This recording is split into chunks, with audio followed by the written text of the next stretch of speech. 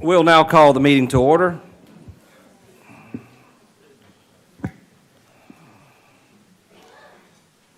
Commissioner Gladwell, would you offer the invocation? Yes, sir.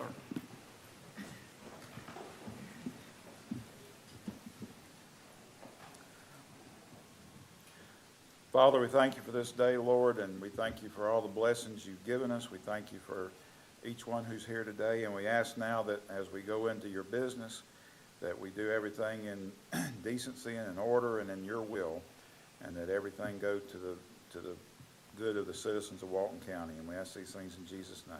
Amen. Amen. I pledge allegiance to the flag of the United States of America and to the republic for which it stands, one nation under God, indivisible, with liberty and justice for all. Thank you, everyone. We have quorum present. All 5 commissioners are in attendance. Do we have any additions or deletions?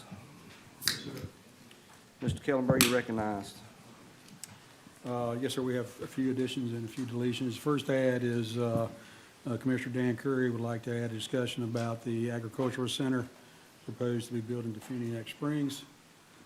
Second add is a quasi-judicial hearing on a project that you've heard before, and it is due to a reallocation of some fees associated with that development order.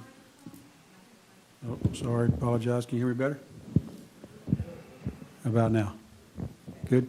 Thank you. Apologize for that. Deletions, citizen request, Mr. Kobe Townsend. We've decided to move that item on the Defuniak Springs Airport easement up to the next meeting that we have in Defuniak. And then under engineering, we're removing an item that concerned a contract for a road construction project. And the last deletion is under Commissioner Gladwell's, and it was a opportunity for a naming for a commerce park. We've decided to pull those off the agenda.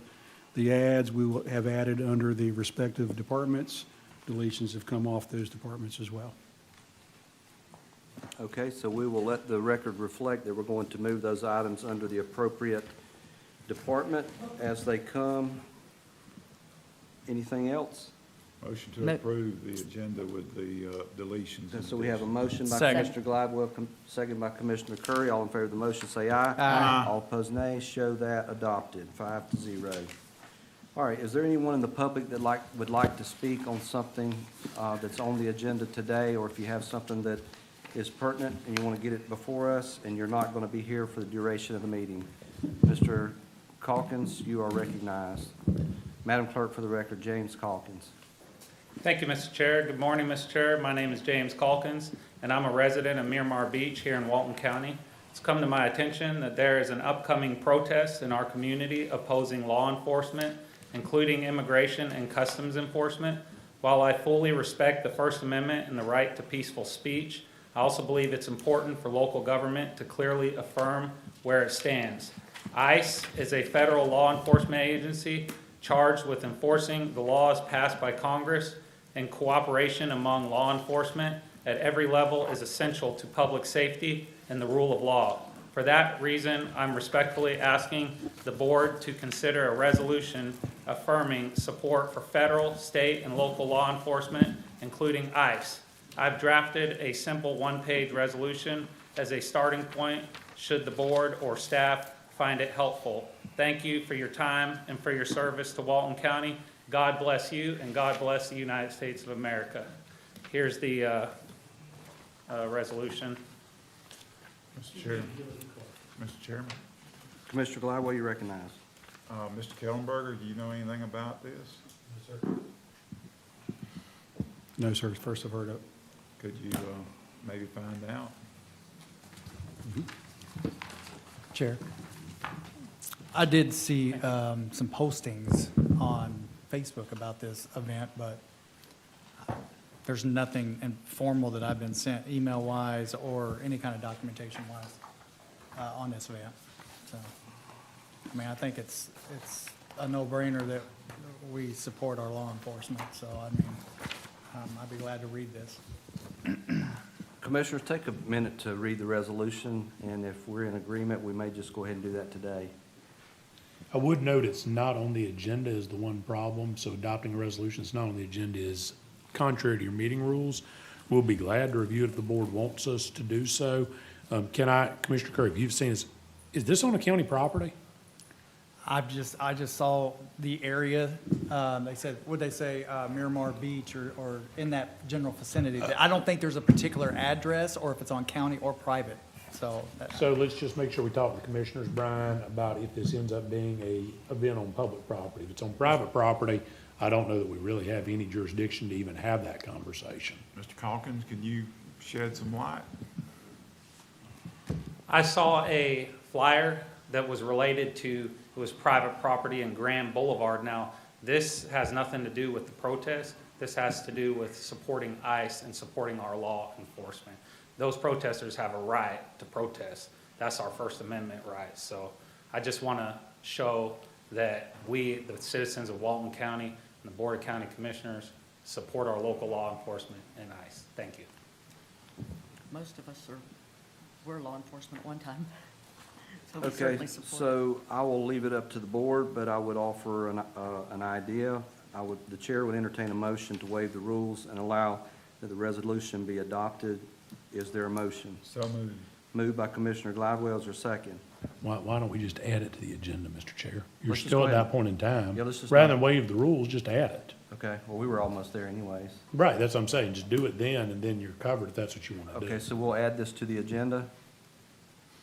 You need And to So is there a motion to add this to the agenda? so moved. Moved by Commissioner Gladwell, is there a second? I'll second, but I have a question for. Okay, second by Commissioner Curry. Mr. Atkinson.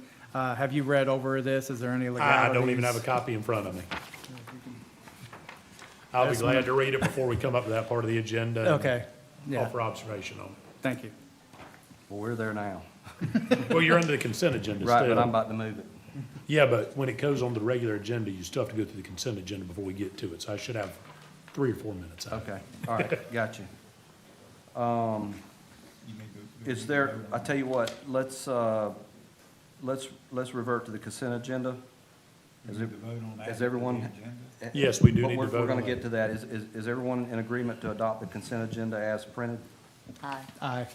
There's a motion by Commissioner John, second by Commissioner Curry.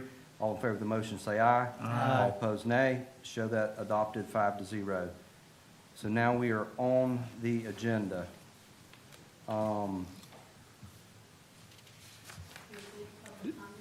Yes.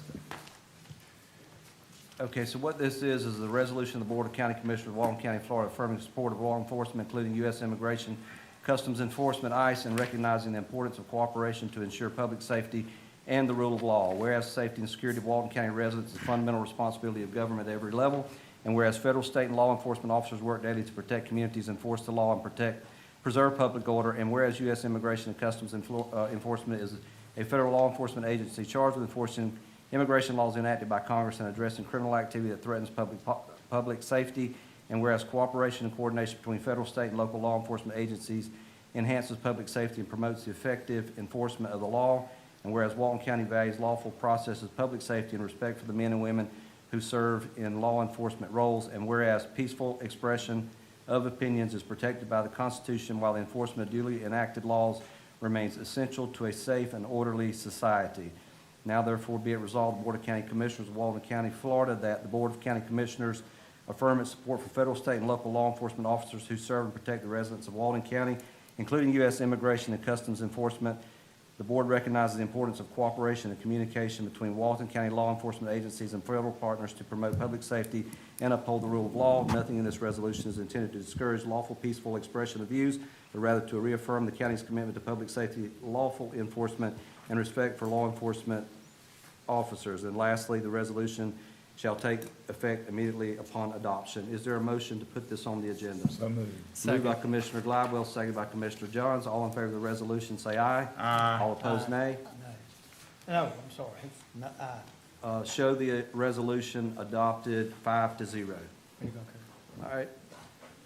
So that brings us to our regular agenda. We're going to skip down to tab 3, Tourist Development. Hey, Chair, I am sorry, I talked to you before the meeting about the consent item number 16. I just wanted to make a statement about there is a turn lane going in at 331. There's some people here that may wanted to speak, and, you know, we couldn't because it's an ALJ item. And I just want to make that statement to confirm that there is a turn lane going in at that area. Okay, does that bring us up to where we need to be? Yeah, Provided the it was notice? on the consent, and I failed to break in on you. It's okay. I apologize. Are you're covered? Yep. He's saying there are people in the audience that were here Yeah. for that, and now that that's gone through the consent, that turn lane is going in, correct? So if you want to leave, if that's what you were here for, Yeah. and you don't want to stay, then you're welcome. Anyone like to leave at this time? We're talking about the turn lane. We just want to say thank you. There was a lot of confusion about it, and I know that y'all said earlier that we couldn't talk about it. But Brian, thank you. Commissioner Curry, thank you. We appreciate y'all working with DOT, because we hear so much about what we can't do. Come on up to the podium, Ms. Skipper. Madam Clerk, for the record, Rhonda Skipper, Walden County Tax Collector. I'm here as Rhonda Skipper, a Bay Grove resident today, though. I just want to say thank you. Miss Betty Letcher is in the audience tonight. You know, she was almost killed there at that intersection. I've been hit almost, I can't tell you the times, because what happens is people come in and out of that lane, go in and out the cars, and when you're starting to turn, they're on you. But Brian, thank you for always answering and being there to help us. Mr. Curry, as our commissioner in our district, we thank you for your support. Thank you all. All I want to say is we know what we can't do, but we can write letters, and we can make phone calls, and we can have those sit-down meetings. So just on behalf of Bay Grove, I just want to say thank you from the bottom of my heart, and I don't know if there's anyone else that wants to say anything. Thank you, Ms. Skipper. All right, so was there a question on the resolution that was adopted? Was there someone that wanted to speak on that? No. What's been Mr. Chair. added hasn't been adopted. The question was that we skipped over the remainder of public comment, and we had moved on to the regular agenda without finishing the public comment section.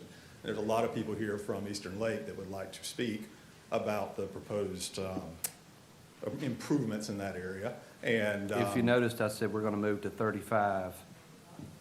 That's right, I didn't hear you say that. All I heard you say was that we were moving on to the regular agenda. And I was about to say we're going to take up tab 35 Well, first. then, are we going to be able to comment during that section Yes. as opposed to, all right, that's all I wanted to clear up. Yes, Thank sir. you. Mr. Tatum, identify the item on the consent agenda you're referencing, just so we have. No, it was not an item on the consent agenda. It was Correct. number 35. That I was- That's when that'll be that's right. discussed. Okay. Correct. We're in order here. Was there anyone that wanted to speak on the resolution? Okay. Who wanted to speak on the resolution and put comments into the record? We've already adopted it, but we would afford you that opportunity. We just If you'd added it like- to the agenda. I thought we adopted it. Madam Clerk, how did you show that, as an add or an adoption? So yeah, she showed, the motion was to add. So we'll Okay. now need a motion to adopt. I'd ask one. to adopt. Motion by Commissioner Gladwell to adopt the resolution. Is there a second? Second. Second. Would you be willing to strike the final whereas and remove any reference to the expression of views and make this solely about reaffirming the commitment to public safety, law enforcement, otherwise? While I don't necessarily disagree legally, personally, or otherwise with any of those statements, if the purpose and the title of the resolution is affirming support for law enforcement, we're better off staying as far away from possible as trying to reference whether expression of views, protest, or otherwise. If the two are separate, we don't need to say it. Okay. And so single subject law says we need to stay on one side. Commissioner Gladwell moves the adoption as stated by the county attorney. Is there a second? I'll second it. Second by Commissioner Curry. All in favor of the resolution, say aye. Aye. All opposed, no. Show the resolution adopted 5-0. And we'll conform it for your signature, sir. Okay, is there someone here that would like to speak on the resolution? Okay, seeing none. All right, now, we're going to move to tab 35. The last time this came up was in South Walton on the November 24th meeting, chaired by Commissioner Johns. At my request, I had asked to go down to Eastern Lake, to take a look at the property. The board acquiesced to my request. We were in a posture to vote on this. What I'd like to do is put this back in the posture that we were on the November 24 meeting. The chair would entertain a motion to lay the item on the table and leave pending indefinitely, meaning there would be no action. If another board would like to pursue this in the future, they could. Is there a motion? I'm not sure I understand what you're Yeah, saying. can Well, there's two items, there's two actionable items. You can either move to adopt or move to abate. And what I was suggesting is that we abandon the idea to move forward and lay that on the table. If it's not taken up by a future board, then it doesn't happen. I'll make that motion. Motion by Commissioner Glidewell, is there a second? Second. Second by Commissioner Johns. Is there any public comment? Is there anyone here that would like to speak in favor of the project? In favor of the project? Okay, raise your hand if you're against the project. Okay, I there's have a a motion question, and a Chair. second on the floor. All in favor of the motion? I have a We need- question, We need Chair. public comment before the vote. Well, we just asked, You have somebody, I saw some hand. there are no persons here to speak in favor of it. Everyone is No. in agreement. The motion on the floor is to abandon the project or to leave pending. I have a If question that- on the motion, sir. What's that? I have a question on the motion, Yes. sir. With that motion, wouldn't it be the same if we denied it and then it just came back up 6 months later? Sure. It's the same thing. Okay. Can I make a substitute motion or Well, no? you don't need to. Well, you're saying leave it on the table, so what's the difference? No, I it would don't- lay on the table, it would fall off unless it was, At the end of the next meeting, it dies automatically. It would have to be I'm not brought- too Chair is confident correct. about things falling off around here, so I mean, That's- I would rather do a that's- substitute if motion. it gives you comfort to deny, Yeah. Commissioner Glidewell, would you like to offer a motion to deny? I'd rather just leave it on the table. Okay, I mean, it's not gonna change anything. Yeah, it's not gonna change anything. Would you be amenable? I mean, the two options were deny or approve when I came into here, and I'm ready to deny, so I mean, So if you're in favor of the motion, that will be the effect of the motion? yeah, but that you're gonna leave it on the. No, it falls off automatically. Falls off when? It- What's the it- time If limit? it's not brought up at your next session, which is your next board meeting, it's gone. I don't That's know the why way it we- always I don't know works. why we make things so complicated. So Let's what just It's we're not. saying. say no. I mean, Okay? What So we're we have a saying is motion there's that- nothing, Correct. we're doing nothing to Eastern Lake. That's Correct. what we're saying. We're doing nothing to Eastern Correct. Lake. We're leaving it We're as not, it is. we're not That's what paying we're for saying. no engineering plans, sir. no nothing. No, sir. That's my question. We have a motion and a second on the floor. All in favor of the motion, say aye. Aye. Aye. All opposed, nay. Nay. Show This board Show- has totally, Show the motion is adopted 4-1, the Eastern Lake project. And for is the abandoned. record, my nay was to deny anything on Eastern Lake. that's what we did.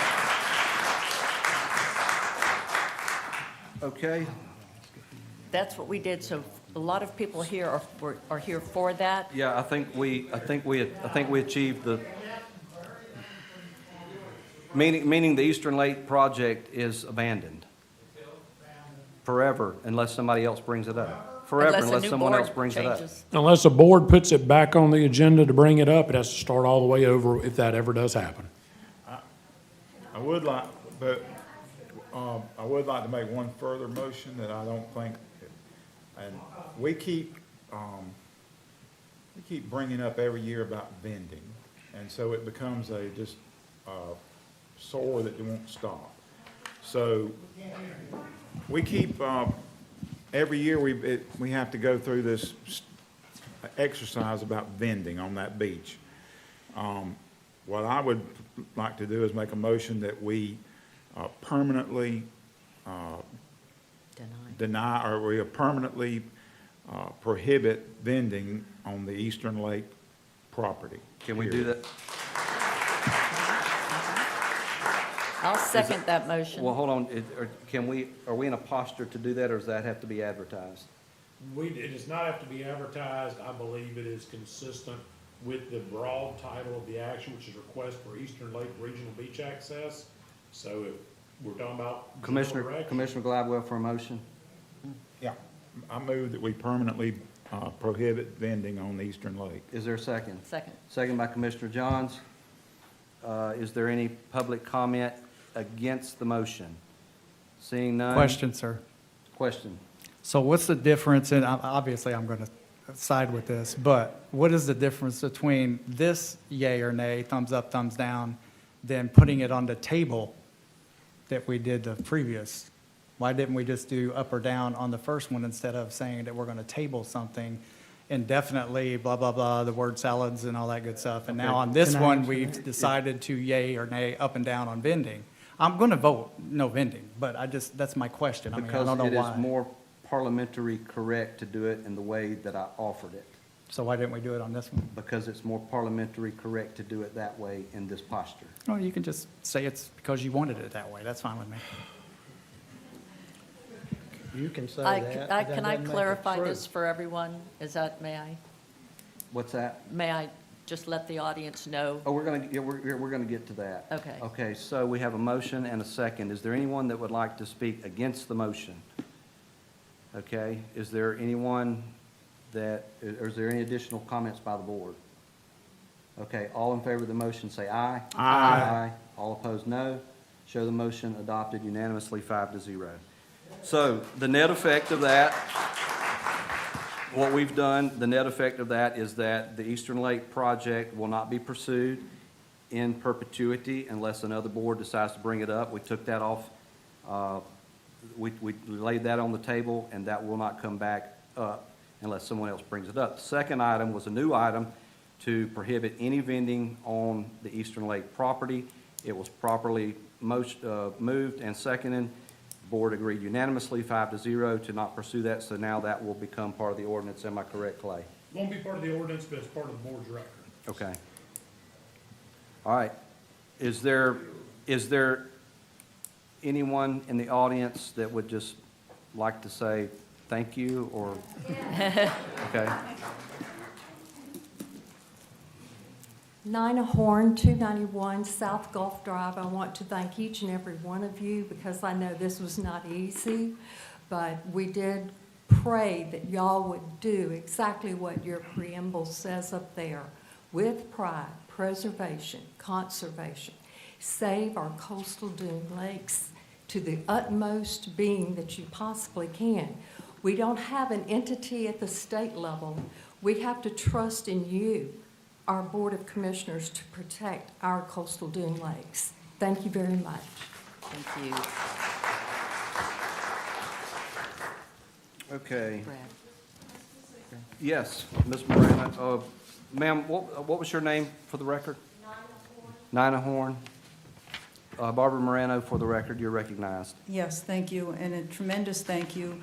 I had this quote, and I think it's very appropriate because you did what you did today.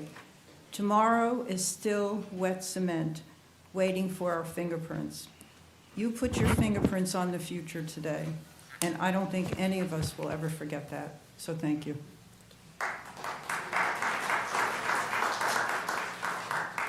Okay, anyone else? Mark Scott. I live on Eastern Lake, and I do want to thank you for listening to everybody. I was surprised. I didn't expect it. Was hearing everybody was going to do the opposite. One thing so I want to thank you for going ahead and probably should be happy. Would love maybe almost like what Dan was considering. We do know that the next board, or if the beach preservation group, the beach operations decides we get 2 more members, they can bring it back up in 2 months, so that would be nice. But bottom line, would love to preserve it.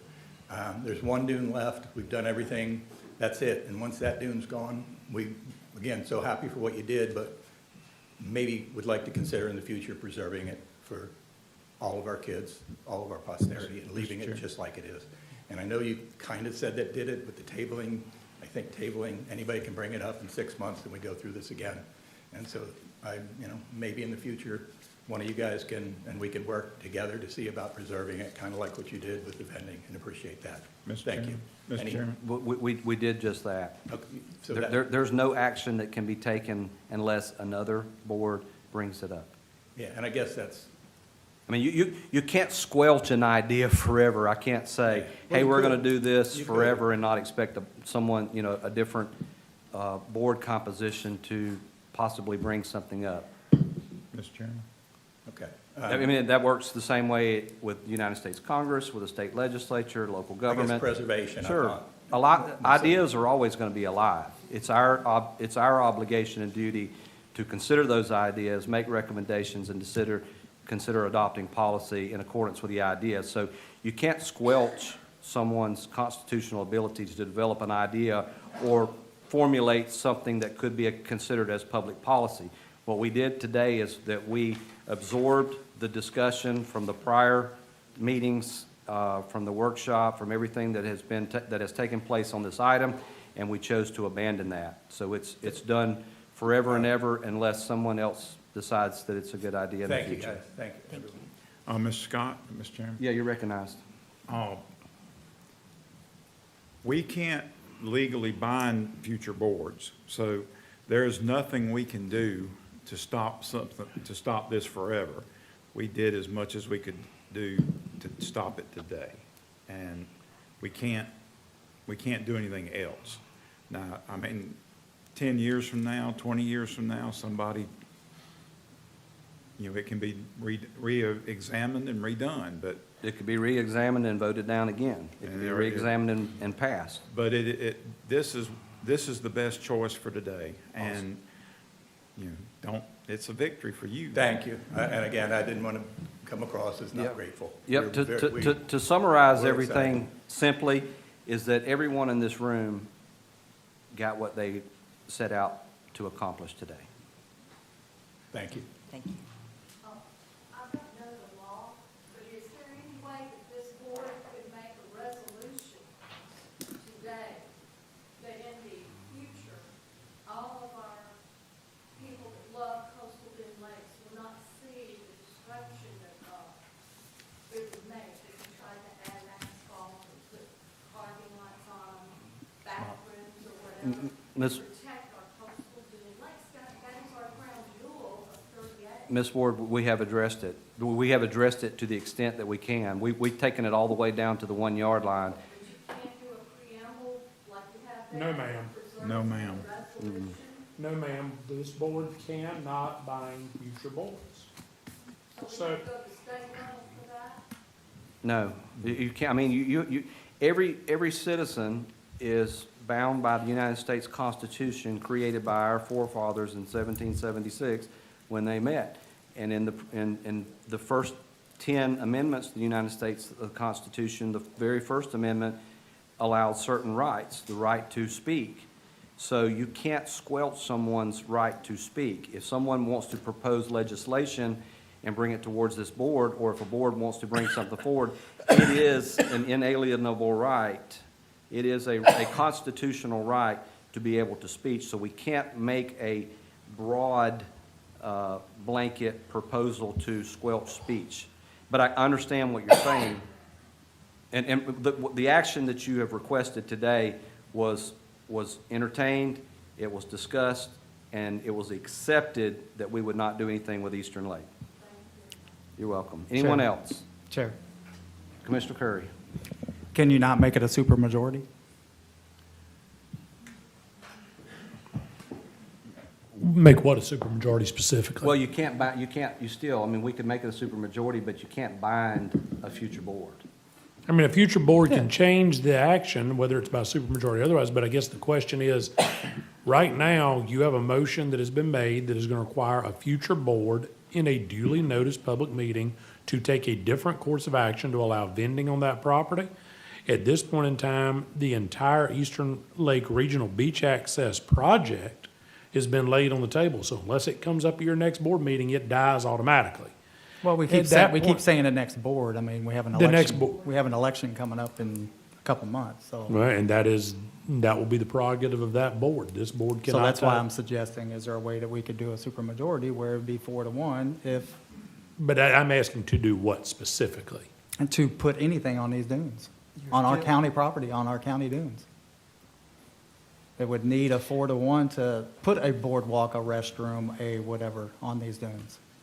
If you want to do that, it's a motion of the board that can be undone by majority vote is the problem.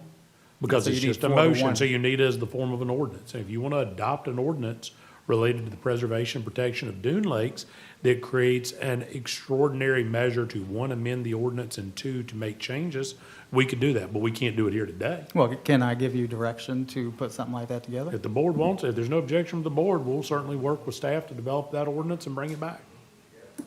But it's not binding to future boards. Yeah, board would have to, they can undo it through whatever method is prescribed in that ordinance. With a supermajority. Or Yeah, whatever else you vote, yes. But that could be undone with a simple majority. Unless it's in an ordinance that says it needs a supermajority, which is That's how what we I'm write saying, it. to put the It'd be supermajority a dual. terminology in there. Well, we can't vote on it today beyond, we've got direction unless the board objects. And I'll bring it back. Is everybody okay with the direction? I have a question, though. You recognize? Thank you.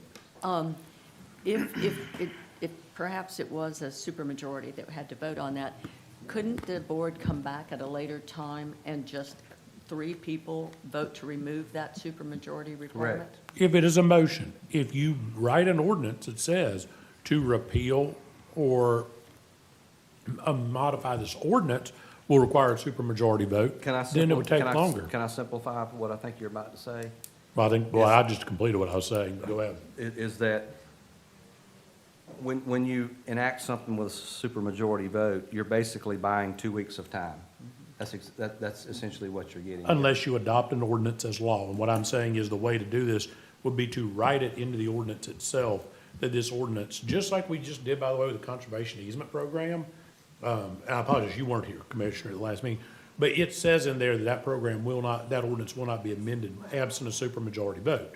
If you make law that says it has a higher level to be amended, then yes, that can be the truth. That's why it's better to do that than a motion. And I'll gladly bring that back if that's what this board wants. All right. Okay. Is there, Mr. Bagby?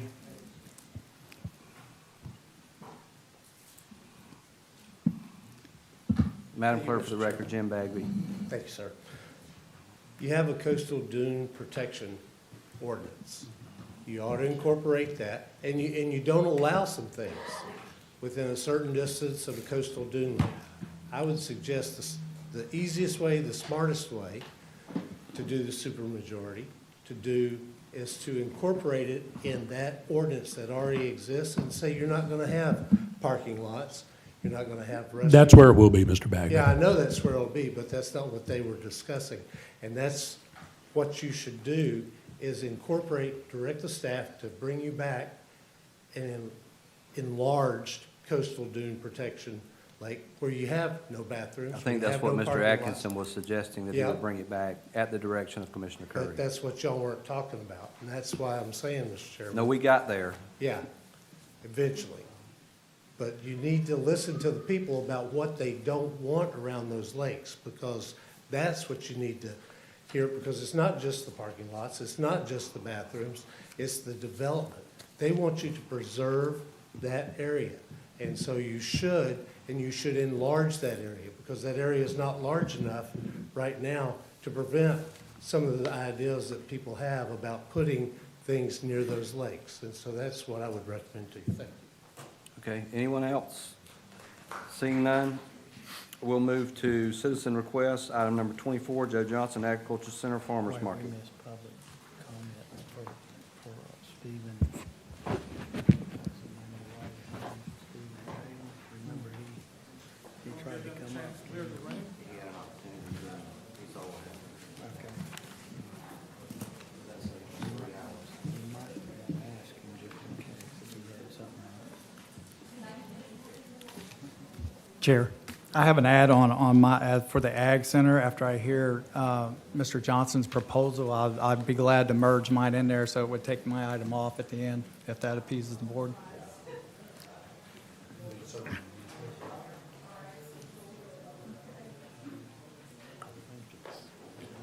Thank you, Mr. Chairman, members of the board. Thank you very much for allowing me to come here to speak in regards to the Agricultural Educational Center on Highway 90. This is a project that was approved back in July, I believe, of 2024 with some funding. It has been mentioned to me on a number of occasions what's the status of this facility. And trying to come up with a plan. There's been some suggestions, and Mr. Chairman, if I may, I'd like to offer some photos of radios to the board. Is that acceptable? Sure.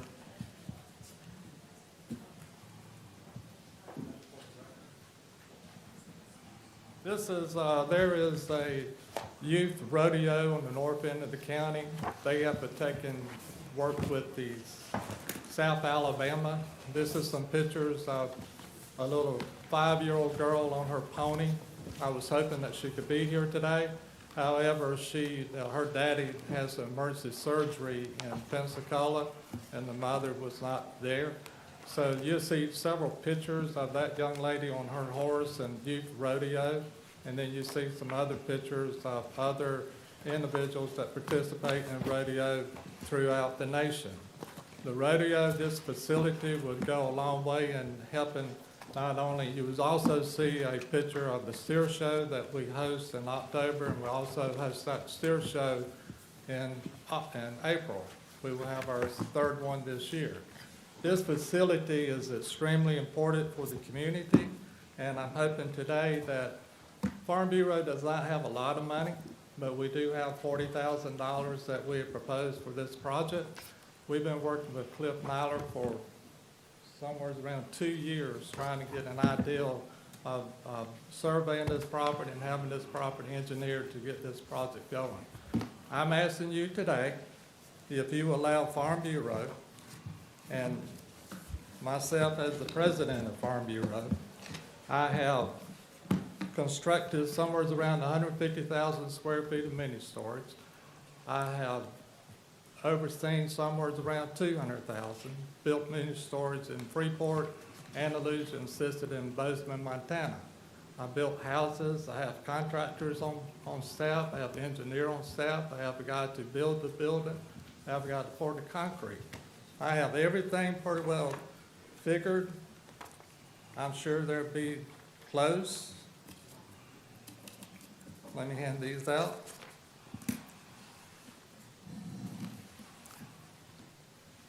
This is called to give you some idea of what I'm looking at. Mr. Chairman, can I ask you a question? Sure. Real quick? Mr. Johnson, is it correct that you've got some schematic plans of the arena that, You bring that.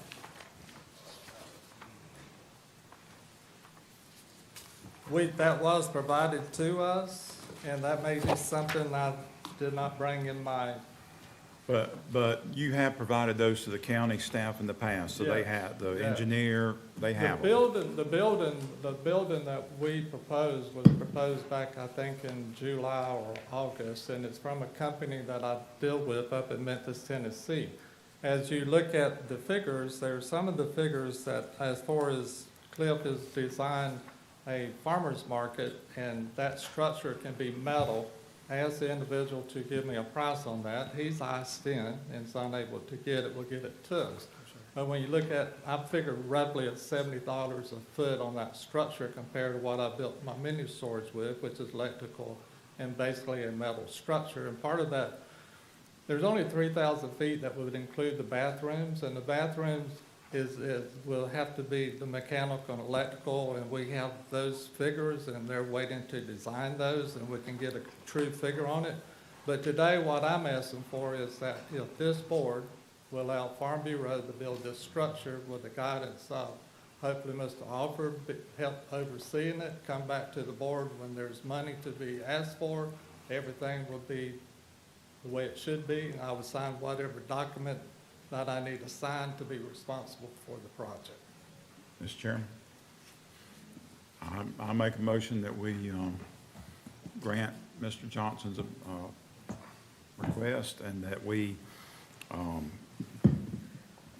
instruct Mr. Alford to work with Mr. Johnson to move forward, and let's get this thing built quick. Okay, so I would have a question. Is this going to relinquish any ownership of the county? No. Okay, so County we will would still retain own it. all ownership. Farm Bureau wants to make a generous donation of $40,000 to the project. All we're doing is agreeing to accept the $40,000 donation?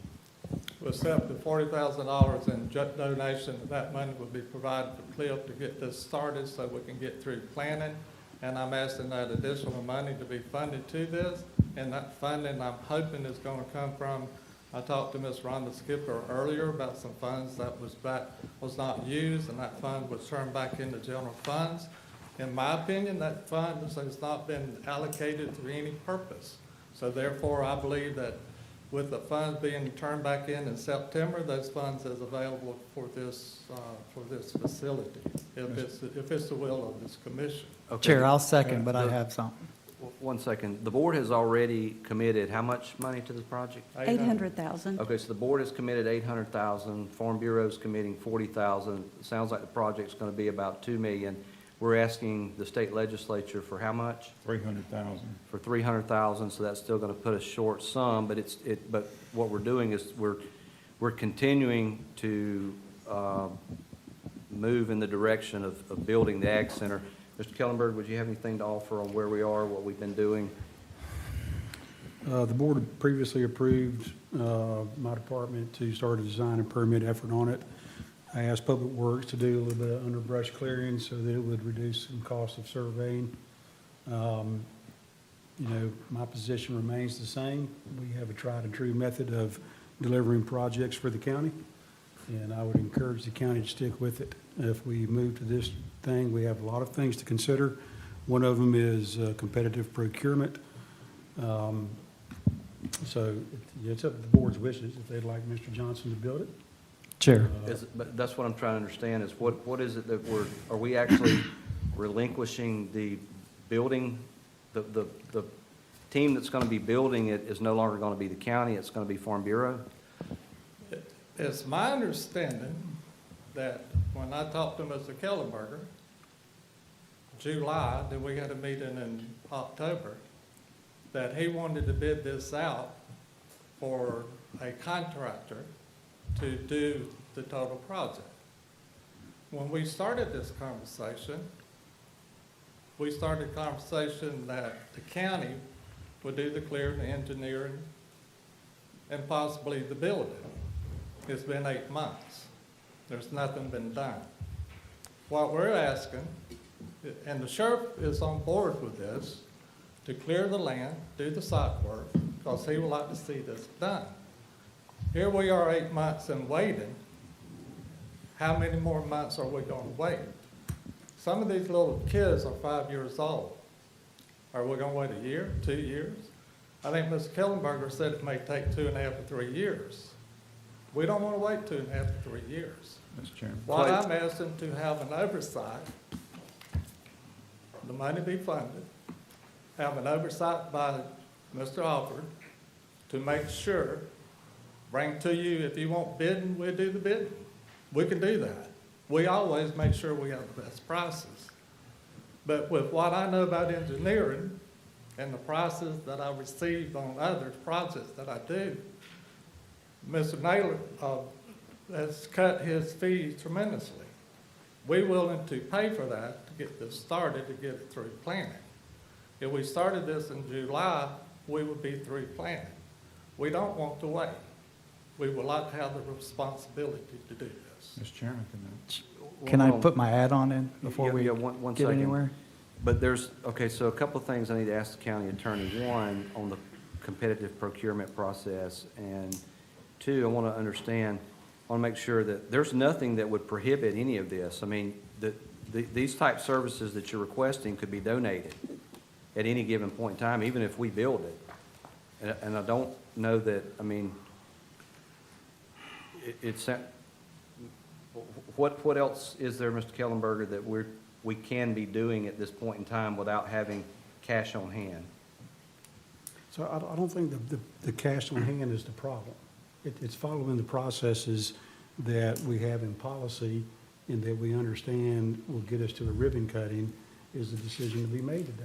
I understand the urgency of it. Mr. Johnson alluded, we met in October. We actually were expecting some other deliverables from Mr. Johnson and other people in that committee. We did not receive those. We moved forward. We're ready to issue the task order for the engineering and design or development order process. So that's the first step. You need to competitively procure engineering services. So what is it that we're not providing? He ain't providing the structure, and I've spoken with Mr. Atkins in regards to this, can we take this project over, and he says we can. Now, you know, Mr. Kellenberger, how many more months do you want? You said last time in the meeting, I asked if you could get this done by Christmas, you said maybe Christmas of next year. You said it's gonna be 2.5 to 3 years. Yes, sir. Now, unfortunately, there's people in the community who wants this done, and there's no reason in the world why we can't do this with the oversight of Mr. Alford. And if you have any question of my ability to build this structure, then talk to Billy Bearden. I've asked him today. He is very aware that we can make this happen. Now, I don't see why, since Mr. Kellenberger is busy and can't get it done, let us do Mr. this. Johnson, we're not gonna go there. Let's treat this board with respect, the same respect that we give you. We don't need to make personal accusations. I'm not. Okay. Mr. Very Chairman. good. Mr. Chairman, can I? Yeah, okay, hold on, just a second, because I want to focus in on the board, but I want to get some of the groundwork laid first. Mr. Atkinson, would you address the public partner Sure. statutes? So we have the ability. Public-private partnership statutes. Thank you. So under the P3 statute 255.065, the 2024 amendment contemplates this. That was something that was signed into law by Governor DeSantis and was championed by the governor. I'm not going to read all of the statute to you. I'll make a couple comments. The legislature made a finding in that specific statute. There's a public need for construction or upgrade of facilities that are predominantly used for public purposes, and it's in the public's interest to provide for construction and upgrade, that the timely and cost-effective acquisition, design, and construction, paraphrasing here, of those projects, and that the public need may not be wholly satisfied by existing procurement methods.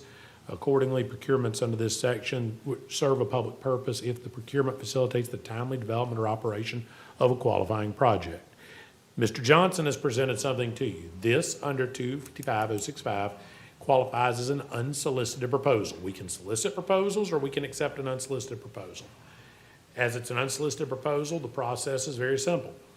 We have to acknowledge that we have a desire to engage in accepting this unsolicited proposal. We have to advertise that in the Florida Administrative Register for at least 2 consecutive weeks and give 21 days for anybody else that would want to offer the same service to make a proposal for the county to consider. After that point in time, you can enter into an interim, or in this case, we'd probably go straight to a comprehensive agreement under the term of the statute that sets forth what the role of their entity would be that complies with that. That is the definition of how a public-private partnership in this could work. So while you can't just say to them today, yes, sir, we're going to do it, you can tell me we would like to do this, proceed with the proper advertising and notices under 255.065 so that we can enter into an agreement, because we would need all of those agreements. But can it be done? The answer is yes. Do you have to do that? You do not.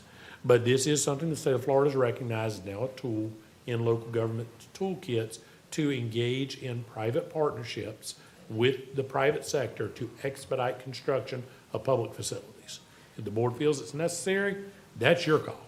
But that is a policy call for the 5 of you to make. How do we differentiate the services and responsibilities of the private sector and the public sector? He was suggesting That's in the contract. Okay, so what is attractive about entering into the P3 versus us doing it with private donations? What is, explain to me the net effect of each consideration. Ultimately, that's more a decision for each of you to make within your prudence as a policymaker. The state's purpose, when the legislature No, I enacted recognize this. that, but I'm saying if we're crunching the numbers and taking time into consideration, what is it that Mr. Johnson can do either more cost effectively or in a more time efficient manner than what we're already doing through our current construction process? That if there's a value in that, then that's certainly recognizable, but if it's not, then it could be more cost inducive or it could balance out. That's what I guess that's what we have to figure out before we enter into some type of arrangement. And that's what the statute contemplates, is that if you think this is something you would want to enter into. But how do we know? Like, Well, what- that's what we do. By statute, we run the ad to see if anybody else is there. Then you evaluate his proposal along with anybody else's that came in. Once you've done that, staff would then go through a determination to ensure that you have the most efficient pricing has been provided. You check off all the project qualification and process under sub 5 of And they that would also statute review what we would do. compared to what we would do to make sure that it actually is Okay. serving that So purpose. what we're doing here is we're shopping. It's exactly what So the the- P3 statute now The allows. net effect is if we take action on this, we agree to shop. Is that fair? Yes, that's Okay. exactly right. All right. Mr. Gladwell, you're recognized. I think, we've been working on this a lot longer than 2 years. We've been working on this about 4. About And 6 and a at half. every turn, It took 30 years to build 331, I know it, but but we got it. at every And we turn, paid it for seems it. like we're getting held up. So what I think Mr. Johnson is offering is to speed up the process so that the children who are involved in these programs right now won't be having grandchildren before we get it built. And that's what I want. I am tired of sitting here spinning our wheels. So if Mr. Nauer and Mr. Johnson can get this project moving and get it built, and I've been told that building can be built in a year, but not by us dragging our feet. So that's why I made the motion that we move this project forward. And if Mr. Adkisson says we've got to advertise it for 2 weeks, let's advertise it for 2 weeks, put it back on the February. We got 21 days after that advertisement to allow those responses. So we're about a month out, but it's 1 month. Whatever we have to do to move this project forward, let's do it, because I'm tired of sitting here spinning our wheels. So if, I'll make the motion, I'll amend my motion that we ask Mr. Adkisson to negotiate with Mr. Johnson to do the advertising necessary. Well, I don't have to negotiate with him, just direct me to do the advertising under the I P3 direct you to statute. do what you need to do. You're the attorney. Okay, and I'm not. that puts us in proper posture. The county attorney's recommendation puts us in proper statutory posture to proceed with what Mr. Johnson's request is. Well, that's the motion. I'll amend the Motion by to that. Commissioner Gladwell, is there a second? Second, Second but by can I Commissioner speak Kirk. now? Yeah, of course you can. I agree with everything that Commissioner Gladwell just said, so that, and you went through the numbers. Looks like we were, what, $500,000 short somewhere in there? So part of my add-on to talk about this ag was to listen to his proposal first. I'm strongly support the money from the beach vending service to be spread up north, because if you put Commissioner Anderson and Commissioner John's two rec fees together, you're looking at close to $2 million. You put all three of ours together, and we might be at $200,000. So that's why I think it's What a, if you put mine and yours together? what about $5? So that's why I think it's a prime opportunity to use some of it, and if we're about $500,000 short, I don't know if Commissioner Gladwell would like to amend his motion to add $500,000 for this fiscal year to go towards the Ag Center. Consider it added. And You'll I'll second it. second it. Okay, Dan. Okay, well, hold on, we have one motion on the floor, and it was seconded. That was to enter into, the county attorney was going to give direction to apply the P3 statute and follow the necessary process to put that out lawfully to the public. So that was the motion that was made and seconded. Is there any additional discussion from the audience on the motion? Well, we amended it to add the 500, right? Or do you want to make that a separate motion, Chair? Let's make that a separate motion so we don't complete the P3 statute. Okay. Gotcha. Okay, Mr. Kellenberger. Just to make sure we understand everything correctly, Mr. Nauer, how long do you expect it to take to get a DO?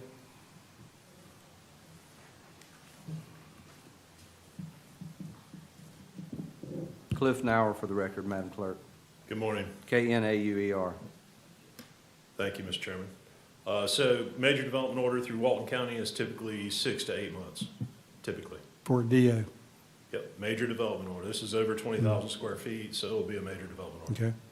And- County Commission, who's going to be making decisions on the design development of the project?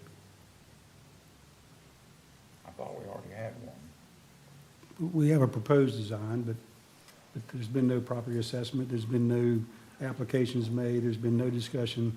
Well, I'm sure there's been some discussion, but there'll be more decisions that have to be made as you go through design development of the project. Typically, we do it at 30% early conceptual design, 30% design development, and then at 90% design development. But those are milestones that presentations have to be made, or have to be made. The deciding entity, be it the board or a project manager, would have to make those decisions to give the design team the ability to move forward. So the ultimate question is do you believe that 8 months is accurate, or would you believe 10 months would be more accurate, or possibly a year to get a DO? Yeah, so from the time that I submit to the time that I could get a DO is typically about 6 months.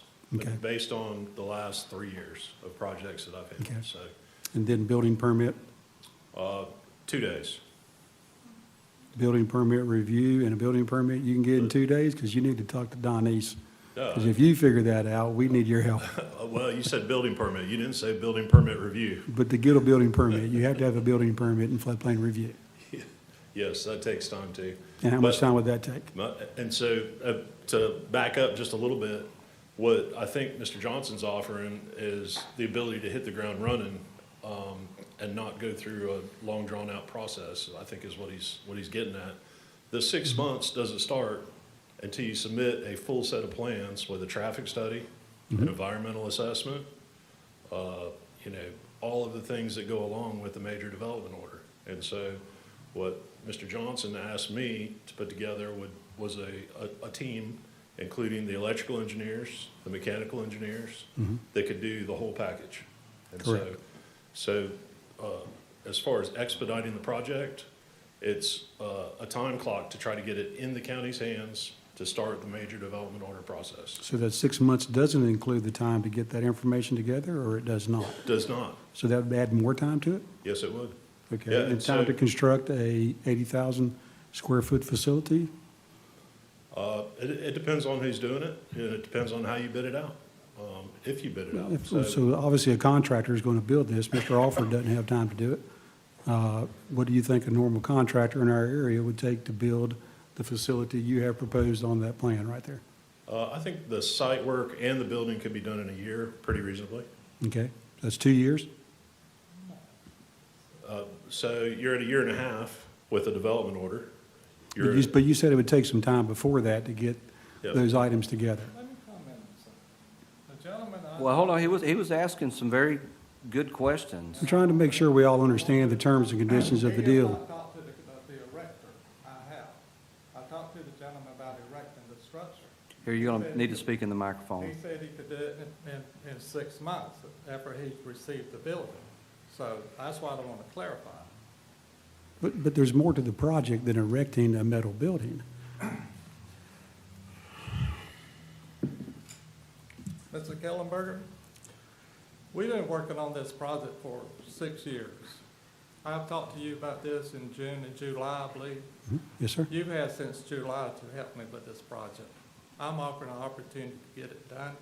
I don't appreciate you trying to take and sabotage it a little further. I would appreciate your cooperation.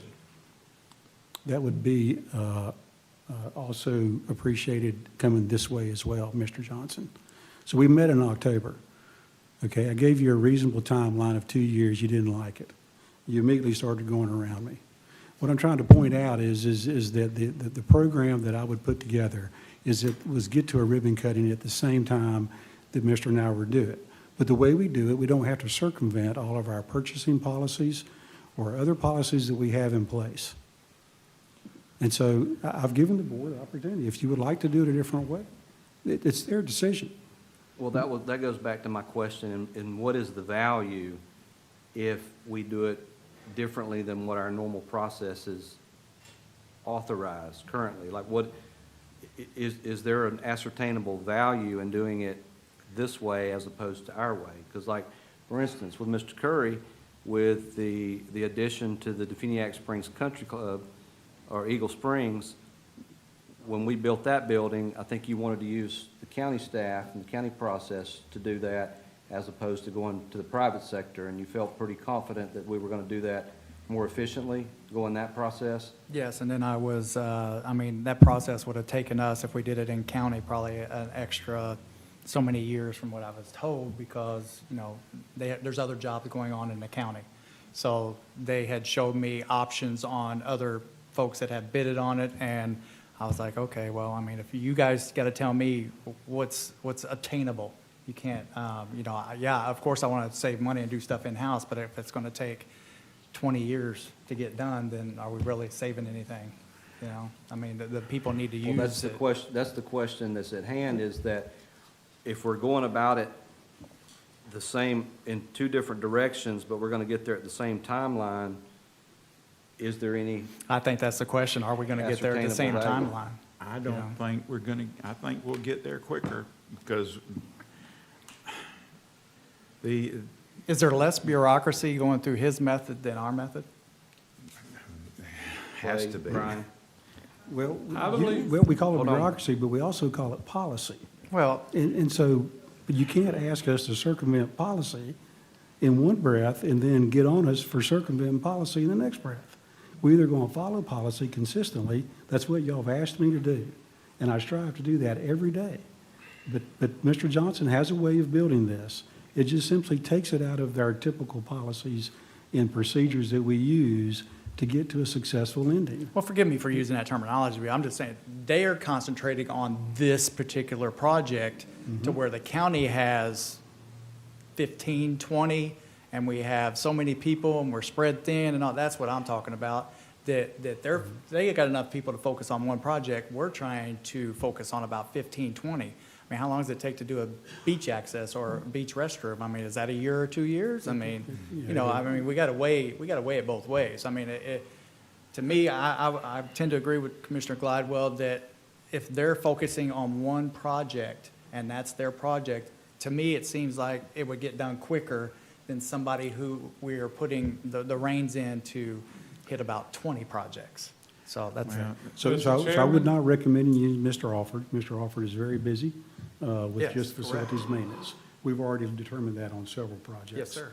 When we pull Buddy and Brad off of what we call routine maintenance projects to do construction projects, we simply forego routine maintenance in favor of construction projects. That's why I firmly believe that we should use an engineer that gets us through the DO, through design development, and if we ask for contract administration, they get us through that as well. We But- hire a contractor to do that. But Mr. Nauer could do that. Mr. Nauer can do that. Unfortunately, we would have to do an RFP. And for Mr. we don't pull Buddy and Brad I mean, they have people under them who do these construction projects. I mean, I haven't seen Mr. Alford at Glendale yet, but he's got a crew of dedicated, experienced people who are out there doing that.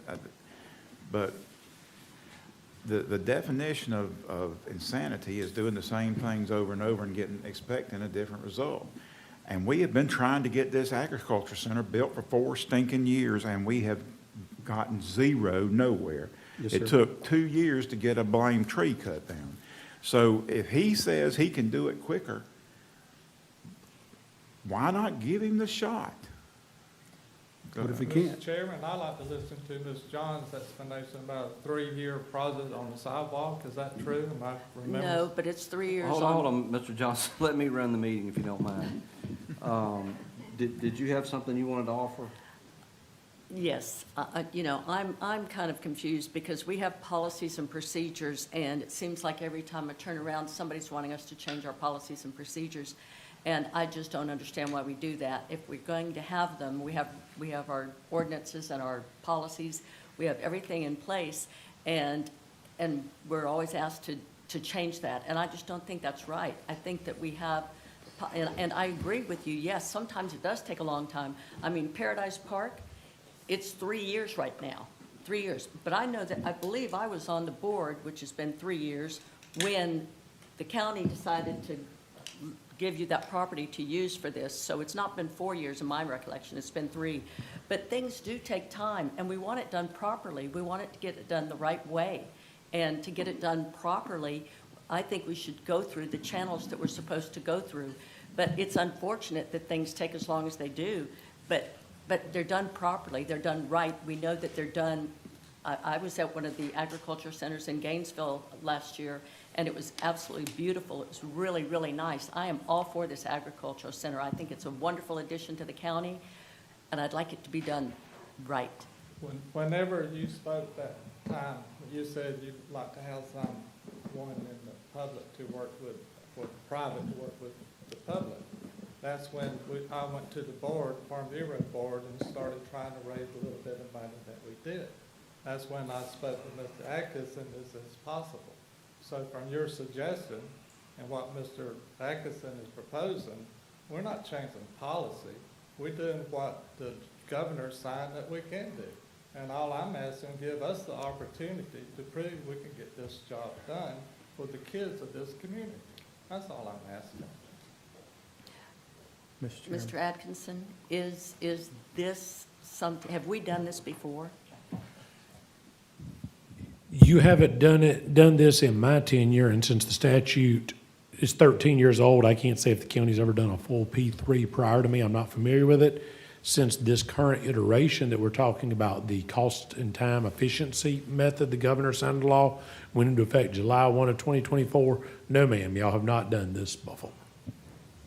Did I mention to you about a private, public partnership with Alderberry Property? You did? And that was, I was told that was not possible? No, I believe we talked about it would depend on what parts of the partnership they would want. And I know you and I discussed a variety of options for there. And I told you I thought a number of them were very viable solutions that could be done through both solicited or unsolicited proposals, specifically some things on the waterfront in terms of marina opportunities. And I do believe that would be a very viable public partnership based on the express wording of the statute. And I know we talked about that on a couple of occasions. We did, but it's my understanding that it was not feasible to do. And now I don't speak to feasibility. Legally, it can be done. Okay. Mr. Chairman. Commissioner Anderson, you're recognized. Yeah, Mr. Nauer, this $40,000. Farm Bureau is going to pay you that $40,000. Is that correct? Is that correct, Mr. Johnson? Yes. And that's going to take you all the way through drawing the plans, the mechanical, that's going to be extra. But the plans are going to be your plans. Is that correct? Commissioner Anderson, the proposal that I gave to Mr. Johnson was for the civil engineering portion of it. Mm-hmm. I do have a proposal from electrical engineer, for mechanical, electrical, and plumbing. I have a proposal for the survey to be done. I have a proposal for the environmental assessment, and I have a proposal for the traffic study that would be basically sub-consultants. And Well, so. Here's my concern, as is Ms. Johns. I don't care what the new law says. The state, the auditors, and the people that investigate us, they don't like it when we break policy. Now, we might can change some policy. If you want to give us, if you want to come back and work with Mr. Atkinson, but I'm very concerned that listen, I'd like for y'all to build the whole damn thing, I'll be honest with you. But that's not policy. That's not our procedure that we followed in the past. Who's going who's gonna carry insurance on all this? Who's gonna do all the things that our procedures protect the county in doing? I mean, I'm not a cowboy at all, but I like watching cowboys. I like watching them ride their horses, and I like the barrel races, and I like all that stuff. I don't know too many people that don't. But I am just not sure, especially until I see what y'all are trying to do written down in a contract or something of that sort. But to me, changing our procedures will become the procedure to get around our procedure. And if I'd hit the lottery, I'd give you the money to build it today, but I hadn't hit it yet. So I'm just not comfortable right at this minute until I investigate that law a little more and see what it says. And I know Clay only read excerpts of it, and he, you know, and I didn't expect him to read the whole thing. But I need a little time to digest that before I vote. Now, y'all can go do what you want to. You can come up with a plan. We can't stop y'all from doing that. Wouldn't stop you if I could. But to agree to this, I'm not comfortable doing that until I've had some time to study that law myself. Mr. Chairman? Mr. Chairman? You're recognized. I would just remind the board of what the current motion is. It is not to do anything, except to instruct, to give Mr. Adkisson instruction to bring back a contract with working with Mr. Johnson to bring back a contract, and that we would have to vote on that contract. So we're not, But in effect, by doing that, we are deviating from the policy. well, I In mean, effect. So here's what, let me offer this. I think everybody up here, all five of us are in agreement we want to build the Ag Center. I missed the last meeting. I was over in Tallahassee, and guess what I was talking about?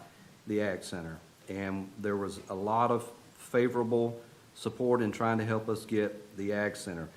We all want it done as quick as we possibly can, and I don't think there's any dispute there. I guess what I'm picking up on today is that this is not about building the Ag Center as quickly and efficiently as possible. There's some ulterior motive in taking it out of our hands and our process and doing it differently. And I'm trying to find out what the identifiable and quantifiable efficiencies are if we were to deviate from what we've been doing.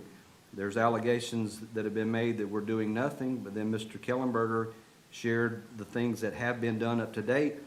I'm not sure what we're deficient in doing. I mean, all of these projects take time. We're asking the legislature for additional funding. You know, all of that's going to be spelled out with whichever agency we work with in building that. So I guess what I'm trying to understand is, what is the purpose of this exercise? Mr. Chair, I understand your questions, and I promise you that my motives and my goal is to see this built for the children of Walton County, and I think I just we're all don't, there. but I don't see, Well, what could we any- have done differently? Because our staff is working on well, this. if it takes 6 to 8 months to get a development order, then my math says we should have a development order right now, and we don't. We're no closer to getting a development order right now than we were 8 months ago. And that is a problem to me. I don't care who does it as long as it starts being done. And sitting on our rear end and doing nothing for another 8 months is just not acceptable to me. And I don't care who does it as long as it gets done. So if somebody wants to tell me that they will move this project, good. Mr. Johnson is standing there with Mr. Nauer, who Mr. Nauer has done projects all over this county for this county, and they're saying they can get it done. I haven't heard another soul say they can get it done.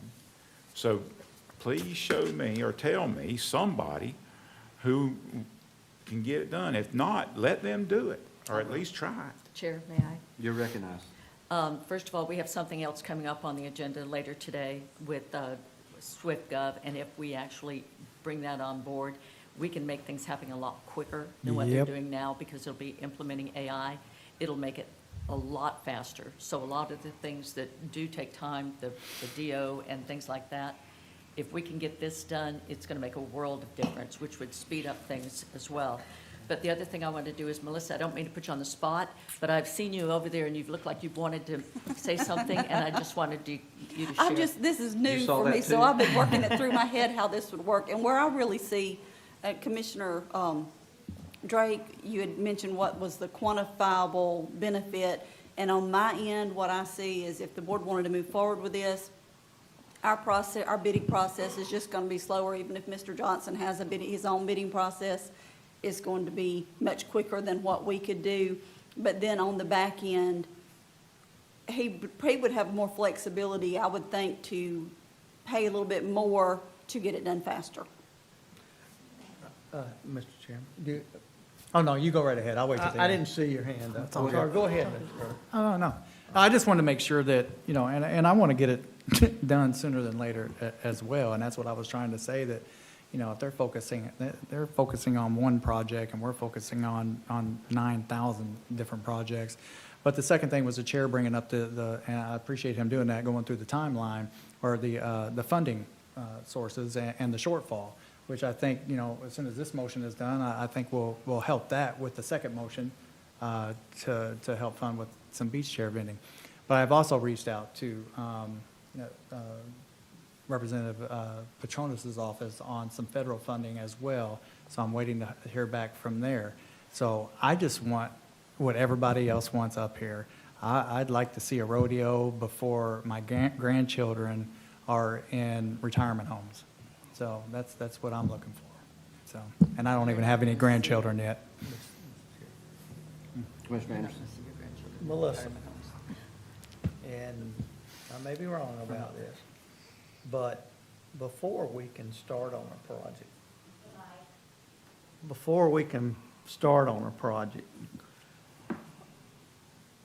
whatever the project is that the county is doing, don't we have to have all the funding earmarked? Or- We would earmark it in the budget, and that would be something that if the board wanted to go into an agreement with Mr. Johnson, we would need to nail that down. That would be part of the contract. It'd be part of the contract, and if there is any reserves, we would need a public hearing to move those into the budget. Great question, Sure. Commissioner Anderson. Thank you. You recognize. What is the amount that we're asking for from the state? Was it 350? 300,000. 300. 300,000? 300,000? That could be bumped up. Could we, It's my call the understanding that, question? go ahead. I mean, we beat this horse till we just about beat it down. It's my understanding that I believe there's 5 million that was put back in funds from the tax collector, is that correct? Some of that was budgeted. We budget, each constitutional office has to turn in their excess fees at the end of the year. And Ms. Skipper's office, I know she's had some space deficiencies, so we don't budget everything that she says she's gonna give us back, because I'm always afraid that she's going to need to do something about her space needs and we'll need to spend that money. But she did have some extra money that was turned in. It was more than we had anticipated. It's almost $2 million over what was budgeted. That is one of the sources that we were kind of looking at when the county purchased the property that was adjacent to Eagle Springs a few weeks ago. So we would want to look at holistically the entire general fund and see if see where any available funding is at. But I would rather spend the legislature's money before we Me spend too. our money. if- Yes, too. amen. If that were, and we'll know that in 2 months. Ms. Skipper? Madam Clerk, Rhonda Skipper.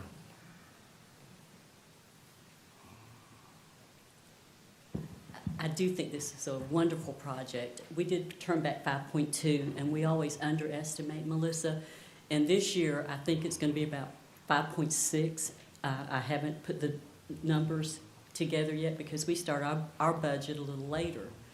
But as we're going to the budget process, maybe I could get you those numbers, and maybe y'all could allocate a little bit of that to make up the difference there. And I don't want to tell you how to spend your money, but I do think this is a worthy cause, and I am still looking for space because we are in violation of fire code right now in the North Walton office. Don't say that out loud. Sorry, I've been trying for 3 years to get space, but we are still looking at our options. And so I just wanted to offer that to you. I think our excess fees will be around 5.6, I believe, but I'll get you those numbers. And as you budget, maybe you can think about that. Thank you.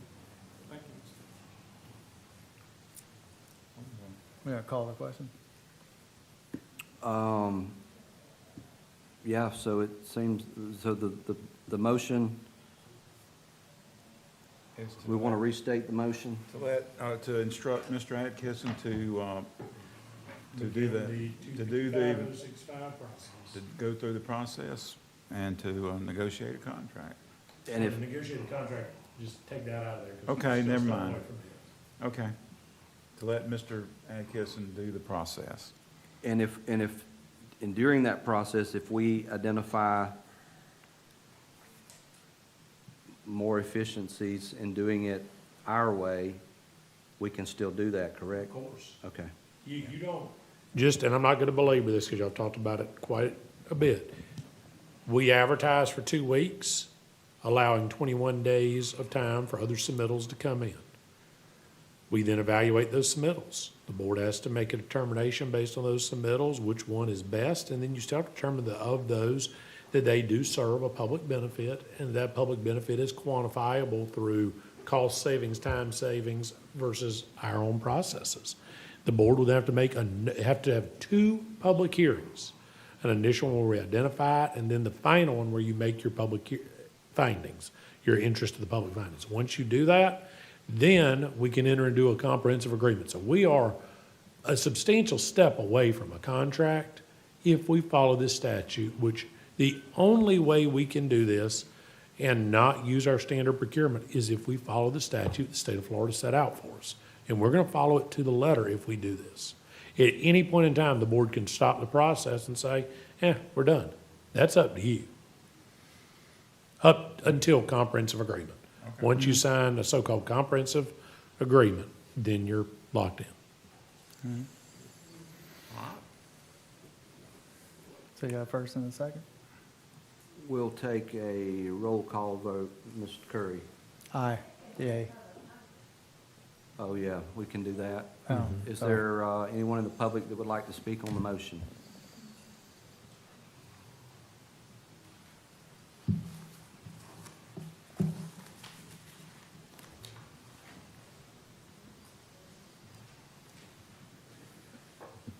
Well, I'm kind of amazed, but I've been in the emergency room 2 days in a row, so I haven't really read the agenda, nor did I talk to Joe about this coming up. I got a handout when I came in today.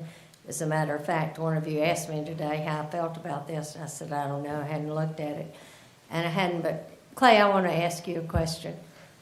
I was in a meeting with you not long ago, and you told me how much we have spent on engineering, that we only completed 1 or 2 projects, but we had spent millions on hiring engineering firms.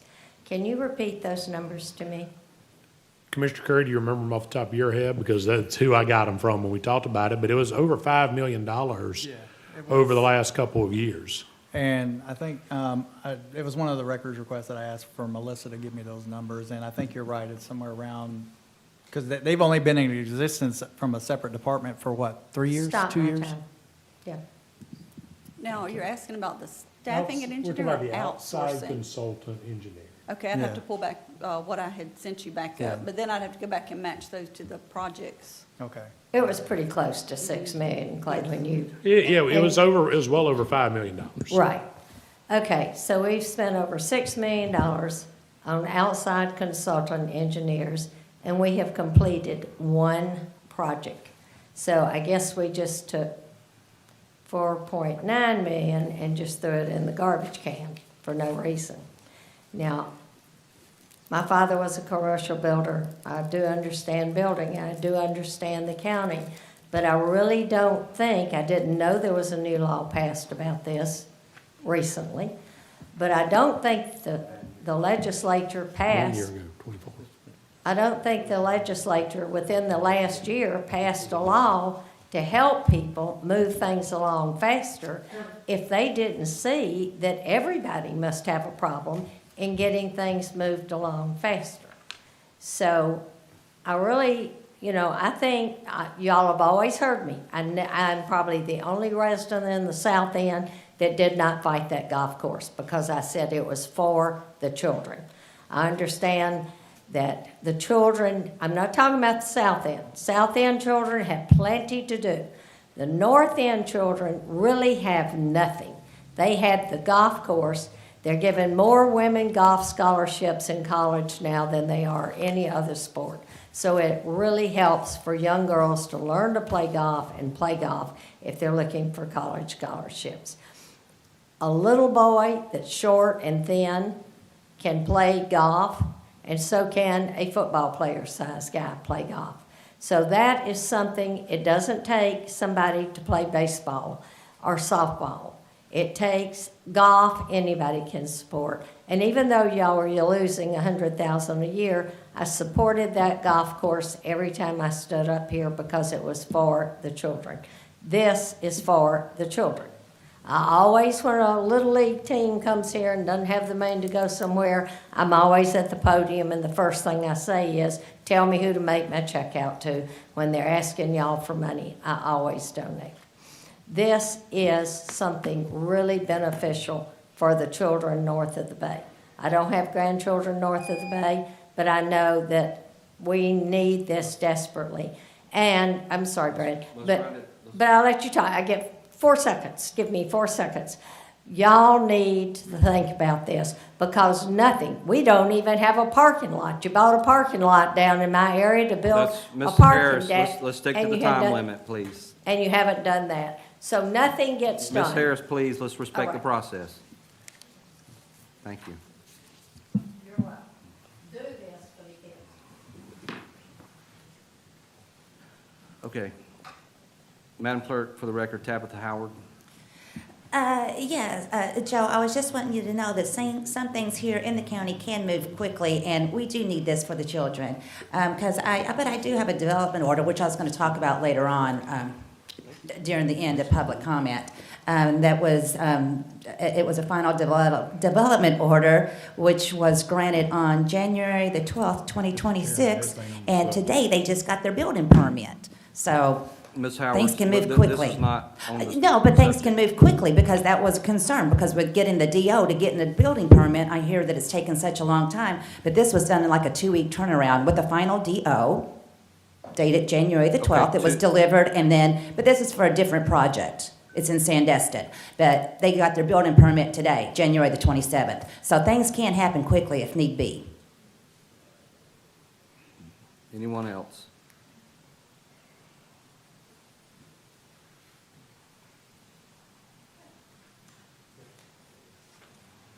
Jim Bagby, BAGBY. Thank you, Mr. Chairman, Commissioners. I want to speak in support of this.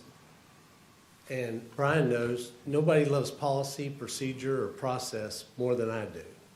And we have a policy and procedure and process, but the new statute says we ought to have not a competing, but a parallel process that says opportunity comes along, let's have a process, let's see what that opportunity does. It's nothing against the current process, procedure, or policy. It's nothing that anybody or Brian's done wrong. It's a different way of doing things. We've been doing things the same way. The state legislature said, here's another option. If you vote for this motion, all it does is give you, Commissioner Anderson, a couple of weeks to look at the legislation, review it, make sure that Mr. Atkinson's following the process and the procedure that the state has laid out as an alternative. There are some things where you could save time, and I appreciate Brian going through with Mr. Johnson, well, it's going to take you this long for Mr. Nauer to get a DO, it's going to take this long, because that's not going to change. Where I think you save some time, I think Melissa was correct. when you go out for, if you don't do this as an overall thing, but you go out as a county for engineering, well, then you do an RFP. And then that's gonna take a couple of weeks, it's gonna take about a month, because you're gonna have to advertise it, then you're gonna get bids, then you're gonna grade the bids, then you're gonna bring it back to y'all to approve the winning bidder. Then guess what? Once that's done, you're gonna approve the design, the 30, 60, 90. Well, then you'll put out the construction for a bid. Guess what? It's gonna take an even longer process, because the process is you advertise it, you put it out, you get those bids constructed, it comes back, staff has to grade it, then they have to bring it back to you, it has to get approved, then the contract gets approved. And so there are just different ways of doing it. The one thing that this does that we don't have is a champion. See, this makes Mr. Johnson the champion of this project. Every day he'll get up and go, Cliff, where are we on my plans? Or where are we on this? Or where are we on that?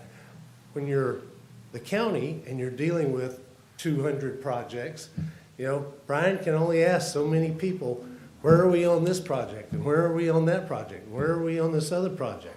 He wants to be a champion.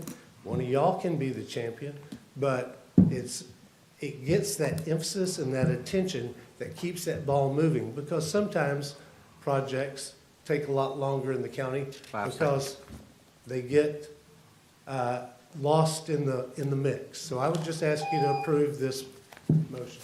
Thank you, Mr. Bagby. Is anyone else? Anyone else? Seeing none. Commissioner Curry? Aye. Mr. Johns? I don't know. Take your time.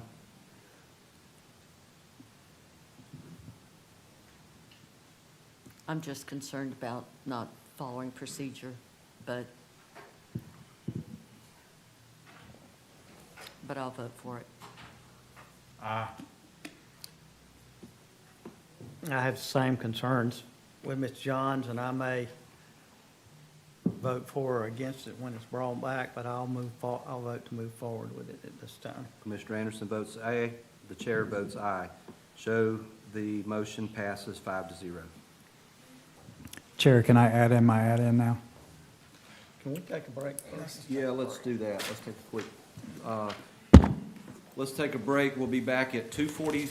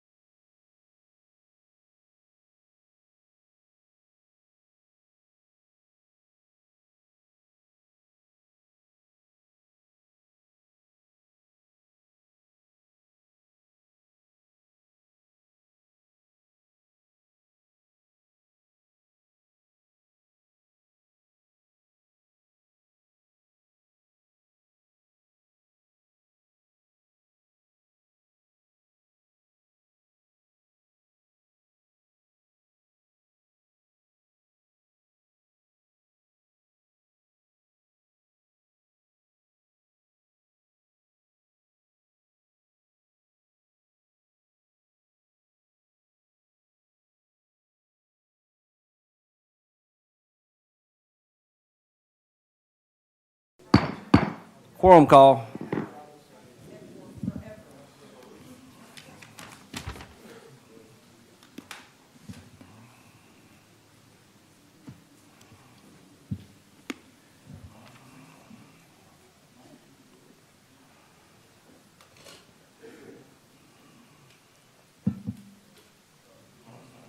Oh, you're good. I was late too.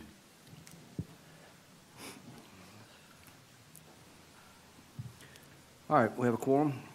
Let's go to tab 25 under citizen requests. Joel Duncan, South Walton Little League. Hey, Chair, were you going to allow me to make the motion that we didn't make on the, that's when you decided to Okay, take yeah, a break? let's go back to the previous item regarding the Ag Center. Commissioner Curry, you're recognized. All right, and you can delete this one off of my agenda items on the end. I just wanted to make a motion, since the chair ran down the numbers a little bit, to take this year's $500,000 out of the beach chair vending service to go towards the Ag Center project.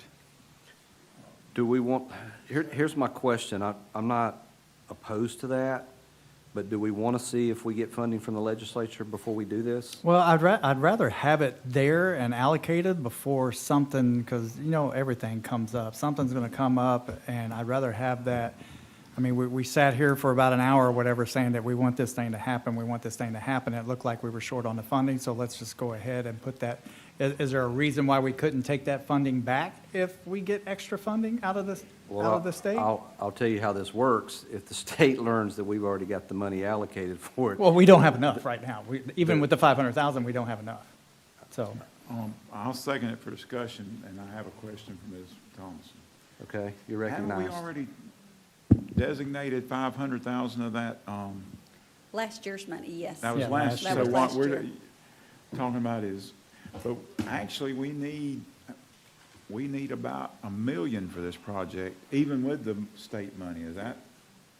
I mean, I'm adding this up in my head, so I'm not guaranteeing I'm right, but I'm just trying to chip away We're at it. about, what was it, I'm ready. 700 I short? mean, if we're gonna do it, let's do it right. That's what it looked like. It was at least 700 short on this. How much?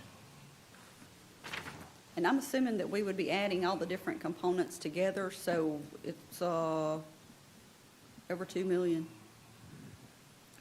So would you be interested in amending your motion to make it $1 million out of that fund instead of 500,000? Well, I'd say yes. I'd like to ride horses sometime within the next 3 years myself. So I'll second that. I'll amend my second to make it $1 million. Okay, so we have a motion and a second. Is there any public discussion?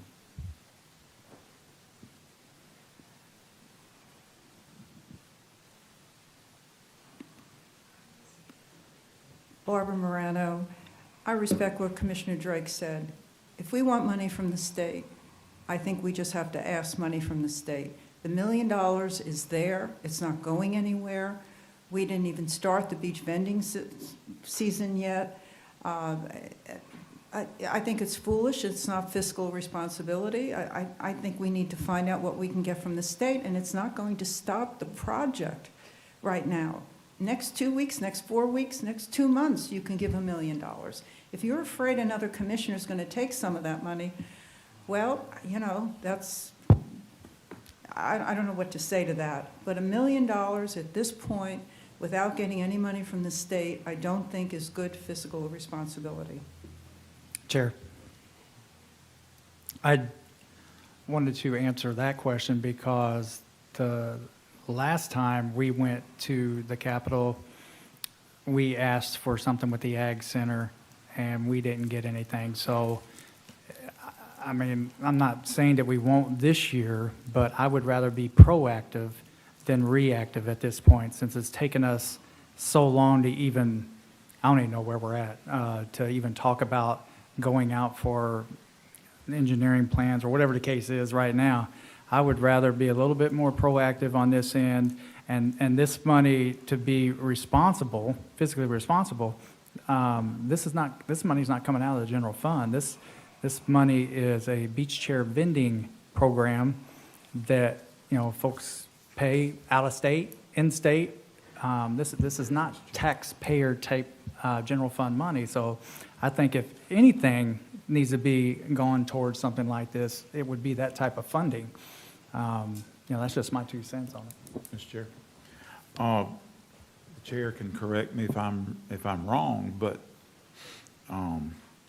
generally, legislators and the powers that be in Tallahassee like to make sure you got skin in the game in order to process your desires and your requests. So it would seem to me that putting $1 million, as has been pointed out, is in a special enterprise type fund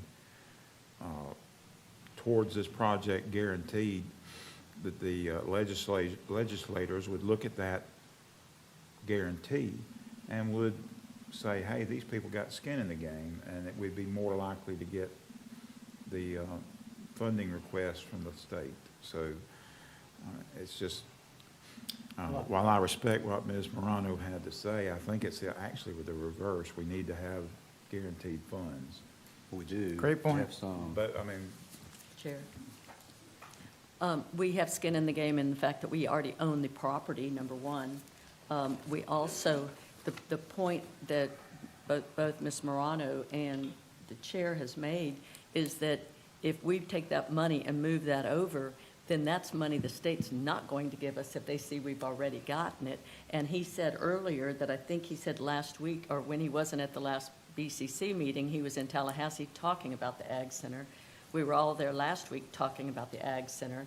It's only right to give them an opportunity to fund that. That's what we asked them for. So why don't we wait and see what they will do before we go giving away other money? Sure.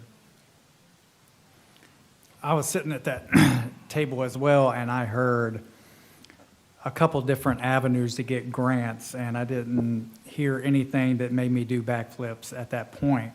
It was talked about giving land or having the land in a educational ownership, be it Northwest Florida or whoever, in order to get a larger grant or a grant. So I'm not in favor of giving land to another entity in order to get a grant. But then there was also something said about maybe a partnership. But as you see, we debated a long time over a local partnership.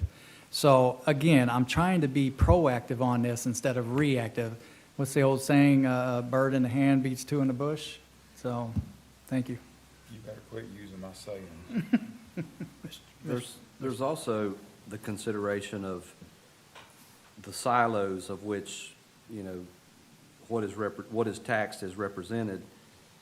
So you've got monies that are extracted from the beach tourism community that would traditionally be reinvested into beach community activities. Just like when you pay for your driver's license, those monies are not spent on health projects or education projects. Those are dedicated to keeping highway maintenance and construction up. So it just naturally falls within that silo. We're setting a precedent in that we're creating a fund to extract taxes from one area that comes from one silo and then utilizing it in another. That gets a little tricky. I'm not sure if I'm comfortable with that. Commissioner Anderson, did you have something? Yeah, I mean, the legislature is what, 3 more months? I'm certainly not opposed to doing that. I also agree with Mr. Drake. I have a little bit of a problem because it's raised on the beaches and, there's might be things we need it for down here. But in theory, I agree with you. But I do want to wait till after the legislature finishes this session to see exactly what we get out of it. Because if they come over here, and believe me, they have somebody looking at these meetings. And if they come over here and say, well, y'all put in $800,000, or is it a little more than that, Melissa? 800? $800,000. Okay, so if we go ahead and commit to $1 million, then I'm like Ms. Morano said, that's $1 million that the state's not gonna even look at giving us, or even a partial of that. I'm not against against your motion. I just think we need to wait and see what we get from the legislature. Well, and I'm sorry, Chair. I'm not going to, disagree totally with that, but I like looking at the past and what was the outcome of the past, and move forward accordingly. I mean, you brought up the hitting your head against the wall for a different outcome earlier. I think that's, we keep, we wait for the state, wait for the state. Well, this project's been 4 to 6 years going on. I know when I first got in here, I brought up the Ag Center because we voted on $500,000 to be put up there in the first place. And it's just strange to me that we get in this mode where we want to hurry up and wait. I mean, we have the opportunity to put some funding towards this project that everybody that was in this room and up here want. But then we kind of hold back again. And I know people watch this meeting because I brought up the federal lobbyists, and they watched it all right because they canceled before we could cancel them the last time. So I hope they're watching. I hope they make me put my foot in my mouth and write us a check for $1 million. But I don't know, I'm not a betting man, but I'd be willing to bet Tony a round of golf on that, to be honest with you. All in favor of the motion, all in favor of the, oh.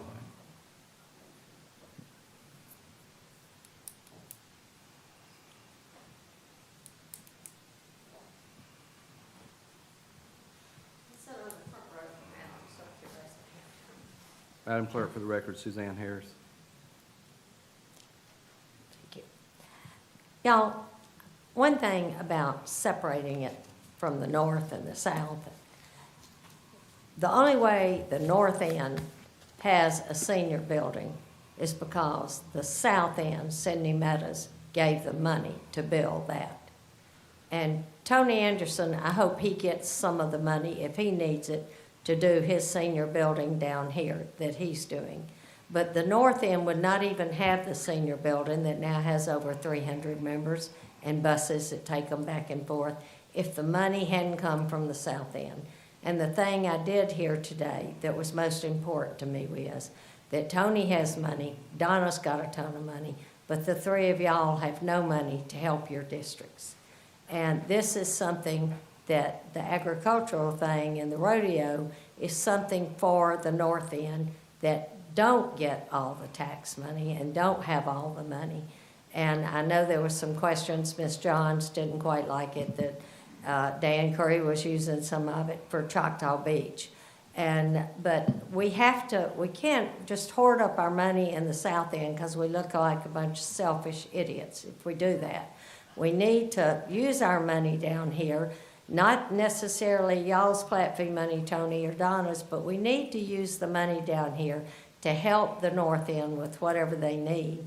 So even if you make a motion that says you get the money if the state doesn't give it. The state's not giving y'all $1 million. I'll bet y'all anything you want to bet on that one. The state's not going to give you this, and you're going to be right back hunting it. But you could do something that says, if, depending on what the state gives us, then we will give this much. But if you vote to build this rodeo and the agricultural center, and then you vote not to fund it, it's just playing games up there. It's voting to fund it so the people will like you, and then vote not to fund it, and then the people hate you in the same day. So I would consider setting aside some money depending on what we got from the state. Even if you just put the $500,000 in, depending on what you get from the state. But Walton County has never been loved in the legislature. Y'all all know that. We didn't get Triumph money. We don't get stuff that other counties get. So I would figure out what money we could use, and that's something that's not taken away from the south end. That's something that's really only helping the north end. Chair. You're recognized. I'd like you all to know that the rec plat fees can only be used for recreation purposes. We cannot use our rec plat fees to build sidewalks or anything else. It's strictly for the parks. That's the only thing we can use that money for. So our hands are tied. I'd love to use it to do some beach renourishment or, along the sidewalks there and some trees along there and stuff. We cannot. We can use it for parks. That's it. So the beach money, the beach vendor money is money that typically should be used in the south end, and it should be used because we have thousands and thousands of tourists on the beach every day, especially in the season coming up soon. And we've got a lot of people in town now, and I don't know why. I don't know what's going on, but it seems like every time we turn around, we really don't have a shoulder season anymore. So those areas get well utilized, which means they need to be fixed, repaired, and things like that, updated, new things purchased for it, but they can't come out of our rec plat fees. So, and in addition to that, it's supposed to be paying for some of code, to be there for the bonfires, so different hours that they'll be working and things like that, beach ambassadors that go and help the people and understand what the rules are on the beach and things like that. So that's what that money is for. It's not for us. We can't use it. It's not our personal money. It's money to be used to keep the area nice so that people want to come back to the area. Chair. Don't speak from the audience, please. Okay, all in favor of the motion, say aye. Aye. All opposed, nay? No. Nay. No, excuse me, I said aye, I meant nay. Okay, so roll call vote. Mr. Curry? Aye. Sorry about that. Nay. Ms. Johns, nay. Nay. Commissioner Gladwell, yay. Commissioner Anderson, nay. The chair votes nay. And I want to also say, after the legislature over, Mr. Curry, if you will look at bringing this back up, I'm not saying how I would feel about it, but I think it's your right to figure it back, bring it back up. Well, the last time you said that was on the federal lobbyists, and they beat us to the punch, so.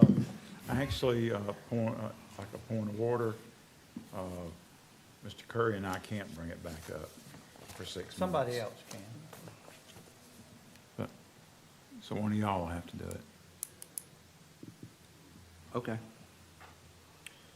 All right, show the motion fails 3-2. All right, let's move to tab 26. That one has been deleted. 25. Oh, I'm sorry. I had already deleted it. My bad. All right, let's go to tab 25, Mr. Joel Duncan, South Walton Little League.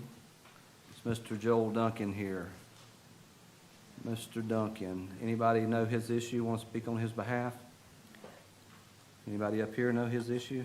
Yeah, he's talking about having the ball fields turfed instead of using grass. And I would like for him to be able to talk about it because what the information that I've gotten is that to do that, according to some of our neighboring counties, it's like a 475% increase in cost. So I just don't know that that's something that we want to do. And variable costs? Yes. Interesting, okay. Mr. Chairman, Ms. Johns,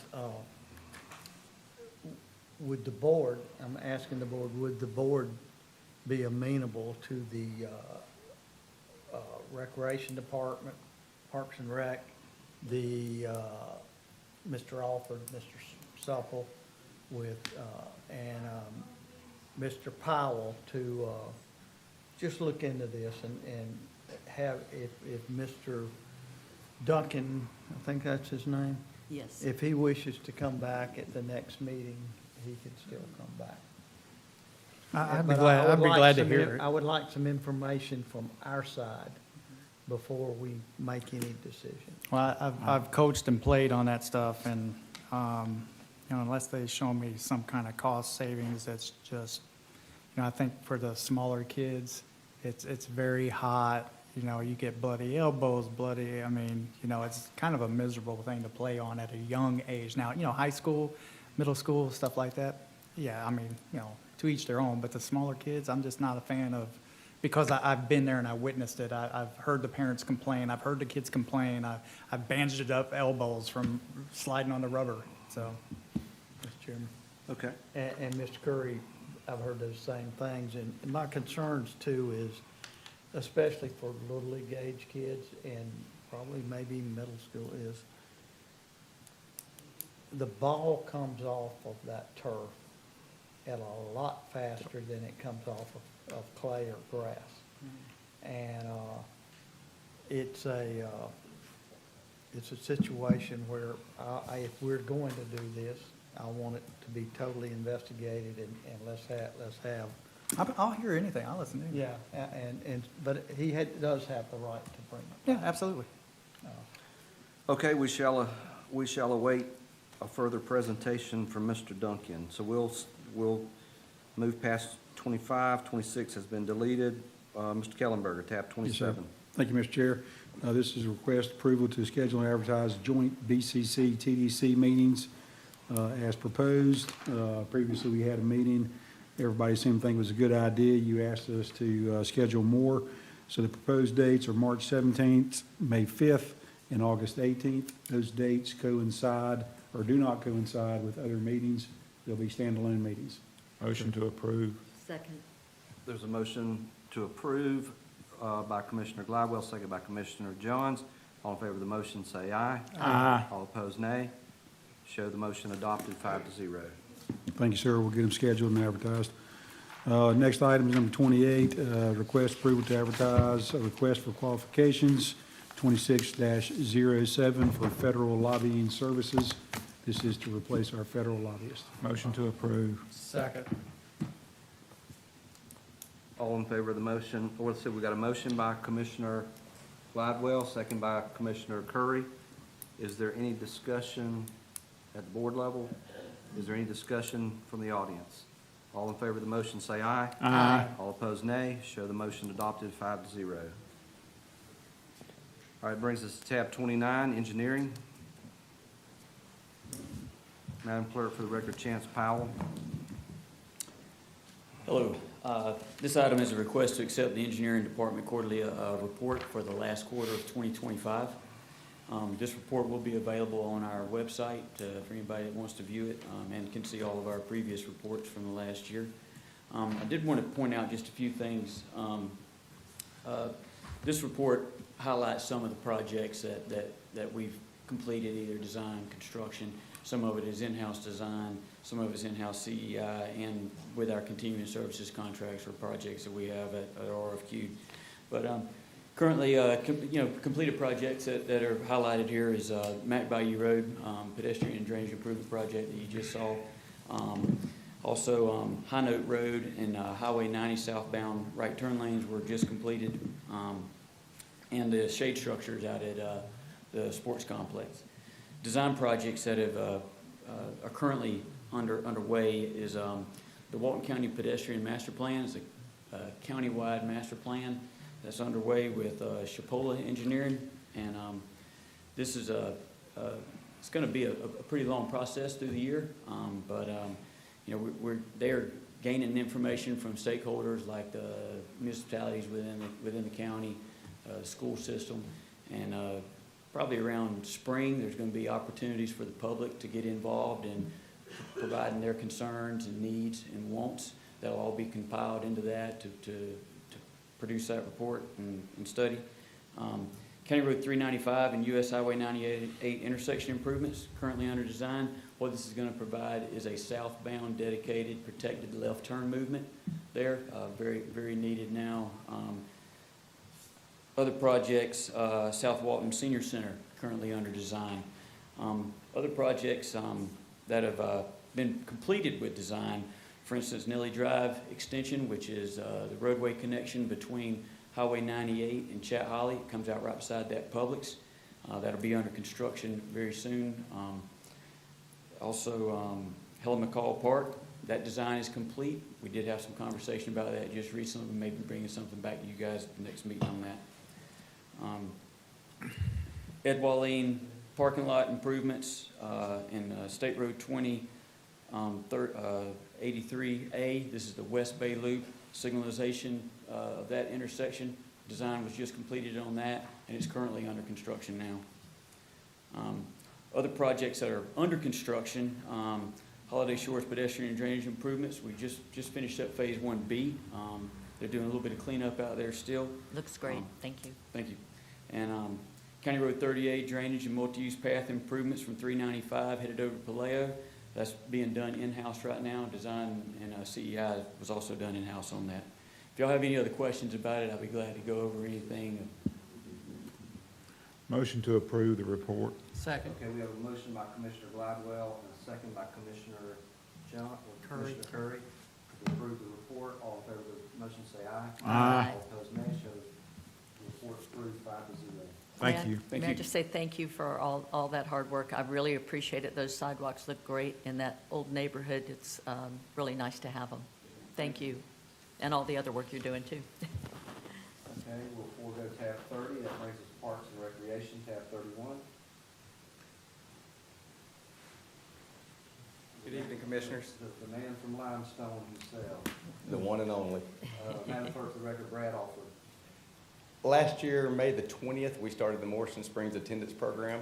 So we're here today just to ask for direction on what date you would like to start it this year. Mr. Chairman. Commissioner Gladwell. I appreciate y'all's hard work on that. I move that we give them permission to start the program March 1st. Second. That's the date I had in mind. Great minds think together. And then let's carry that forward through this year after Labor Day. There was still a lot of tourist activity. October 1st. So, yeah, let's do, it'll be March, April, May, June, July, August, September. You said October? October 1st. So let's do March 1 to October 1? I'll make that adjustment to the motion. Okay, moved by Commissioner Gladwell, second by Commissioner Johns. All in favor of the motion, say aye. Aye. All opposed, no. Show that adopted 5-0. Thank you. Thank you. All right, that brings us to tab 32, Planning and Development.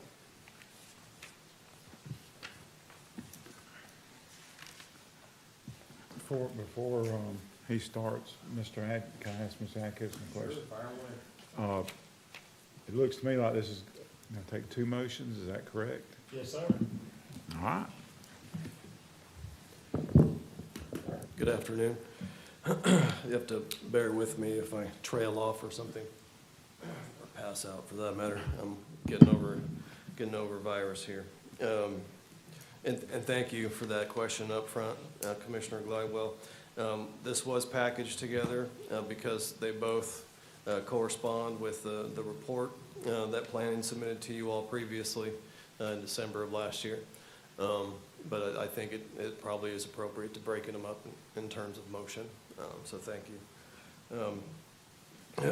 And just in terms of how this will go, I'd also like permission to approach these in two different really sets of thought and practice here. So the first request here is for Intergov, the additional purchase or which will be reflected in a contract amendment for the EPL Assist Basic, right? So this is or would be a change to the current Intergov contract that would allow for not a free assessment, but about a 3-day assessment that would probably occur both online and in person with Intergov staff, where they would come in, they would look how we utilize the Intergov program, how it was set up, and essentially find the gaps and issues that we currently face.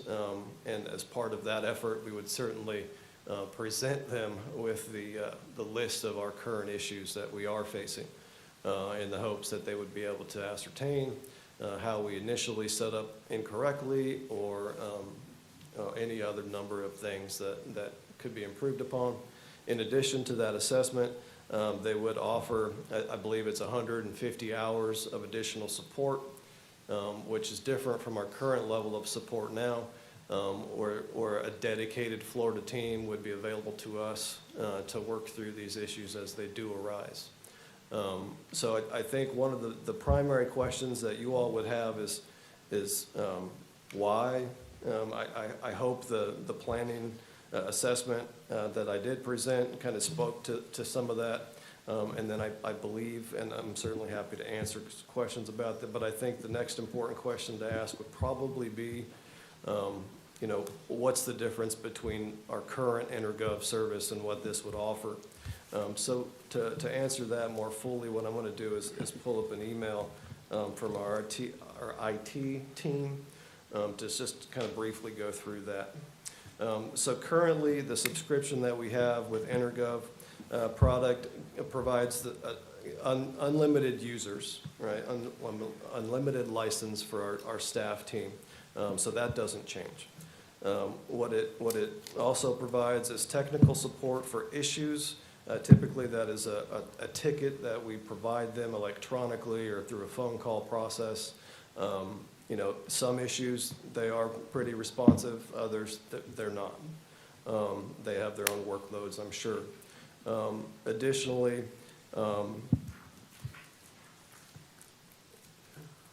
excuse me, and then what that also provides, our current contract provides upgrades to their system at no additional cost is what this appears to say. So what the new agreement would do is, like I said, it provides that 3-day on-site assessment to determine the changes and recommended adjustments to our processes. It provides 150 hours of professional services from that Florida dedicated team to implement those changes. And then there is a dedicated customer support manager that tracks and ensures these changes, and these support tickets are addressed, it looks to be more effectively or smoothly anyways. So that's really what we're after. I know you all have heard our complaints and the public's complaints about EnerGov. I can go into some detail about how it was initially onboarded and why we're continuing to see some of these issues if you'd like, but I'll open it up to any questions you have. Motion to approve the Basic Assist services and to authorize the chairman to sign. Second. So we had a motion by Commissioner Gladwell, second by Commissioner Johns. Is there any public discussion?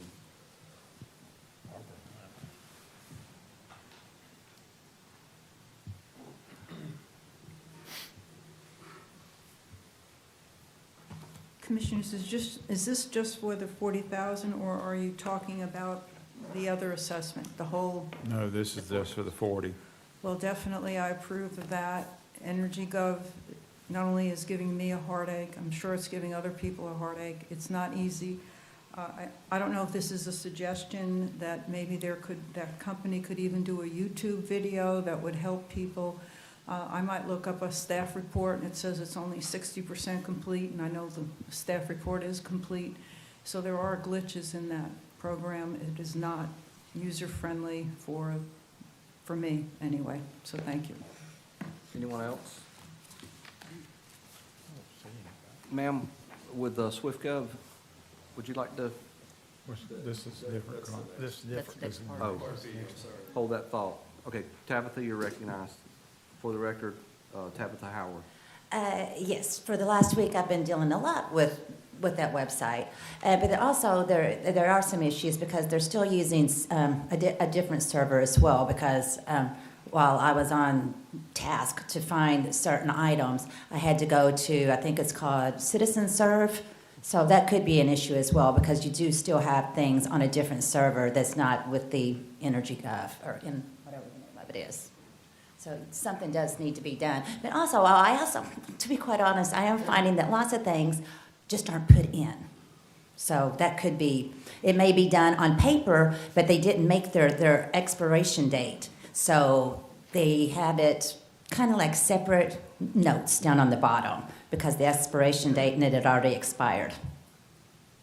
Stephen, what do we get with the basic services with Tyler Technologies? Give me a kind of a Cliff's Notes. Are you talking about our current contract or what's being proposed now? Well, I guess both. It would be good to distinguish what we currently have and then what we're potentially going to get as an add-on and spending the $40,000. So currently what we get is all the licenses that we have, and any new staff that needs to use the system would get a new license, a user license for free at the current cost. And it's essentially the very what I would just call, your basic sort of support, where you can punch a ticket in, call or through their internet support, to relay an issue that you're experiencing, and then they have a time frame in which to respond, and we go that route in hopes that they respond timely enough to solve our issue. Is this the Cadillac commodity? Is this like a good service line? Is this a good company? I honestly can't speak in a very educated manner in that respect. I don't know if our experience is similar across the board for this particular company or not. Our experience has not been superb, but I do suspect that it was, again, part of our sort of onboarding and potential lack of initial training from the program folks themselves that kind of brought us to where we are now, and now we're hoping to not just put a Band-Aid on it, but to fix this thing. So if we have glitches, like Ms. Morano said that there was some user unfriendly experiences, and I'm sure she's not alone in that, is there a method where the consumer can report those types of glitches or errors or faulty processes that we can pass that along to Tyler Technologies, and Yes. they have a customer service team that addresses that? Yes. And are they addressing them in real time? When we do, and I've never actually submitted a ticket myself, so I can't, again, speak too firmly about that. I understand that some issues are handled quite expeditiously, others are not. Some to no finality whatsoever. It's just something that they've indicated to us, well, that's just how the system works, or that's how it was set up. How are the So- communication efforts between our staff with the vendor? Are they responsive? It sounded like you were, I think it's a bit of both. is it quality response? Again, my understanding that it is not the best all the time, but there are times when we have been successful in our communications. Is this the company that we want to invest in the next 3 years? Is this something, is there another company that may provide a better service? There's a litany of processing and review softwares out there. And really, I can speak to how CitizenServe treated us in terms of our Intergov experience. And it was a more user-friendly software from planning's side, less buttons to click, less tabs to open to get to an approval. It was less transparent for the public in some respects. There are issues currently with Intergov in terms of transparency. When we get a pile of documents for an application, in order to make them public-facing or visible to the public, we either have to approve them or we have to go through a process where we download each document into an off-site folder, save them temporarily, and then pull them back over. And if we do something wrong in that way, it doesn't show correctly on the public-facing side. So what I'm picking up is they're somewhere between a C- and a C+. If you were going to put a grade to it, that's probably pretty accurate. So would the board entertain, well, let me ask you this. If the board were to entertain the possibility of putting out an RFP, is that the right terminology, RFP? Yes, sir. For other companies to offer that service to us, would that put you guys in any kind of would that put y'all in unstable ground for a period of time, or could we continue to use it? It would put us where we are presently, and we would continue to use the system as we've been able to until a point in time where that system either went away or we were able to make it better through this basic addition that we proposed to you. Mr. Kellenberger, do you Yes, have sir. I just something? wanted to clarify that what we're talking about now is Tyler system Intergov platform. And so we have Tyler, we adopted Tyler for a few different functions. One of them is Melissa's program, OpenGov. Intergov is used by planning, code, and building. And the goal was to integrate those two, or those three, since they're kind of situated together, so they could all talk to each other. The 3-year program, I think that you're referring to, is SwiftGov, which is completely independent. So if we're thinking about that we're not going to continue on with InterGov for planning department, that's a break away from an enterprise system that we've adopted for other departments. Okay, Just want y'all to make that's sure pretty you're- important information. Melissa? I just wanted to add, the OpenGov is not going to be a part of Tyler. That's one that Tyler did not do what we needed, so we went out and got OpenGov, and it does interface with Tyler, but it's not a product of theirs. It's outside of that. Is there one out there that communicates with all platforms? I don't know. I'd have to look. Okay, I'm seeing a nod in the audience there. I think that would be beneficial, I'm sorry, Commissioner. It'd be Yeah, beneficial I'm going to get to board in just a second. if we're going to think about changing a platform, that we do a very good look at what everybody else is using, what works good and all that. So there's no harm in shopping, right? No harm in shopping, but I would start with, let's go out and do some research before we put out an RFP. Okay. But meanwhile, we do have a platform that is not working, and the $40,000 is what we believe will finish out the building of that platform and train the planning department people on it. And at the same time, we will start helping the client to use it more efficiently as well. Can we do that without spending the 40,000?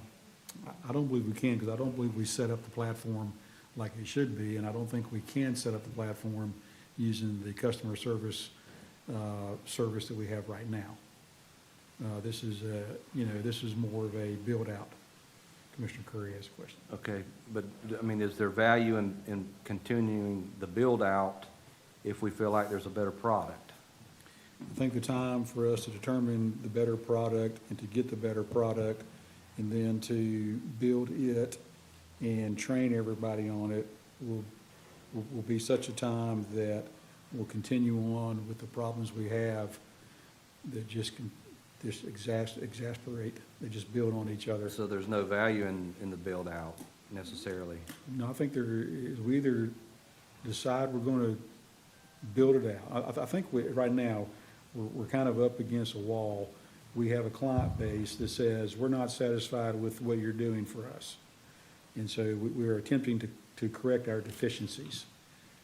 We've adopted a platform. We simply didn't build it out. We didn't train ourselves on it well enough. I think that if we do that, we can get close enough to client satisfaction that we can probably remain with the platform and continue on. But In perpetuity or for a period of a period of time months? until we decide that there is something better out there, or a new commission comes in, or, technology advances at such a, pace. Well, that was my original question to Mr. Shawn, was that, would that put us on unstable ground if we did refuse to renew at 40,000 and we went in a different direction? Would you? I think we would all have to agree that we're going to have to put up with a little more client unsatisfaction. Mr. Curry? With that last sentence, I have two other questions. But with that last sentence, I think we would be, I thought Chair brought that up, and I hate to keep kicking a dead horse, but with the federal lobbyists, we wanted to continue with that until we saw something at the end of the tunnel, or put something up so we have something without getting rid of something first. With integrated software in the logistics and trucking industry and all that, I discovered that you have bad data in, you get bad data out, and I would agree that training probably was a big downfall on this from possibly Tyler to us. Maybe we didn't ask for it, maybe we did. Maybe we got it, maybe we didn't. So we're just hearing one side of it right now, but I think training is a big module in any kind of integrated software. You can, if you had an in-house IT sometimes they can make those systems talk to each other. Now, that's not my forte. I've just had IT departments in my previous life, and they've done that in-house. I don't know if we can do that in-house with integrated, I don't know if there's licenses involved and everything else with that. But I think that's a major hurdle, that having more systems, you have more possibilities of problems. It would be, in a perfect world, you would love to have one system that integrates with everything. But I don't know if this is a perfect world in this department. My other question is, when you come to the licenses, is that unlimited, or is that 20 licenses or user licenses and then X amount of dollars per user after that? The term used by our IT department was unlimited. Unlimited, okay, all right. That's all I have, Chair. Ma'am, with SwiftGov, do you mind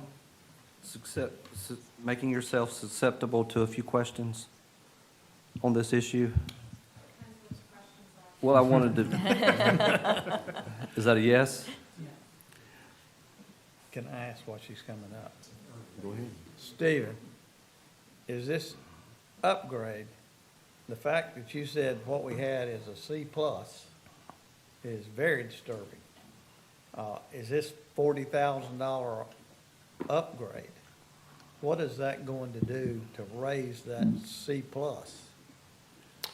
So I think that comes with the product itself. The 3-day assessment will hopefully identify the gaps in the malfunctioning areas that we currently are facing.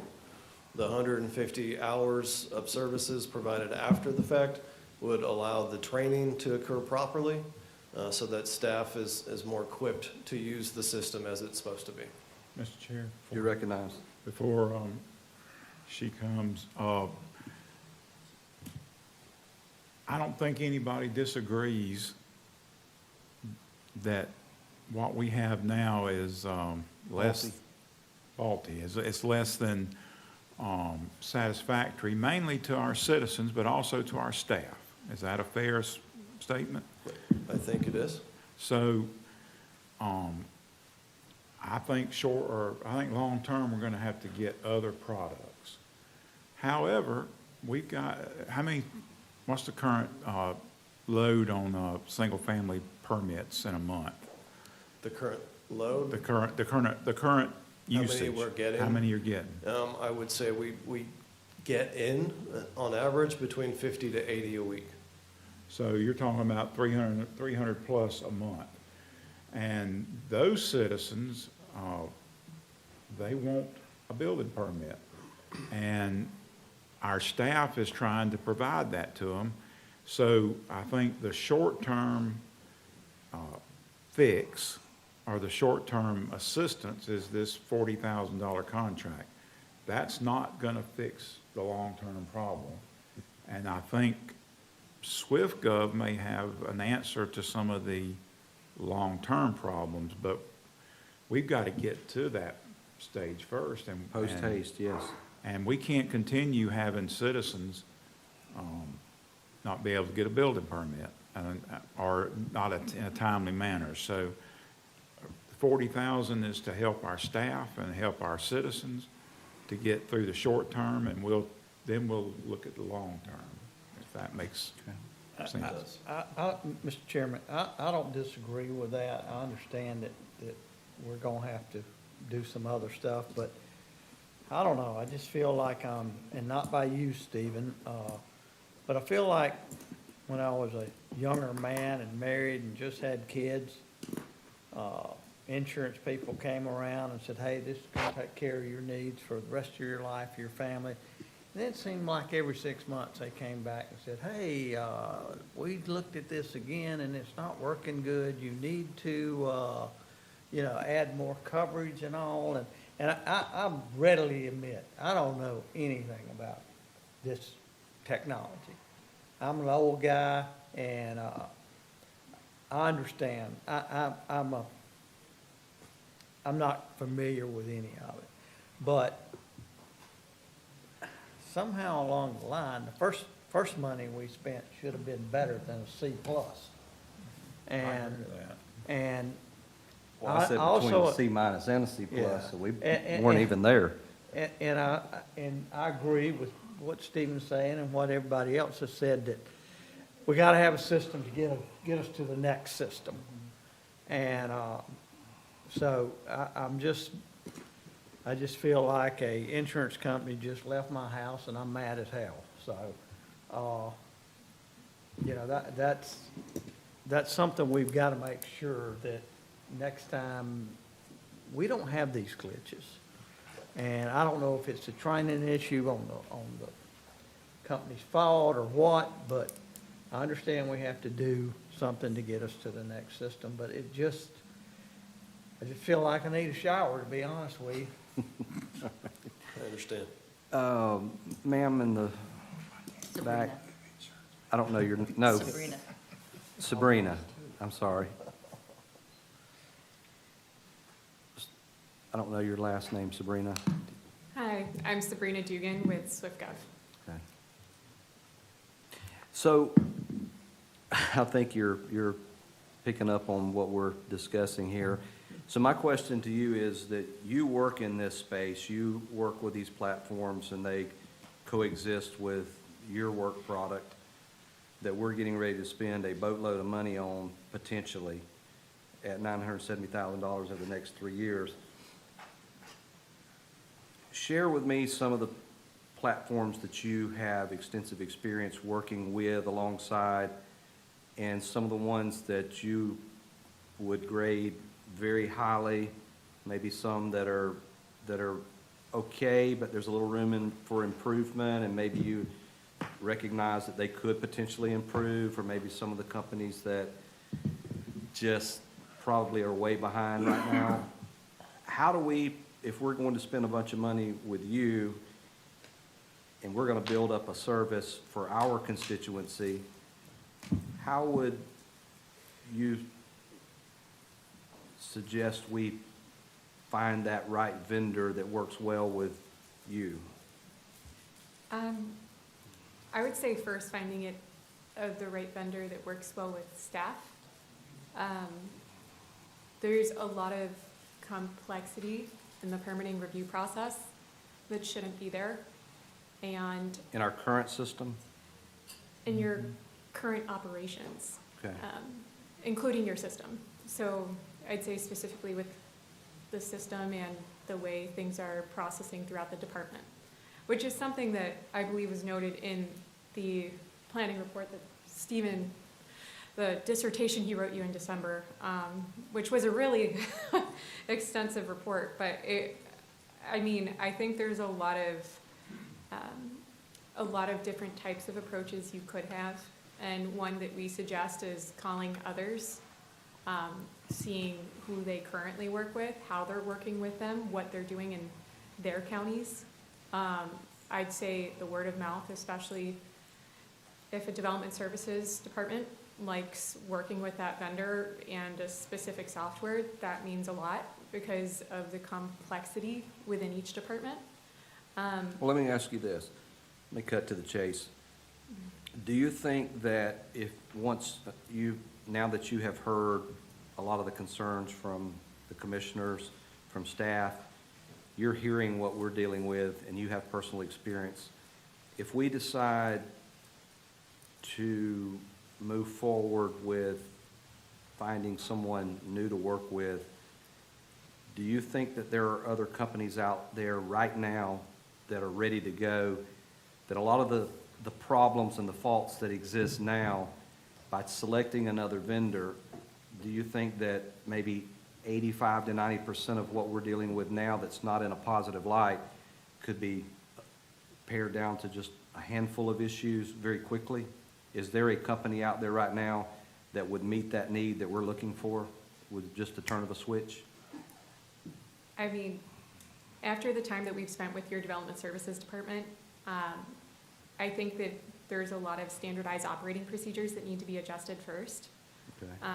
Prior to even, I don't want to say even considering switching a vendor, but between that and dialogue with other jurisdictions. That's going to be the biggest thing, is how have other jurisdictions adopted Tyler Intergov and what has been their experience. And I don't even, Have you talked to other jurisdictions on their experience? And, yeah, I'll let you answer that first. No, I have not gone out of my way to call other jurisdictions to speak about their intergov experience. When you say jurisdiction, are you talking about other governmental agencies? Other governments, yeah, other cities and counties, that's what I mean. I have heard, you know, from other folks that have talked to those people and experienced that, but not firsthand, I've not. So that's a consideration in all of this, is how our cohorts and other areas are paired up with this system, or whichever system we go with. In terms of the board's decision to look for a new system and/or keep this one, I think it's absolutely part of that conversation. All right, so let me ask the board, do you think that we should maybe move into a posture to look elsewhere, just to see what's behind door number 2, or do we want to stay with what we have and work through the kinks and then potentially create an additional relationship with SwiftGov? Commissioner Curry? Well, what kind of delay would this, well, I guess my first question would be, with SwiftGov's integrated into in all this, have you done the same, what you're about to propose with us, with other entities with Tyler? Yes, we have. We've created APIs to connect into Tyler's environment. Not a problem at all. Actually, one of the jurisdictions we were working with, they were in the middle of transferring all of their information from one platform to another.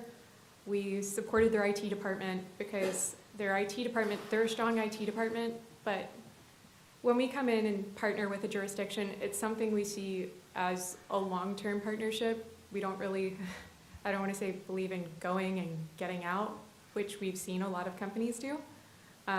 We're really in it for the long haul, so making sure that there's appropriate infrastructure with the IT department to receive all the permitting files, and that way if they do want to switch from another software vendor, they can, and they don't get stuck in environments. So we've created quite a few APIs into theirs and other platforms as well to support our development services teams that we partner with.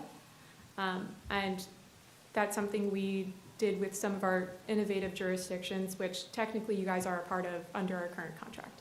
Well, with purchasing or looking for another Tyler, there would be a rollout period. There would be new training timeframe. Then you would integrate with them. So are we adding to an already knowing problem? Would this help or hurt by going out and looking for another one? Are we just delaying the inevitable? Are we always going to have this problem until we find somebody? Or can we work with Tyler in the interim with your software or your integration and be no problem, no hiccup along the road? I'm just looking at rollout in my previous life with bringing in new software companies, new training. There is a time frame in there to get everybody readjusted and trained on all this stuff again, which is going to just make that phone ring even worse than it is now with the department. So, I mean, that's just what I'm looking at. That's a very valid point. I mean, we've seen, and I'd say one of the big things is also communication, making sure communities are involved during adoption processes of any type of software technology. Because when a platform comes in, if you're not communicating with the community, it's really hard to make sure it does help them. Because a platform, you can go and adopt any software, but if people don't know how to use it, it's not intuitive, it's not going to be the right fit. And as much as Stephen tries to answer every phone call, because he's always answering every phone call when I come to visit, but as much as he tries to, there are boots on the ground that's needed to really communicate and relate to citizens, hey, this is what we're doing, why we're doing it, and having them involved along the way. Because if that's not the case, it's not going to work. Thank you, Chair. And I would like to also mention, so SwiftGov is an entirely different platform than EnerGov. EnerGov, they have been around for years. And, you know, again, we play well in the sandbox with anyone. one of our jurisdictions, specifically Hernando County, Florida, they requested API keys from, well, technically EnerGov requested it from Hernando. We created those within a few days because they needed it immediately because they're going through an adoption phase, and when our partners say they need something, we do everything we can to support them. So I'm just saying this department's already getting hammered on a daily basis, so I just didn't want to add to taking away that force field and making it wide open if I could help it. That's the only reason I asked. So, Mr. Chair, can we go ahead and vote on the first motion, and then we'll get to their Just a second, motion? Commissioner Johns had something. Yeah, I just wanted to ask real quick, just so I'm clear on this. You don't think you'll have a problem working with Tyler Technologies? Not a problem at You've all. done it before? Okay. Yes, ma'am. Thank you. Okay, so the motion is to spend the $40,000 on the upgrades with Tyler Technologies. Is that where we're at? I'll make the motion. I've already got, Oh, you did? Yeah. I'm sorry. I thought We it already was- have the motion by Commissioner Glidewell on record and was seconded by, I think I did. okay, seconded by Commissioner Johns. Is there any public discussion? Is there any additional discussion at the board level? All in favor of the motion, say aye. Aye. All opposed, no. Show the motion adopted 5-0. Now, Ms. SwiftGov. Dugan, would you like to make a presentation on SwiftGov? Just real quick, I promise. Yes, hi again. So thank you guys for your time and for letting me talk to you a little bit about SwiftGov. It's been a pleasure working with your Development Services Department for the past year, really. We've really gotten to know them and their current operations. We've gotten to know your land development code. I'd say pretty aggressive. It does have a lot of work to be done.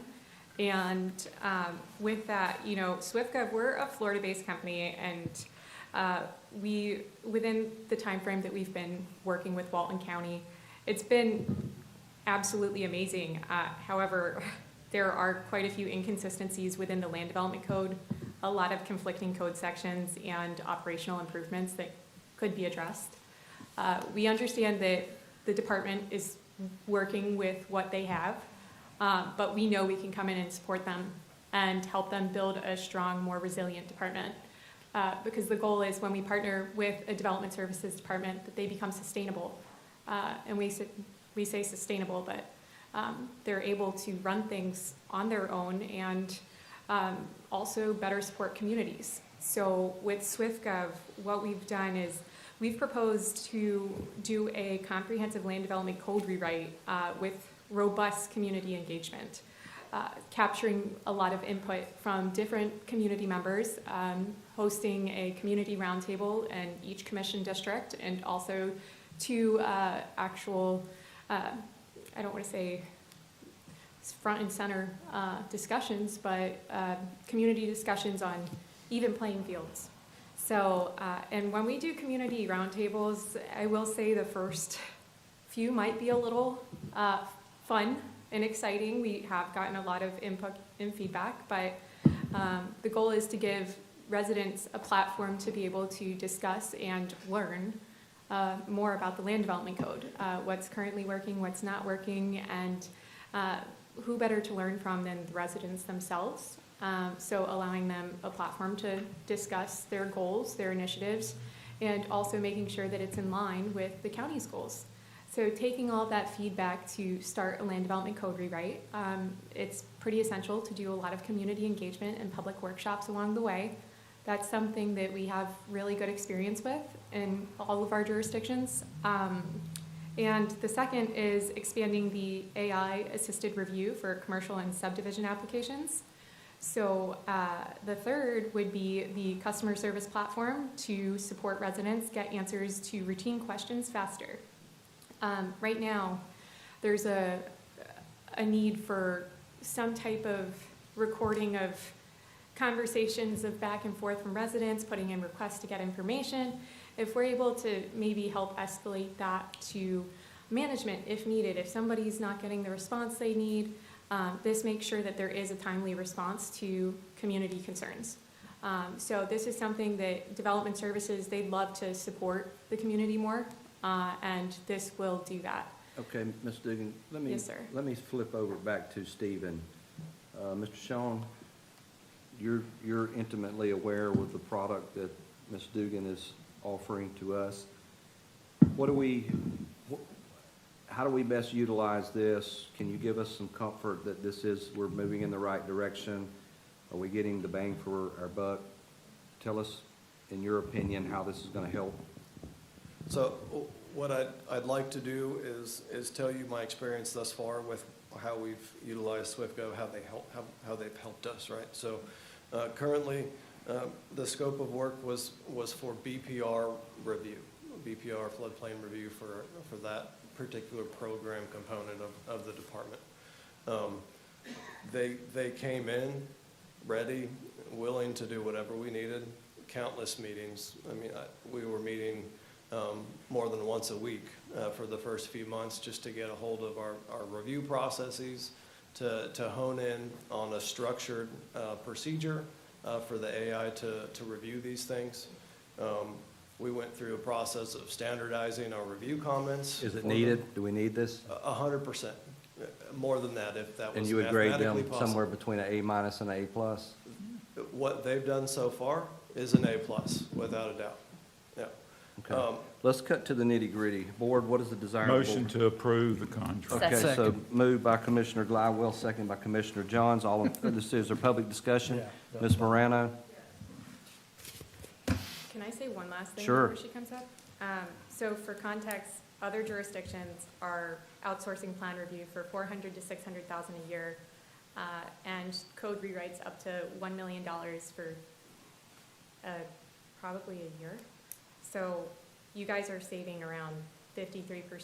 The overall investment's around 53% less than what others are paying for. So I'd like to give your staff some props on negotiation, but we wanted to also give you guys a heads up. That was a good closing statement there. You've done this before. No. Let's let Ms. Morano Thank you share for with your time. us. Thank you. Barbara Morano, I had a few minutes to chat with Ms. Serena, and I think one of the first things I said is, did they negotiate with you to get the price down? She says, oh, yes, there was a lot of negotiation. I've worked with Stephen for past 4 or 5 years in the planning department. I always found them very willing to help the citizens, help me, but they were, and I've understood that, understaffed. The number of projects, commissioners, that come through the TRC are amazing. And people talk about, oh, the economy might be slowing, or there's a lot of condos on the market. It has not stopped in the planning department. And at the TRC level, they have to dot their I's and cross their T's on these minor development projects. They don't go to the Planning Commission. They don't go to the BCC. They're not going to go to the magistrate. So you want to make darn sure that they walk out that door ready and willing and able at the TRC level. And if you look at their agenda, it's almost sometimes 20 projects. My fault is with the developers who don't cross their T's and dot their I's.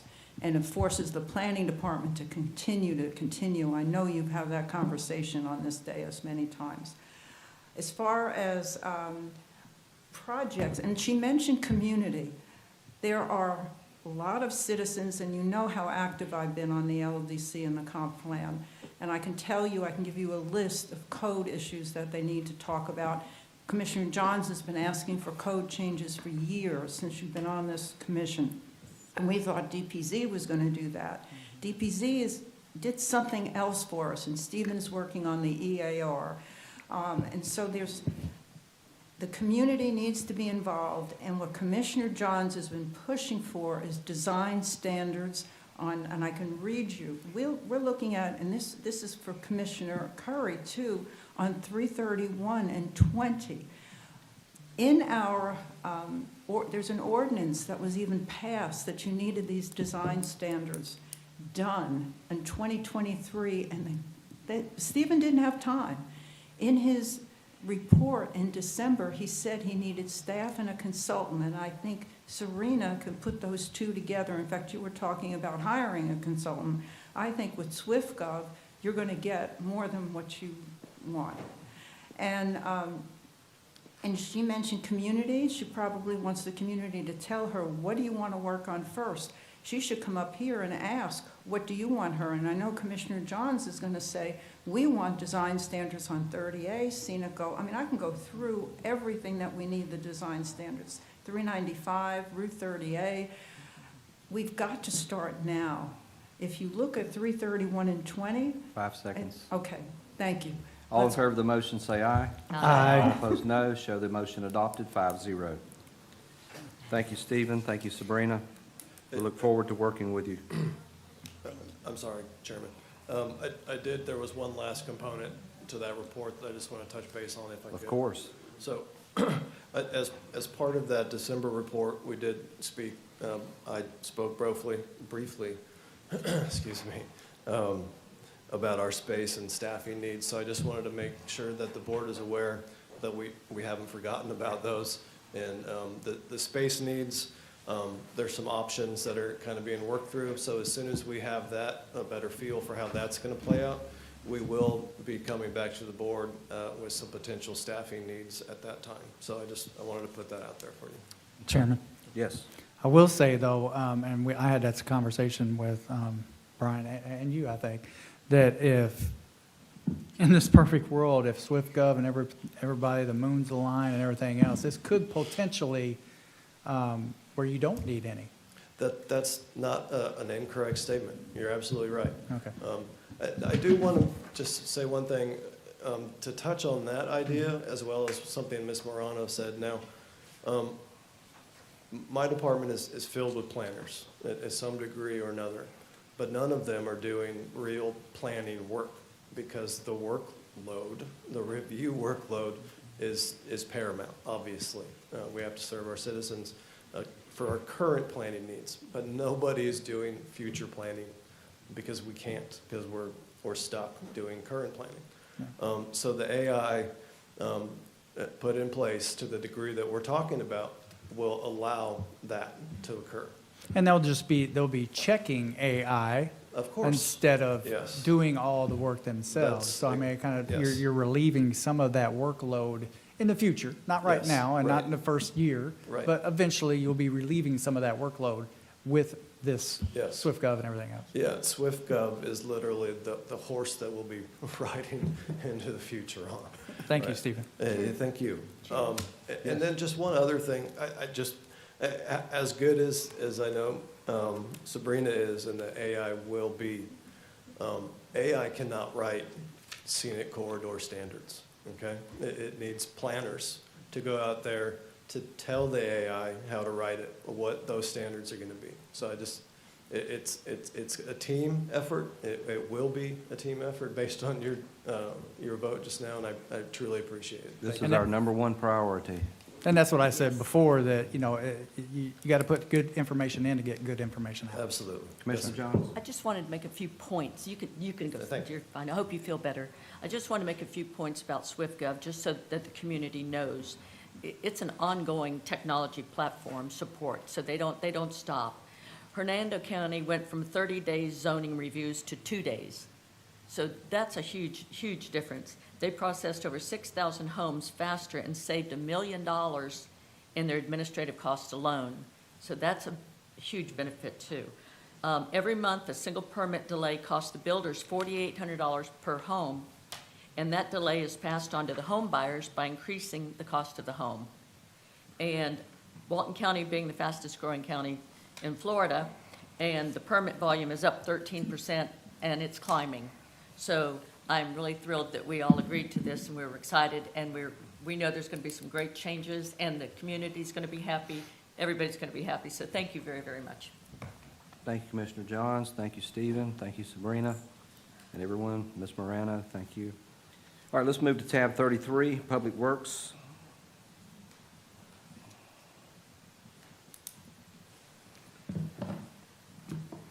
Good afternoon, Chairman, Commissioners. Thank you for your time. I've got 2 items for y'all today. First, I Madam would like Clerk, to. Scott Caraway for I'm the sorry. record. Scott Caraway, last name is Caraway. I apologize. I was slow on the draw, too. We're requesting to accept the Public Works quarterly report for the October through December 2025 time period. I would just like to highlight some of the accomplishments our staff was able to accomplish over this time. We maintain approximately 1,049 miles of county roadway where they're doing grading, drainage maintenance, roadway safety projects. We were able to pave 9 roads totaling over 9 miles, resulting in new asphalt through either dirt to pave or resurfacing projects. We processed over 487 fleet maintenance work orders in our fleet maintenance facility this quarter. Completed 15 pay to grade for our citizens of the county. Constructed and installed over 681 street signs, improving our traffic control and visibility. Installed a new turn lane at High Note Road and Highway 90, which resulted in improved traffic flow and roadway safety. Some of our park and community facility improvements. We constructed a new parking lot at Beaver Dam Park. Completed parking lot improvements at the new Paxton Medical Clinic. Constructed a new walking path at Gentsville. Paved the new, overlaid the parking lot and the parking lot at the Mossier Community Center. Some of the other projects we've got coming up this next quarter is, actually we should start the Thriftway demo next week, weather permitting. We've got some 30A multi-use path and improvements at Seagrove and Grayton. We should pave the last 2 LSV lanes soon. Weather dependent, we need it to warm up a little bit. Then we're going to pave Ed Walleen Park and South Walton Library, as well as County Road 395 in the next few weeks. I do want to highlight that we had 2 employees that recently retired, longtime employees. Billy Messer had over 19 years with the Public Works, and Greg Moran had over 16 years. They recently retired the first of this month. I want to thank them for their hard work and dedication to the county. Their work does not go unnoticed by us. Are they twins? Huh? They look just alike. I also want to point out that we do have a new service request feature on our Public Works webpage. You can click on this, it'll take you to a map, you can put in an address, you got photos of whatever service request you would like to submit, you can upload them, and it gives us a way to track it from when the complaint is issued to when it's completed, and it gives us a way to measure our metrics in Public Works. So I want to thank GIS, they worked with us hand in hand to develop this. I think it's working good. We're about a quarter in. I'm seeing a lot more requests come through the county, and I think it's a good thing, and I'm excited about it. Scott, Yes, sir. 20 years ago, new construction was about $1 million a mile. What does new construction cost now? With in-house crews or with a Let's say contract? both. With in-house crews, we could probably do a mile for 500, 600,000. Really? I mean, we're talking dirt to pave project. New construction?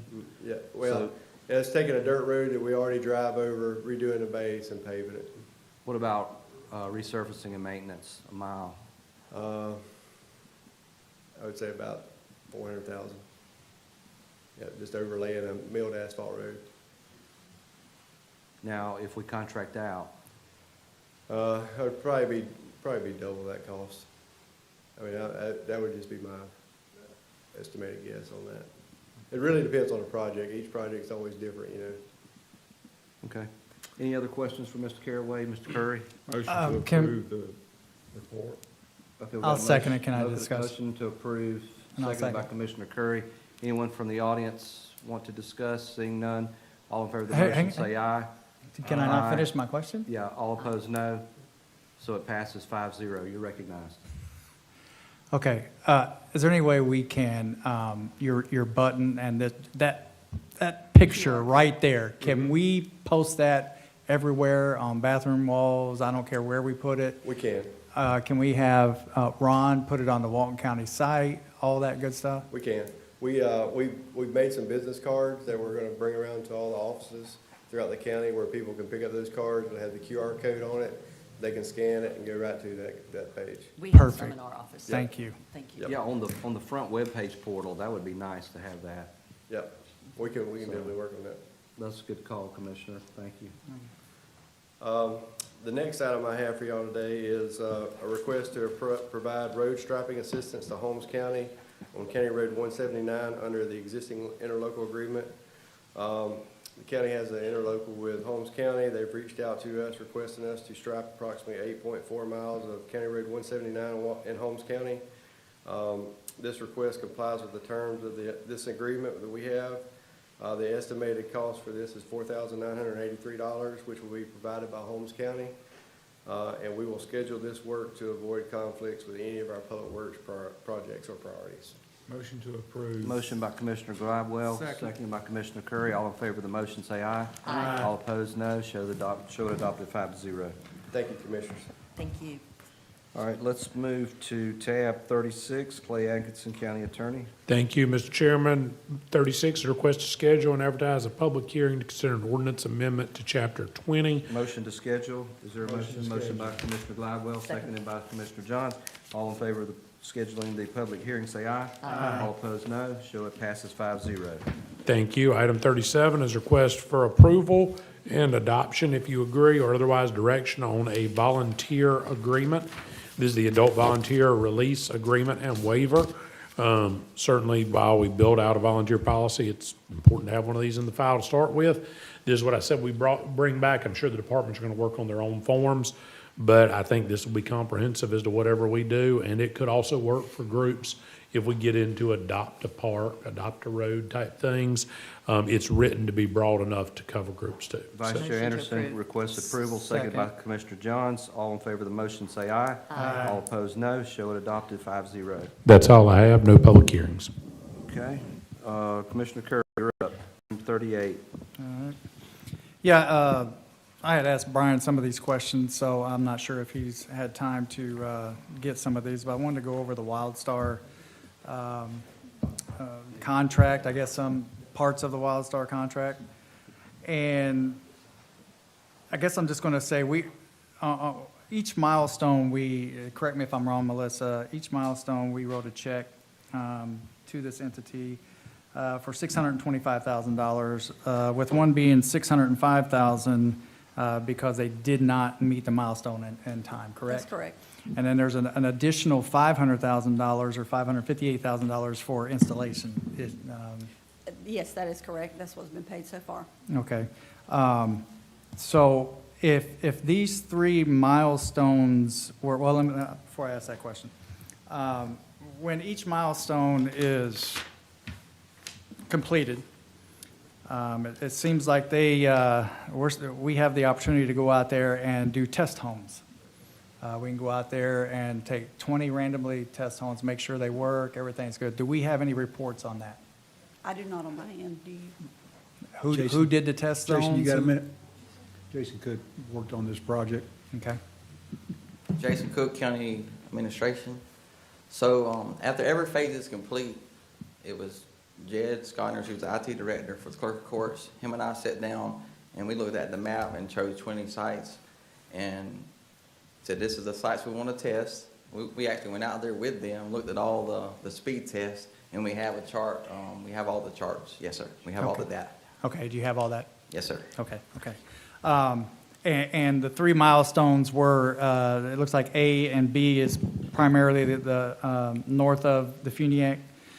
C is like Freeport, and D would be South Walton, correct? Well, this is on the map. If you can 4 pull up would the be Freeport south, phase 4. Okay, okay, so that's D. Yes, sir. Okay. So I'm glad you're up here. So not too long ago, I had a WildStar rep, I believe, and Brian come into my office, and the conversation was, since there's basically too much competition in the south end for this service, they felt that the need for more towers in the north end because the lack of service was needed. So my question is, did or did they not complete the milestones in A and B? Because if they're asking to put more towers in the north end because of lack of service, to me, that means those milestones were not met. And then my second question is, if a contract states you have to do these 4 milestones, including South Walton, should we not be at the negotiating table saying, okay, well, if you're not going to put any towers at the south end of the county, what are you going to do for us at the back end? So that's less towers, that's less, you know, I understand that maybe it's not feasible for their business model. There's a lot of competition down there, but a contract's a contract. And I guess my final question is, are we going to come back to the table and renegotiate this contract? That's another outstanding $625,000 that if they don't put anything in milestone D, where's that money? Did we pay them? No. That has not been paid, and there was a loan taken out for that project, so we still have that funding, and that funding could be sent back to the lender. And I want to make this, you know, I want to speak on this because this is not a nonprofit company, correct? This is a for-profit company that charges the citizens for a service that ultimately they put skin in the game in by tax money. So the citizens actually paying for this, but they're also paying for it again with services. We're not getting any discounts as far as I can see. If the service is needed, I agree, the service was needed, but I just want to make sure that, you know, we're doing a lot for a for-profit company. I don't know if you know this, but we let them use all of our buildings, all of our towers for free. We were in charge of negotiating or putting people together for the cities, and they're using their equipment and their buildings and their towers for a for-profit company. So, I mean, I just don't, number one, I want, if the ability is there or the opportunity is there for Stovall to have another, you know, vendor down there for internet service or broadband, then that's what the contract says. So they need to do it. So yes, so when we came into your office several months ago, it was because they had come to us with some issues with the contract. The biggest one being fulfilling the ratio of connectivity in the zones. So they gave us a 100% connectivity rate. I wasn't involved in those original negotiations. I'm not sure where we got that. Yeah, I not really. So the ask was, recognizing that in Phase 4, South Walton, that there already are opportunities for connectivity, would there be acceptance by the county for us to reallocate some of the resources that were planned for the south part of the county into the north part of the county to help them fulfill that connectivity ratio? Our advice to them was come back with more information, one, to prove what the true connectivity is. In other words, what ratio have you met? In a survey of South Walton of do they want another service? They've not done that. So right now, they're bound by those contractual terms and conditions. Because this was signed in 2020, so I guess, is there I guess this would be for Clay, in this contract, I couldn't find it, maybe I didn't see it, but is there a time limit on this contract, or it's you know, it's when they get to it, they get to it? Well, can I answer that? Can I answer that from what I've been told? 21 and 22 was a nightmare for moving things forward. As you know, you've been in the logistic business your whole life, and the whole country was falling behind because product couldn't be gotten. But I agree with you. They came to my office and they asked if I would be in favor of just leaving South Walton out, and I said, you got a contract. You need to uphold your contract. And if you need to do more, then that may be in a negotiation with the county. But to leave out a whole, and I'm gonna tell you, I've had several internet services down here. I'm not that impressed. You're not the only one that said that. It's, I think they need to live up to their contract. If there's another reason for another reason for negotiation, this board needs to approve or disapprove it. but they made a contract to do all of South, assured us that they could do all of Walton County. And the previous board gave them a break on 21 and 22 because everybody was facing that logistic problem. But I'm gonna argue every time this comes up, and I hope you do too, and I think you are, that fulfill the contract. Mhm. I guarantee you, if it's as good as I've heard it was, and I've heard good things about it, then South Walton, there'll be a lot of people changing. Yeah. And competition is good. The price has gone out of control. The service is not that great, and I told them that. I said, no, I will never vote for that. And I just don't think, I think we need to get through the original contract first, and let's see how it works, and then we'll go from there. But I agree with you. I don't think it's fair to cut South Walton out. Well, my questions were, I mean, they brought up, after I found out that we've already paid for 3 milestones that were completed, that they suggested that there's some deficiencies at the north end, and they would put those towers that are in the south end and the north end. I'm like, okay, well, your milestone was completed, there shouldn't be any deficiencies. So that's my question. I mean, I don't want any contracts being changed, because I believe in this contract. Again, Clay, correct me if I'm wrong, but it says something about, maybe I didn't read it right, but the county administrator, and he hasn't, but the county administrator can yay, nay, anything on this. Am I reading it wrong? The county administrator has broad authority in there. Let me go back to the term, though, real quick. So there is a term in this contract. It starts upon payment of milestone 4. So when you hit milestone 4 and we pay, the contract then goes from 5 years from the date of that payment. It then automatically renews for successive 5-year intervals unless Wildstar, Psalm 1101 as the case, as their actual title is, chooses to terminate it. The only other way out of it is for us to determine that their performance constitutes a material breach. So we don't get to unilaterally terminate, and we don't get to not let them renew. If they ask to renew within 90 days of the end of that 5-year term following milestone 4, they get another 5 years, and we stay in it. And just to be clear, because I know you get blamed for a lot, you were not part of this contract. It was approved by the board on April 28, 2020. I was not the county attorney at that time. Just wanted to make sure. I want to make that clear. Okay, so let me offer this. I understand why they're asking this of us. So the first thing that we got to start from the top. Who is Wildstar and why are they there?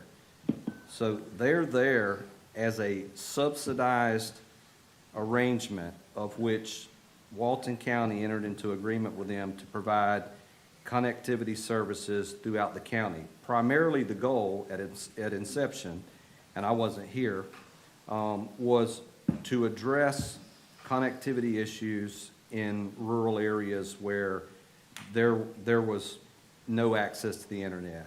Places like Paxton, Glendale, Luciana, Darlington, things like that. So that's why they were here. We asked them to do that for us.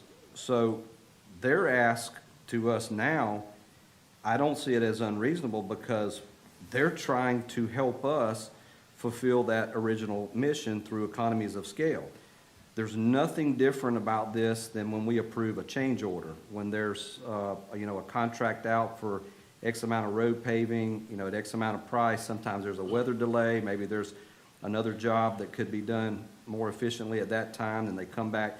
So change orders are not foreign to us, and this is very akin to that. So the way I understand it is that they want to focus now on areas where there's zero connectivity, maybe one provider, maybe 2 providers. And I guess what that, where that creates a mission conflict is that in the zone 4, or whatever that zone is in South Walton, is that there exists for-profit companies just like them that are providing that service, whether it's, you know all of them, but there's like a dozen options. And I don't think I'm stretching that. I think that's pretty accurate. There's like, let's call it 10 to a dozen options that exist for connectivity. That means that that resident, that customer, they can pick up the phone and they can look at a menu of options and they can select their service provider and they can choose them if they want to, or they can choose someone else. If you look at the economics behind those choices, I don't think that customer in South Walton is going to select them because it's more adaptable for their needs to go with Xfinity or Cox or, DirecTV, whatever the other choices are. They've got like a dozen choices, and it's probably not going to be them. They recognize that. So what they're asking us is they're saying, Board of Commissioners, we're here, and I don't know that they're trying to abandon any obligation in the contract. I think they're looking at us and say, hey, we will do what you want to do, and they can correct me if I'm wrong, but we can put these services in areas that are more ripe for connectivity and refocus if you will allow us to do that. So, I think that's moving in the right direction. Commissioner Gladwell? I know it sounds funny to say that it was a different world in 2020, because that was 6 years ago. But it was a different world. And most of Walton County had no option for connectivity to the internet. Dial-up was a step up, particularly in A, but B and C as well. And the only game in town, the only thing that was offered to us was this contract. And it has been a godsend for people in Darlington and Glendale. And New Harmony. New Harmony, Uchiana, Bruce. Mossy Head. Gaskin, who without this service would not have the ability to hook to the internet. And these days, when COVID was going on and we had to open up hotspots at community centers so kids could do their homework, because the houses did not have a suitable internet connection to do their homework. And you can look back and say, well, this was a bad deal. At the time it happened, it was the only deal in town. And we've actually made out pretty good on this deal. A home can get good internet for $60 a month. Commissioner Drake's right. We're basically subsidizing it. But we're 100% subsidizing it, but which is why they're there. Yeah, but they wouldn't be there if we weren't. Correct. And so, I guess what I was saying is that I don't see their ask as trying to wiggle out. No, I think it's recognizing the market conditions in 2026 instead of 2019. But it fulfills the original mission in that Sure we it said does. we're going to subsidize this effort because it's non-existent, and they're saying, okay, well, let's make this more existent and ever-present, and they're doing that, and it is a great service. And if we basically put them out of business, force them out of business, then people in Darlington and Gaskin and New Harmony, Paxton, and a lot of other communities are going to go back to having no internet, zero. And the median income up there in those areas is such that they can't afford the other option that's readily available, which is Mr. Musk's satellite service, which is about $200 a month.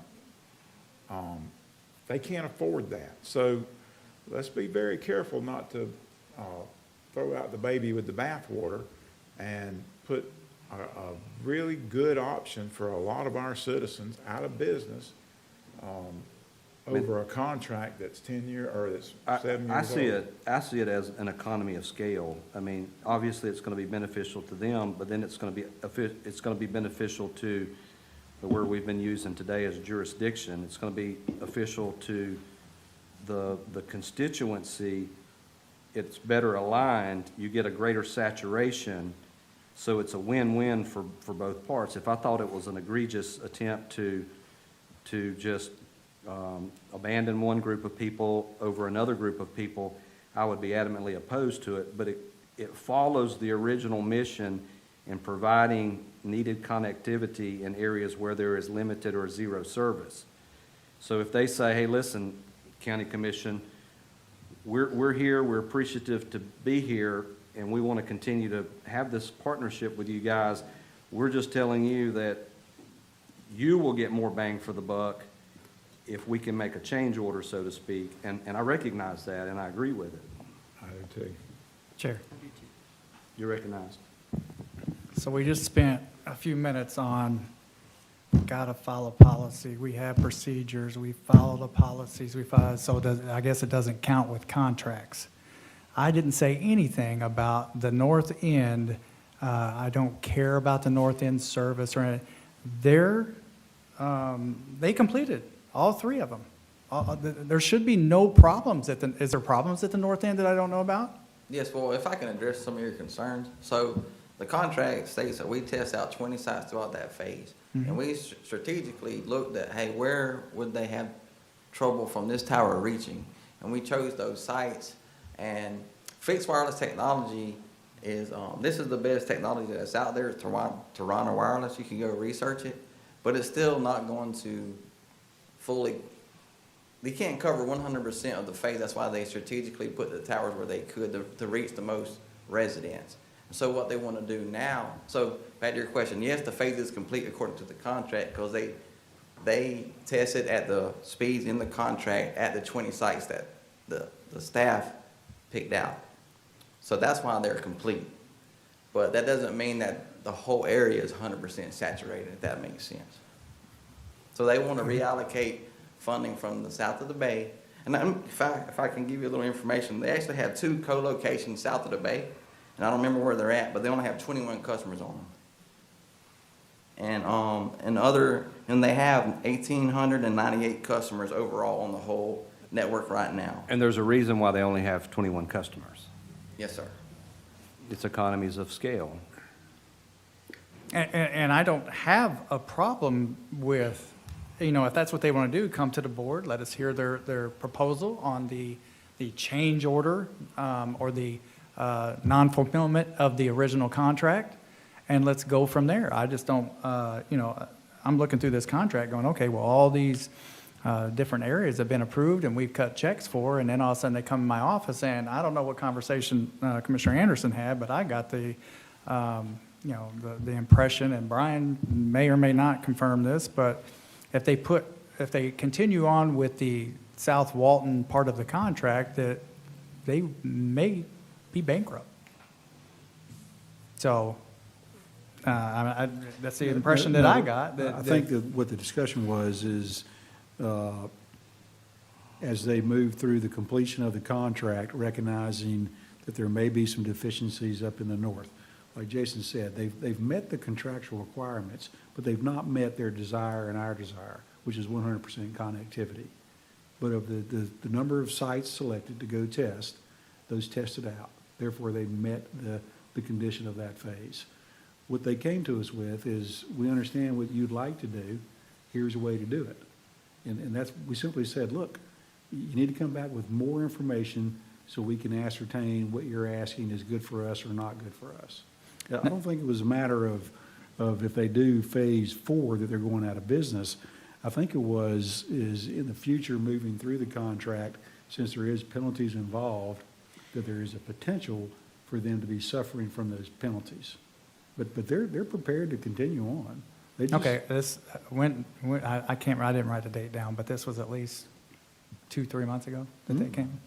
So did they give you any kind of inclination when they were going to come to the board or come to each commissioner on anything? I left it open-ended with them that we have a contract that has performance requirements, if you'd like to alter it, we would like some of this information. Give us better maps that shows your saturation, a better idea of the number of people that would has the potential to go onto your service in phase 4. I encourage them to go meet with all county commissioners so that they can understand it. Commissioner Anderson expressed, his position on that he would like for his constituents to have the opportunity. Do you I think that's what's kind of stopped or slowed down their desire to alter this contract, because they realize that, okay, well, even though it's redundant in phase 4, there are some people that may want it. And so, I would suggest that we carry on with the contract until they come to us with a formal request to alter it.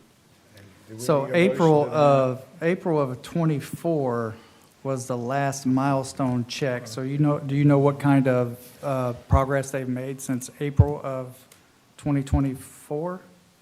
Towards the south end? I do not. Or towards any kind of rebuttal contract, or, so, I could chime in. So over a year and a half? So in phase 4, they have 8 total towers, with 6 north of the bay and then 2 co-locations south of the bay.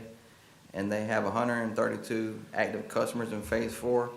So 111 north of the bay, which is going to be Freeport and Highway 20 going east and west. And then, like I said, 21 south of the bay.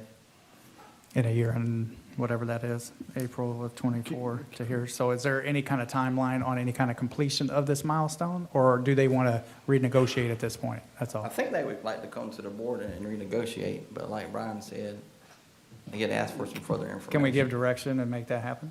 We can. I'll ask them if they would like to continue on, or if they have an idea that they would like to renegotiate this contract, and encourage them, if they do, to bring back a formal request. Perfect. Thank you.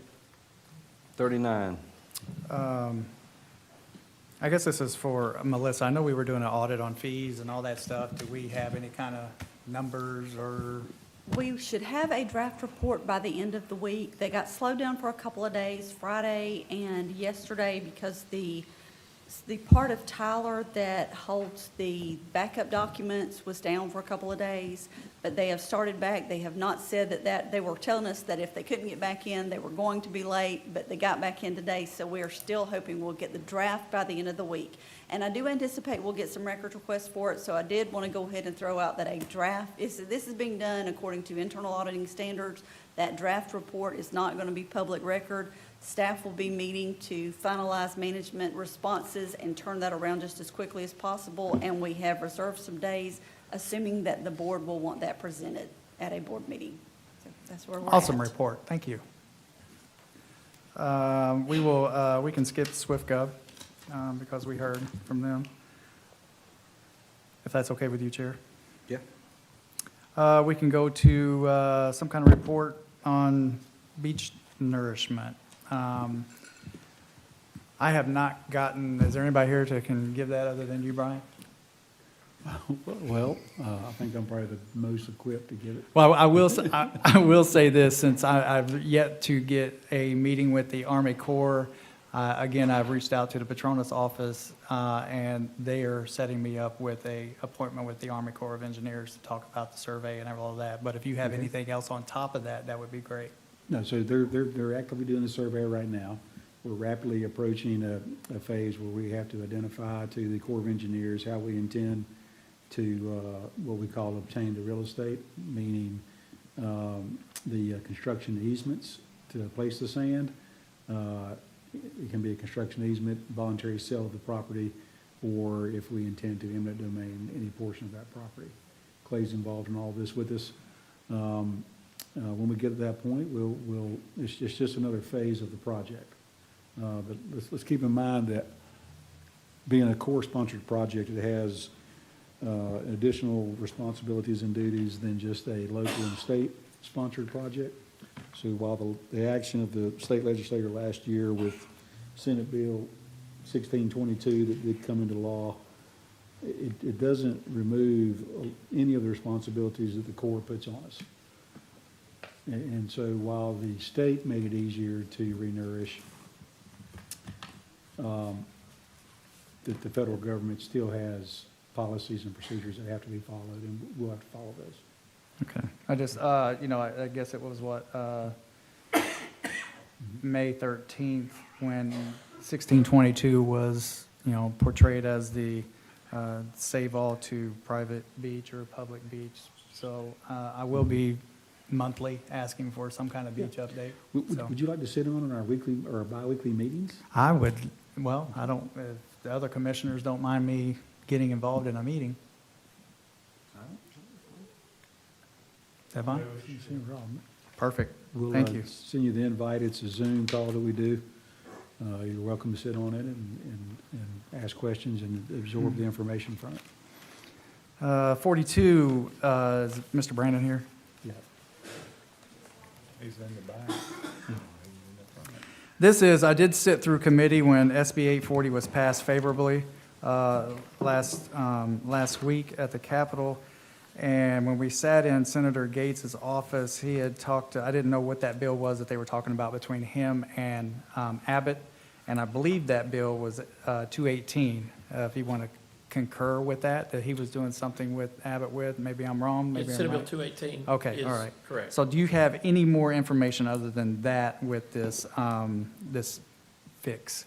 Yes, sir. First of all, the Senate bill, as you know, the 180 is, to back up, generally prohibited counties and municipalities within certain distance from a hurricane's landfall tract of adopting moratoriums and more restrictive, burdensome amendments and procedures for their land development regulations for 1 year after landfall.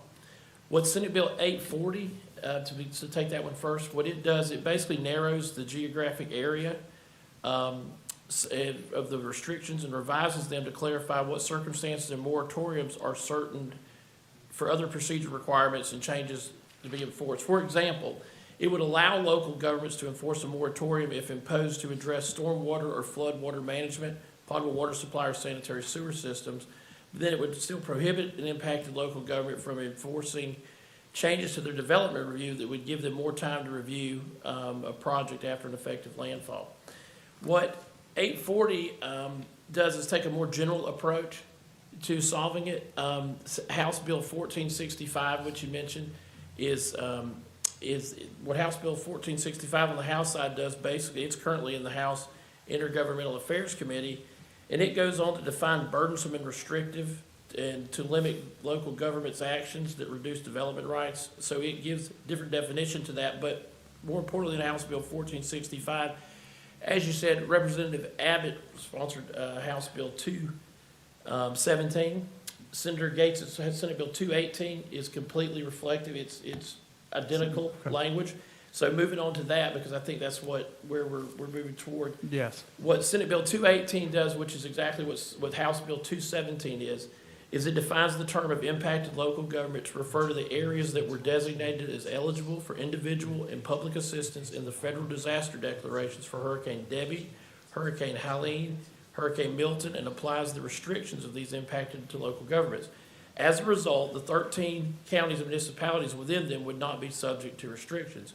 In short form, it exempts the Panhandle in Northwest Florida from the provisions of Senate Bill 180, which an example would be it wouldn't bring back the mobility ordinance that was repealed because of it, but it would give you a chance to readopt a mobility ordinance. That was, I guess you read my mind. That was going to be my next question, Okay. the mobility fee. Since we gave back $1 million plus on a mobility fee, is there an opportunity, if this passes, to reinstate a different mobility fee? You'll need to do a new study. You'll have to comply with the Florida Impact Fee Act, but yes, you would then be able to do so if that passes. Perfect. So I think these are all moving in the right direction. So I think our delegation, Senator Gates, I know, and Senator Trumbull and Representative Abbott for sponsoring that. I think they've heard us when we're talking about 180. So we'll continue to follow those as they're through committee. And at the next meeting, I'll give you, this Friday, you guys will receive our first report where we'll have all the bills that we're tracking. And you'll receive that. It'll kind of give you an idea of what the committee stops that are ahead. And I'll give that report at the next meeting of all the bills that we're tracking from our visit to Tallahassee. So from what I understood from Senator Gates is that he is merging his bill with the DeSigley bill. DeSigley was the author of Senate Bill 180, but it creates a geographic exemption for us. So whatever the consternation is with Senate Bill 180, the Gates bill creates an exemption unless there is a hurricane that hits our area. Is Yes, that sir. fair? Correct, and the DCIGLY bill brings up a smaller radius of from 100 miles to 50. So yes, as I understand, 840 and 218 will likely merge with HB 217 being there. My understanding is, I don't know if the Association of Counties has come out one way or the other. The Florida League of Cities has issued support notices for HB 217, SB 218, and SB 840. However, they've issued an opposed notice on 1465. And I believe the Association of Counties has indicated it will track that same approach, which would mean the Senate bills we're looking at are in favored. So Beautiful. that gives us a update. lot of support at a higher level. Thank you. Beautiful update. You got anything else? No, sir, I'll be back next meeting then. Thank you. Thank you. 43. Let's see here. All right, rescue tubes is Ms. Moore here. Yeah, I know back in May, what I'm doing is, and I'm going to add this into here, what I'm doing is I went through my agenda items for the last year, technically all 84 of them, and I was questioning some that I haven't heard from after we've already approved or gave direction on, and I would like to ask if there was any way that staff could set up a metrics like the attorney does with his, it says what that predicament thing is, I'm sorry, what the item is, when its inception, what's the disposition, and what we're, just a short little synopsis on everything that we're, like we're approved. Like this rescue tubes, we could have been, I wouldn't have had it on here if I saw that what she's getting ready to say was on there, then I wouldn't have it on my agenda. Just like anything else, I'm sure there's items like the pay parking or whatever that could be, the pay parking, like Commissioner Johns has on there. We could see it at a first glance, and possibly even the public could see it. Yep. So I'm hoping that, We're actually already generating that. We were going to do it in the form of a monthly report, but it was basically just like you said, bulletized, columnized, that gives the item when it was on the agenda, the disposition of it and where we are, and once it's completed, it comes off. that's fantastic. Thank you for coming. I just wanted to know where we were at since we decided 5-0 to let's get these things out there, and it's getting close to spring break. So I just wanted to see where we're at, and do you need any more help? What's For the clerk, my name is Melissa Ward, W-A-R-D. I am the past president of the Rotary Club of South Walton, and I am the chairperson of this particular project Okay. for Rotary Club of South Walton. So first, let me say that we have some very good news, which this little newsletter, I just tried to make it so you had something to keep in your file. It has been an interesting process. So we had, at the very beginning, our donations came up to $2,000, and we started on that process. That process included reaching out to the Rescue Tube Foundation, which its base is in Hawaii. So we had some communication timeframes that I needed to work around. But we communicated with them, and then there was time for us to organize how we were ordering them and getting them here. We are expecting them to come in February for half of the supply, more than half the supplies. What we've done with the $2,000 that we already had from our donations is we've ordered 10 for the beach and 2 more for repairs. And then we have other supplies that we purchased, and we're gonna put them together. And on the back page, if you would, back here, there's a list of our proposed locations from the beach neighborhood accesses. We are not putting them at any regional accesses because you have already facilities there for that, lifeguards. And so we are just looking at doing beach accesses. these are what you currently need? These are the ones that we are currently proposing to put them at. So Oh, okay. since our, so I got a phone call that said, hey, could you give us an update? And I said, I'd be delighted to. And then I started talking to Josh. Josh and I are going to get together, collaborate with the fire department in South Walton, and communicate as to whether or not these are good places, or if we need to relocate them, and then we'll re-update the board. So in a couple of weeks, we should have the supplies for 12 devices, 10 of which will be installed. And we have to put them together, they're very simple. We will be ordering some signs for those, as we talked about in our first presentation. I'll be happy to update you on those as soon as we get them laid out. The next thing to that is, we got a grant from St. Joe the Community Foundation for $4,450. We'll be ordering some more. And then from there, we will continue fundraising. This order hasn't started until we get the first order in. So it's a progression, and we can provide you, I would guess you would call it a matrix of here's where we are and this is where we're going. It'd just be nice, I'd like to know if you need more. I mean, once you put them out there, do you need more and more areas? Well, I'm trying to beat the spring break deadline, So- before they all get here, and I don't know if are we gonna beat with these 10 that are coming? I would like to, obviously, we would like to get them together. As soon as we have them, we can come back and communicate with the board, but certainly our volunteers would be putting them together and getting ready, coordinating with the TDC on how to get them out and when to get them out, so that we're not interfering with their activities. At the same time, we would put out a call to additional volunteers for anybody that wants to participate in putting them together and putting them out. As soon as this first order comes in, we'll be ordering the next batch and having them. And I have been told by our contact, the founder, that once we get the first order set, it'll be a little bit easier to get things moving. So there's been, back and forth, but yes. And currently you don't, I saw you got 10 and you got another, how many you were thinking about ordering with the St. Joe grant? Right, so the original package for the materials that we get from the foundation was $1,300, that's 12 total. Okay. So roughly about $100 a piece, figuring out how we're getting them. With the 4,000, we will have the additional, we'll be able to order, several more. Our total for the beach, the total accesses that you have, I think as we counted them, was like 64 placements, minus the regional places. So we were hoping to do all of the beach accesses that were open for neighborhood. And then after that, as the club, we will then start reaching out to private beach properties that don't necessarily have anything there that's viable. I will tell you that we've had a few people come back and say that their association attorneys would not let us do it simply because of liability. Right. So, we're working on it. We're trying to get that through the process, and hopefully this coming in the next 30 days, we'll have put out the first 10. All right, perfect. Can you let us know if you're short anywhere or any areas that are more concerning than others so we can? So we're going to collaborate with Josh at TDC, and he's already reached out to scheduling an appointment with the fire district and us to sit down and go over the mapping, and as quickly as we can order them, we'll order the next batch. I think Perfect. we can provide monthly updates if you prefer. I didn't see any yet, and so I was just curious since we okayed this back in May.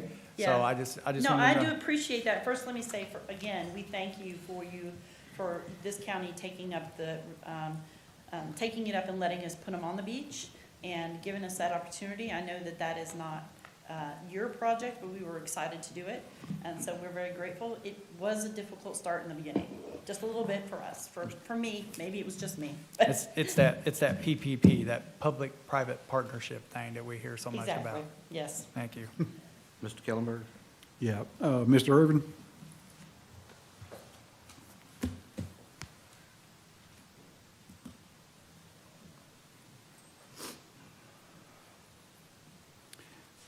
Mr. Irvin, do you have any labor resources that you could help out Ms. Ward with in this initial offering?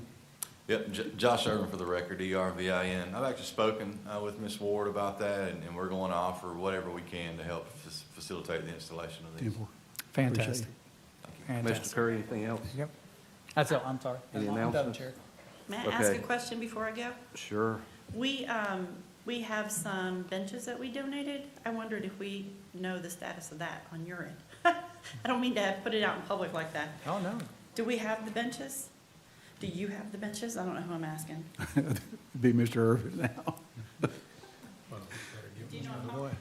Why don't the two of y'all get together and figure out where the benches are? Yeah, I don't know if we can do anything about it up here, so let's let Mr. Irvin get us an update. Commissioner Gladwell, any announcements? No, Mr. Chairman, thank you. Commissioner Johns, hold that thought. Vice Chair Anderson, any announcements? Okay, I don't have anything. Commissioner Johns, 45. Okay. What I've got is, we've talked about this before, we haven't gotten anywhere, and since we can't talk amongst ourselves without being in this forum, I wanted to ask you, Commissioner Drake, since you are the TDC chair, it's my understanding that that the TDC has said that they do want an executive director and that it has been budgeted, correct? Yes. So I think we need to go ahead and start doing that. It takes time to get somebody in place, especially if we're going to go out far and wide to try to get good candidates so that we can have a pool of people to choose from. And so I would like to make a motion that we have HR start the process of conducting that nationwide search for the candidate for the executive director. Okay, we have a motion. Is there a second? Second for discussion. Okay. I think Brian brings a key statement into this when I was talking to him on the pre-agenda on this. I think we need to define if this position is going to answer to the board or if it's going to answer to the county administrator before we put it out there, because that may determine whoever applies for the position. So does that need to be a separate motion? Because if it's already budgeted, I guess we don't really need a motion for that, correct? I mean, it's No, already. there's no need for a motion for that. That is a separate motion altogether than what she's making, which is to start the advertisement, is to address the org chart. Okay. That's what you're saying? We'll go. Okay, We'll I'm bring sorry. that up next. I'm sorry. After we make this, correct? So Or we have are you saying that should be done first? So we have a motion and a second. We did. On the You can do it in establishment of either order, position. in my Okay. opinion. Okay. You just need to, when you advertise, you need to say who they're gonna report to. Yeah. Okay, so here are my thoughts.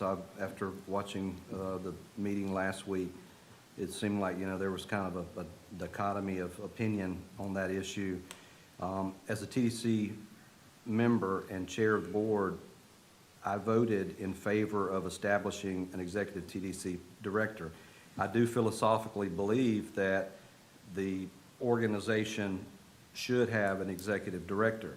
I think where the rub is with the board, if I'm reading the tea leaves, or if I'm discerning the comments that have been made on both sides of this issue, is that there is a strong difference of opinion in the reporting structure, whether it reports to the board, whether it reports to the county manager. While I philosophically believe that the TDC position should exist in a separate silo, I'm not sure that the board is in complete alignment with that opinion. I think that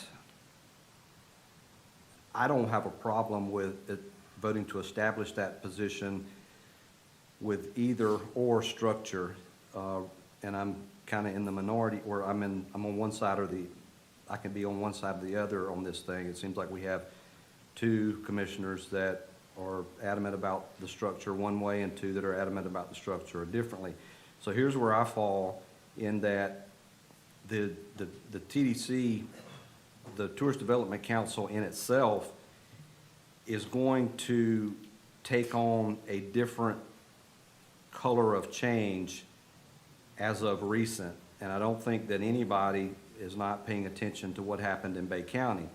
So there are a lot of things that have kind of happened in Bay County that have spurned investigations, and law enforcement have taken action on things that have happened over there, that it's my belief that the Florida legislature could potentially make changes to how the TDCs operate.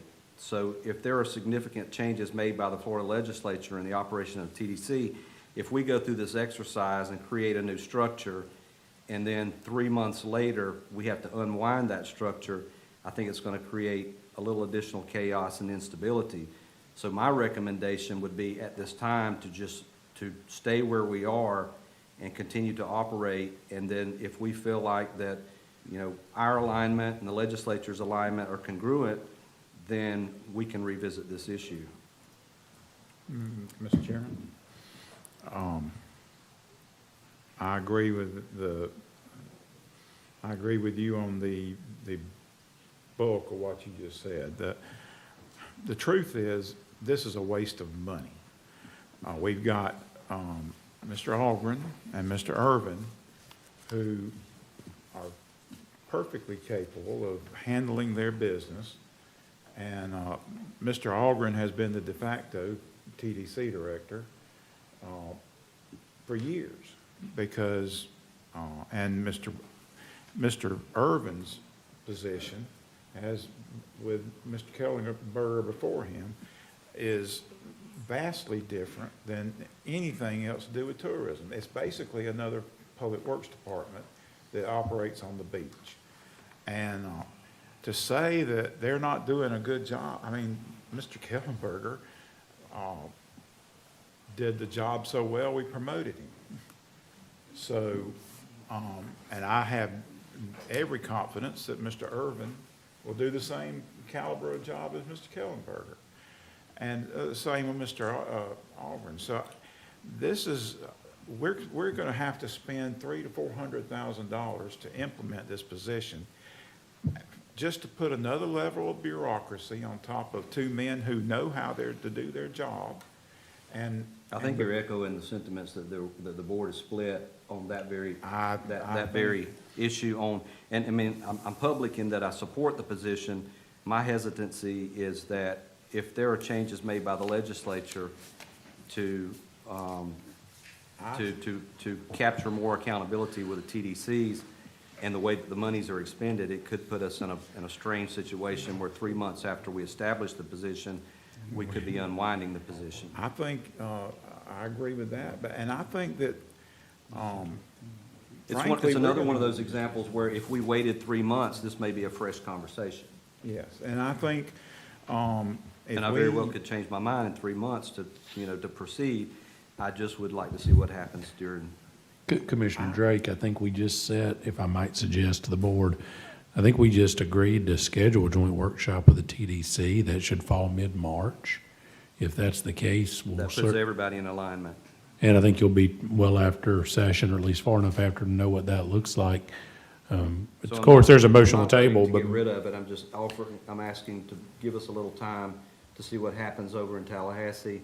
Then we're gonna have a workshop on this issue, and we very well could set sail on something like this. Do you have any idea what they're thinking about doing in Tallahassee? Have you Well, had any I can discussion? tell you, the last couple of years, there has been an appetite to make some sweeping changes with TDC expenditures.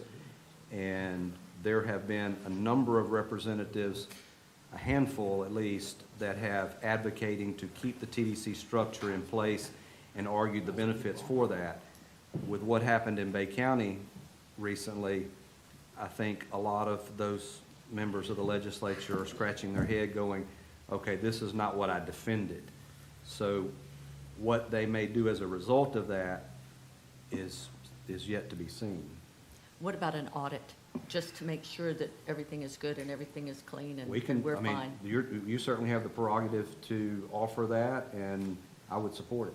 Okay, I would like to make a motion that we have an audit. Oh, we got, withdraw the Excuse me. I'll withdraw my second, as long as we can bring this up between the joint Of course. TDC with Of course. on who, this person would probably the answer best to. time to talk about it. All right, candidly. perfect. I'll withdraw my second. Are you withdrawing your first? I didn't have a first. You did, you made the motion. Okay. And I'd rather like to make than- a motion that we conduct an audit. Okay, so Now- we've disposed of the original motion, and you'd like to make a new motion to, Conduct an audit We'll need to bring. in the TDC. okay, Clay, what kind of audit? That was my question. Yeah, hold on, Melissa That's my was, I'm question gonna let Melissa because jump in, she was eager. we A don't forensic have audit? our audit report yet for our regular financial statement audit. But I would love to go over with each of you the audit report of the Panama City Beach Convention and Visitors Bureau, because what they had done is the same thing that we have done every year. It found the problems. The problems are all listed in this report. So you're already What's the having. date of that report? Well, it's for financial statements ended September 30th, 2024. The audit report was dated May of 2025. So they knew that they had those issues going on then? There were 2 findings that were listed as a material weakness. One was, there were material weaknesses in internal controls. The audit report showed that. It showed that one person had oversight of the bank account and the reconciliations of those accounts, and they were not being reviewed. So the same thing you're already having found the problems. So, And we don't have that problem. We do not, oh, we definitely do not have that problem. One thing that I would like to point out is, and, you know, kind of again, I've been digging into this for about 3 weeks. The Panama City Convention and Visitors Bureau is essentially a non-for-profit that was contracting with Bay County to administer those funds. What they have done now is they have turned their bank accounts over to the Bay County Clerk of Courts. That's already where we're at statutorily. The Clerk of Courts already has had our bank accounts the whole time. So I just would like what's to the make date sure. on our report? I'm What's the sorry? date on our? We don't have it back, that's what she just said. May It's- 21st is the date on theirs, May 21st of 2025. On ours, we don't have it back yet. We're expecting So the the draft last of it one that we had anytime. done was when? Every year, we get it by February every year. We Okay. we turn ours into the Auditor General's office. So So we do should you have share it ours with in a us? month. Yes, share- and I do also want to say one other difference that I would see with this. I don't know where their audit report went, but I believe Tyler Dunaway is our partner that's on our audit. And I believe he contacts every commissioner every year as soon as that audit is done. So you have direct communication to ask him, are there any findings that, I mean, he'd give you a copy of the report and you can definitely ask like him to any have that. findings. Let's use that as a start point, Commissioner, before we go to the trouble of having a third-party audit. Let's say there's something found, you may want a forensic audit if there's something serious. Let's say there's nothing found, but you want some management practices, that's a different type of audit. If you'll give us about 3 weeks, give or take, certainly by that March 17th, you'll have a copy of it in hand. Yes. Just curious about, did that director, who did that director answer to? They have a board, so I guess it'd be his board. So he answered to a board? It's a 501c6. Yeah, he enters the equivalent of their board of Yes. directors. Okay, thanks. So you're going to withdraw that motion? for I'm going to after- withdraw that motion and wait until we get that report and review that report, and then also what Commissioner Drake recommended with, when we have our We'll dual bring that meeting. to you and. We'll bring up a full-fledged charrette of accountability measures that could be considered, what we're currently doing, and what works, what doesn't work. Does that satisfy the accountability portion? Yes, thank you. I think between Ms. Thomason and the clerk's office, they're doing a fine job of making sure that can't Okay. happen in Walton County. Number 46, Commissioner Jones? Number 46, yes, that's monster homes. It's been a problem as long as I can remember. We all know we have an issue with them. They're taking over our neighborhoods. They're not single-family homes, so let's call them what they are. They're actually commercial businesses. I know a lot of people that bought their forever home, and the next thing they know, there's a monster home being built on one side, the monster home being built on the other. And so every time, from my experience and what I'm told by people that had lived by these and others, that the parking is always a mess. There's a problem with trash, there's a problem with noise, and some of these are not even on our short-term rental program. So we've got, there's one in my area that sleeps 36 people. But when they built the house, they said it was a single-family home. But the minute it's done, it's got a sign out there that says sleeps 36. That's just not right. I don't think that's right. I think it's unfair to the communities. People have said, I don't feel comfortable allowing my children to go outside or putting my pets outside because every weekend there's somebody different and I don't know who they are.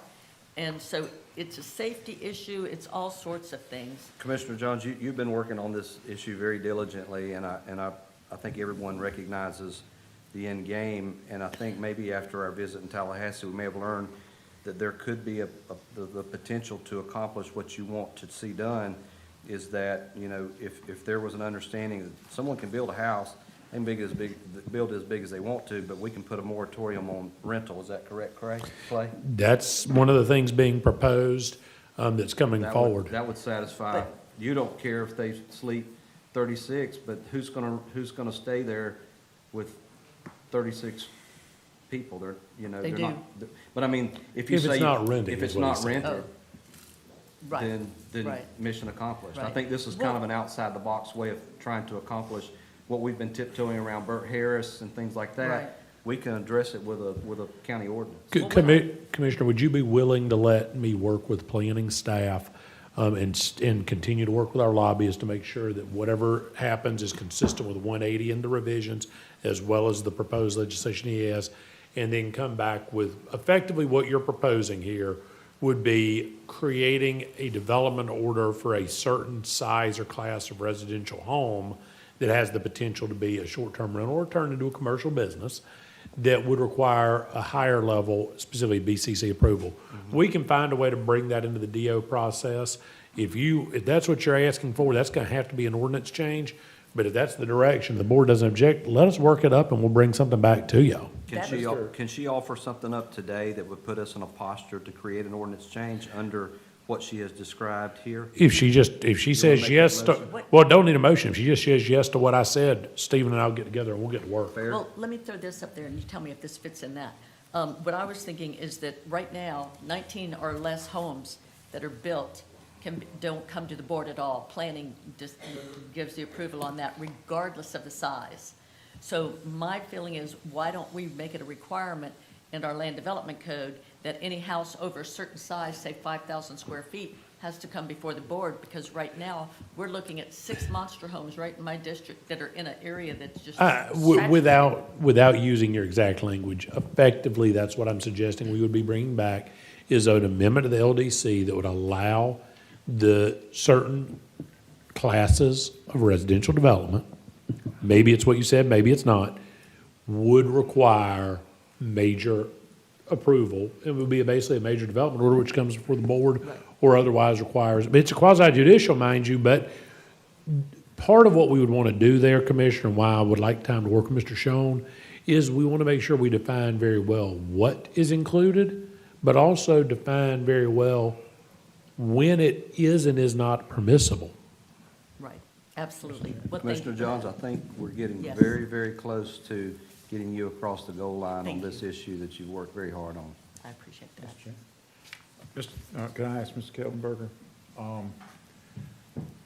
Isn't a short-term fix or something that could be done rather easily? Is currently we allow people to build houses and put their construction stuff basically in the right of way. Couldn't we, require that if I'm building a house, I have to put all my construction, all the workers parking, everything has to go on the lot. If we do that, that's going to limit the building size on that lot unless you have a really, really big lot. Couldn't we do I'll that? second that motion right now. That's still an ordinance change. Right, it is. So within I our. thought we already had that. So it's applicable to commercial construction, but there is an exemption for residential construction. Well, could we, as a matter of policy, say that a house over so many? Through ordinance change, yes. Through ordinance change. Yeah, not through a policy. Okay. That's why we got to bring it back to you. We want to make sure we do it right because y'all want this to stick when we do it, I promise. Chair, Yes. when we go through this, are we going to look at all the other bills that are out there roaming in capital land that may or may not affect this if passed or gone through? That's why I said I want to work with the 208, lobbyists. 479, there's a bunch of them out there. Yeah, that- that's that- why I want to make sure I'm working with the lobbyists because we're not going to bring something back to you that gets undone a month later. I mean, one of them said to streamline development by bypassing everything and just letting staff okay it. I don't know if that was the blue ribbon or which. There are actually 2 or 3 that do that, and then there's also the issue that if that bill that I referenced at your last meeting that discusses basically certain development order and plat approvals can be done through an authorized contractor, it's basically the same thing as a private building inspector. We're never going to have a say in it. Yep. So give us a chance to put this, I understand the direction. I spoke to Commissioner Johns in pre-meeting about this. I feel confident I understand what she wants. I know Stephen and I have talked about this as well, going back to about 2.5 years ago when Commissioner Glidewell first brought up monster houses.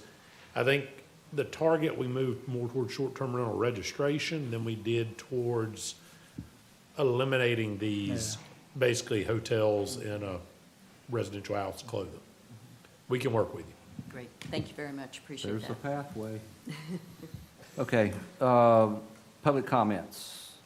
How many out there are going to want to speak? Just give me All right, we got, looks like 3 people. Okay, Lee, come on up. Tabitha, you're on deck. Thank you, Commissioners. Lee Moore, Leigh-Moore, and I'm representing Scenic Walton tonight.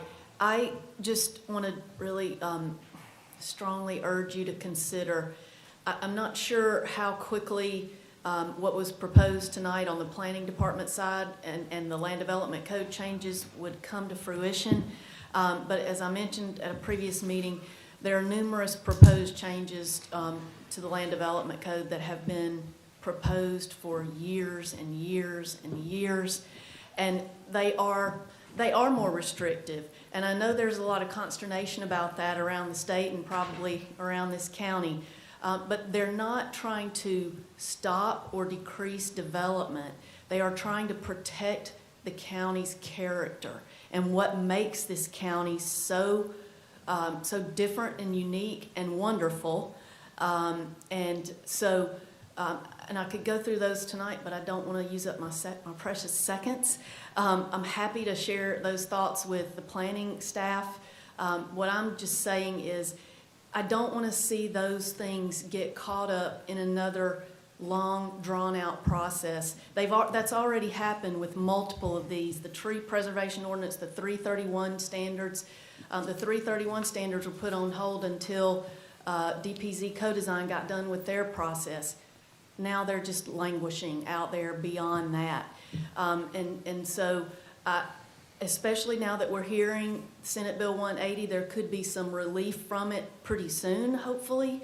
I would say it's imperative that don't let the whole solution be the enemy of partial solutions that are really super necessary to protect this county that's in such a high growth mode.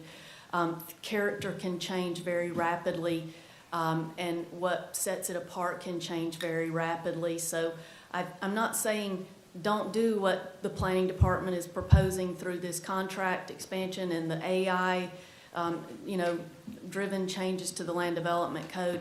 I'm saying there are actually, it's not a large number of things at all and that have already been implemented in other areas of the code that could be added in other certain areas of the code that would really do a lot and go a long way to protect the character of our communities.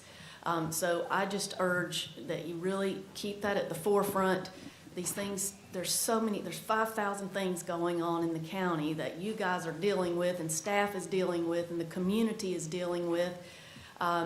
Just don't let that fall off the radar, and if we can have things ready to go as soon as Senate Bill 180, hopefully there's some relief. I think that would be an amazingly wise decision. Thank you. Thank you, ma'am. Stephen, go ahead. I just really want For the record, Stephen Schoen. Excuse me. S-C-H-O-E-N. S-C-H-O-E-N, thank you, sir. I just want to kind of redraw attention to the planning report that we did submit last December. I went through 6 or 7 different ordinances that we've pushed pause on due to 180 concerns. They are figuratively on a shelf in my office waiting for the ability to move those things forward. And they will be moved forward at the board's discretion when we have that opportunity. That's tree ordinance, economic corridor, scenic corridor, all those things are there, so. Wonderful. Ms. Howard, you're recognized. For the record, Tabitha Howard. H-O-W-A-R-D. I just want to start out with saying that I'm here, I've just been going over some stuff because our SOA, they're in Sandestin, we do need a new office because we have been leasing for several years. That being said, is the location that it is, I've been trying to pay attention to things because I know that Prestwick, which is very close to them, it's flooded several times, and one time, I can't find the video right now, but it was really bad. You couldn't even walk down there, like, it hit my hips, and I stopped at my hips because I didn't know how deep it was going to be, but they've had some flooding issues. So I started reviewing and trying to see what the stormwater plan was going to be for this project, and I was having issues finding the original development order, but I did find it, And I'm just going to tell you how it started. So on May 19th, 2022, Sandestin Owners Association, they did a pre-application for a minor development order. And it has the parcel number and everything, and I'm reading down through it, and it does have, it says stormwater will be designed to exfiltration under the parking lot.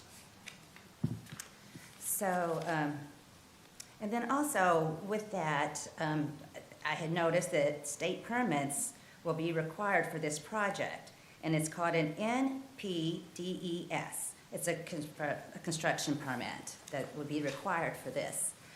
And it was on October the 3rd, they were granted a minor development. But through that minor development, there were some conditions of approval. And in number 1, I've gone through all of that, but in number 2, it says prior to starting any construction on the site, well, A, was they need to meet with Jacob Reeves, and B, prior to commencement of the development, provide a copy of the NPDES Notice of Intent, along with the required stormwater pollution prevention plan. So, 30 seconds, just giving you a timeline. excuse me? I was just giving you an update. You have Oh. 30 seconds if you want to make a strong argument. So, so Kelly had taken over, but Kelly was the manager of that project. And then it just, I don't know, it had just stopped for a while. So, but then on May the 5th, 2025, they did another pre-application, and that was done by, but they added a different lot to it. And then when I put that lot into the county seat, it showed that it was actually for SDI's property. So then after that, and that just kind of went null and void. So then after that, there was they did another application, a pre-application on 7/31/2022, which only identified, was that 3 minutes? It's 3 minutes.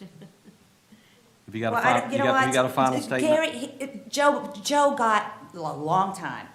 No, that's not how we do things, Tabitha. If you That's want how to you make, did things, that's how you did things earlier. No. He had over an hour with the citizen's request, and I've come up here and didn't even get 30 Ms. extra Howard, seconds Ms. on a Howard, citizen's I request. asked Ms. Harris to wind her comments down.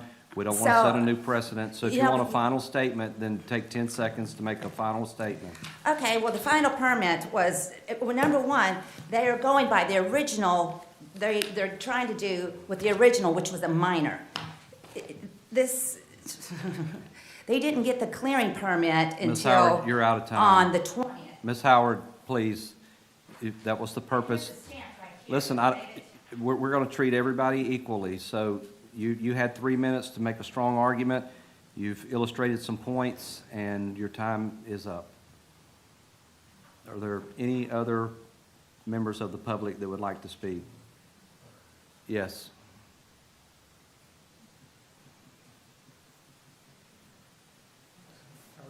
David Parker, P-A-R-K-E-R. I just wanted to come up and talk about the WildStar that you brought up.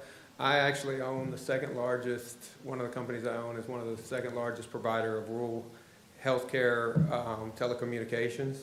And to Commissioner Gladwell's point, we looked at the contract back then, and it was very tough to make any money at all, even with subsidies.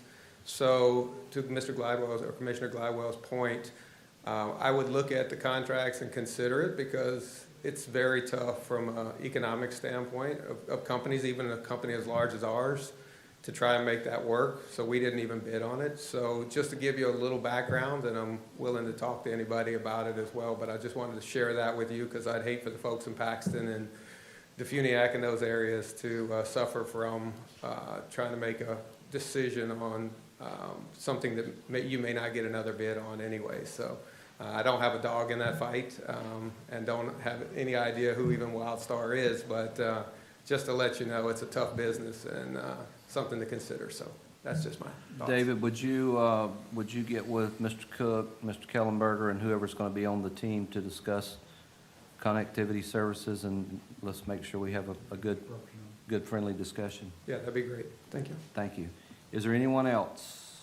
Seeing none, let's move to tab 47. Looks like there's a request to continue to February 26, 2026. Is there any objection to the continuance? What I'd like, if you would, Mr. Chairman, is have a motion to continue that to February 26th and authorize the county attorney to advertise and schedule public hearings for this ordinance and an LDC ordinance revision that'll go along with that. Is there a motion? Moved by Commissioner Glidewell, second by Commissioner Anderson. All in favor of the continuance as stated by the county attorney, say aye. Aye. All opposed, no. Show that adopted, 5-0. And we're on the last item, quasi judicial item. Anyone wishing to speak on this item needs to be sworn. That includes staff, the applicant, and any members of the public. Please stand, raise your right hand at this time if you wish to speak on this. I see 3. Do you hereby swear or affirm that the testimony you present will be the truth, the whole truth, and nothing but the truth? All right, you got 3 signified. There we go. Thank you, Mr. Chairman. The staff and the audience are sworn. We may proceed.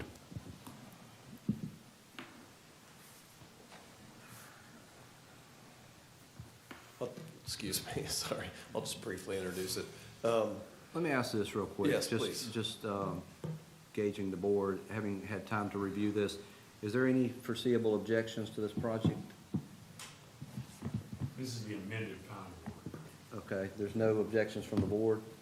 I'd like to hear the full process, to be honest Okay, with you. but you don't have an objection as of right now? Not as of right now. Okay, go ahead, Stephen. Okay, well, I think the meat of this presentation is probably going to come from John Allegamon. He'll be able to kind of give you a better understanding in terms of transportation engineering than I certainly could. So I'm going to turn it over if there's no objections. I think really we just need to hear why it changed. Good evening. Yeah, I think we just, for legal purposes, just Sure. explain why it changed. I'm sorry. Explain why it changed. Of course, yeah. My name is John Allegamon. I'm with the RMP.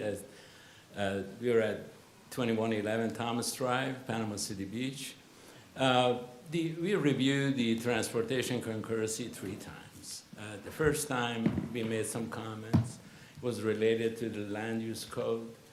And so basically they went, of course, we mentioned to them that they're going to be subject, they don't meet the transportation concurrency, and they will be subject to the proportional fair share fee. So they went back and revised, basically they revised their traffic impact analysis, and they provided the impact on the transportation concurrency network, and basically they identify the impact on the segments adjacent to the development. And however, in their trip distribution, they made an error, and they determined 15th peak hour trip will be impacted on failed segment of the US 98 in this particular case. So for us as a reviewer, we looked at the study. We pretty much, everything was good. We looked at the table, 15 trips. We calculated the trips, and it came out exactly what they calculated, which was, I believe, 79,000. So that was in July 2003 that they did, 2023, sorry, that we did the review, and then almost 2 years later, they came back. Basically, they realized that there was an error in their trip distribution. Rather than being 15 trips, it's 8 trips. So we basically looked at their justification, and we agreed that there was an error in their study. Do you agree that 8 trips is the correct number? Correct. And that is in your independent professional judgment? Correct. Okay. That's what we had to hear. That's what we would continue to follow. 2 years later, I just have a hard time believing that if in 2023, when it was done the first time, that there were only, that there were 15 trips made, but then 2 years later, there's only 8 trips made. Our population and our traffic and everything increases, it doesn't decrease. So how could that possibly be? The number of trips didn't change. There were 27 trips from the beginning. So it was the distribution that it was different. They rather than assign 8 trips on the failed segment, they assigned 15 trips. We didn't pick on that the first time, obviously, when we reviewed it and we agreed with the traffic study. And even our number was exactly the same as the study was. But then later on, when they picked on it that they had made an error, they brought it to the county's attention. So I did a 3rd review. And then obviously we went back and forth, we realized that the mistake was real. And a trip was the actual impact, and which we determined Well, to be. initially, I think it was going east to west from Mac Bayou to Hewitt. One way was 15, and going west to east, one was 8 and one was 15. Yeah, the way that this development is located is not right on 98, is on a side road that you have to travel to get to it. So we normally, for the project like that, we look at the immediate intersection and half a mile on radius, basically. So when you're looking at the immediate intersection, you look at both trips that are coming, one is going in and some going out. In this case, we had 8 coming in, 7 going out. So you look at basically the way that the manual reads, you say you look at the impacted area, impacted point, and you pick the one that has created the maximum trips. So in this particular case, 8 trip was the maximum at that intersection. So when they put 15 down, that was just an error. An error. And we just picked it up. Obviously, they're all signed and sealed by engineer. A lot of time, if you pick on it, will be on whether they meet the code or not. So we don't really pick on every analysis that they do. We just look at their result, and if it makes sense, we go. And in this particular case, it was a table. Clearly, it says 15 trip. We use that 15 trip multiplied by 5,000. Go ahead. So did the same folks who made the error signed off on the error, fixed the error, and then signed off on the fix? Or did we? Correct. Yes. So we didn't have a third party No. kind of go in there and say, hey, since they messed up to begin with, why don't we get a third option here to make sure that we're just not pencil whipping anything? Yeah, the project engineer actually provided a summary, and the way that he explains it, anytime. Hold on just a second. Sure. Mr. Atkinson? You are the third party in this case. You're the county's review. Representative.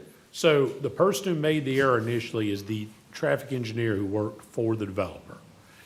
DRMP, when they reviewed it, looked at their overall calculation, the 27 trips he's referenced, did not see that they wrongly attributed 7 trips extra to a segment of 98 that they shouldn't have. He's now saying when they came back and reviewed it, they are your independent review. They are the reviewer on behalf of the county. Okay. He doesn't work for the developer, he works for us in this situation. That's why I asked him, in his professional opinion, was the 8 the right number? Candidly, I don't care what the developer's engineer tells us after the fact. I care what our engineer tells us. I don't know if that made it worse or better by stating the person that we're paying to check this made a mistake. I just wanted you to be aware that he is the third party, and I don't have an answer to that either way, because I definitely see where you're coming from. Okay. No, this kind of trip distribution is always subjective and objective. We always get with the engineer, make sure we all agree before, obviously, we approve and concur in something. Mr. Chair, could I ask uh, Stephen something, or jump in Mr. there. Shawn something? Mr. Shawn, Yes, sir. why does this make any difference? What's the significance? $30,000. Well, that's I mean, accurate. I'm just financial- asking, what's the significance? So the significance is the money that the owner developer will have to pay.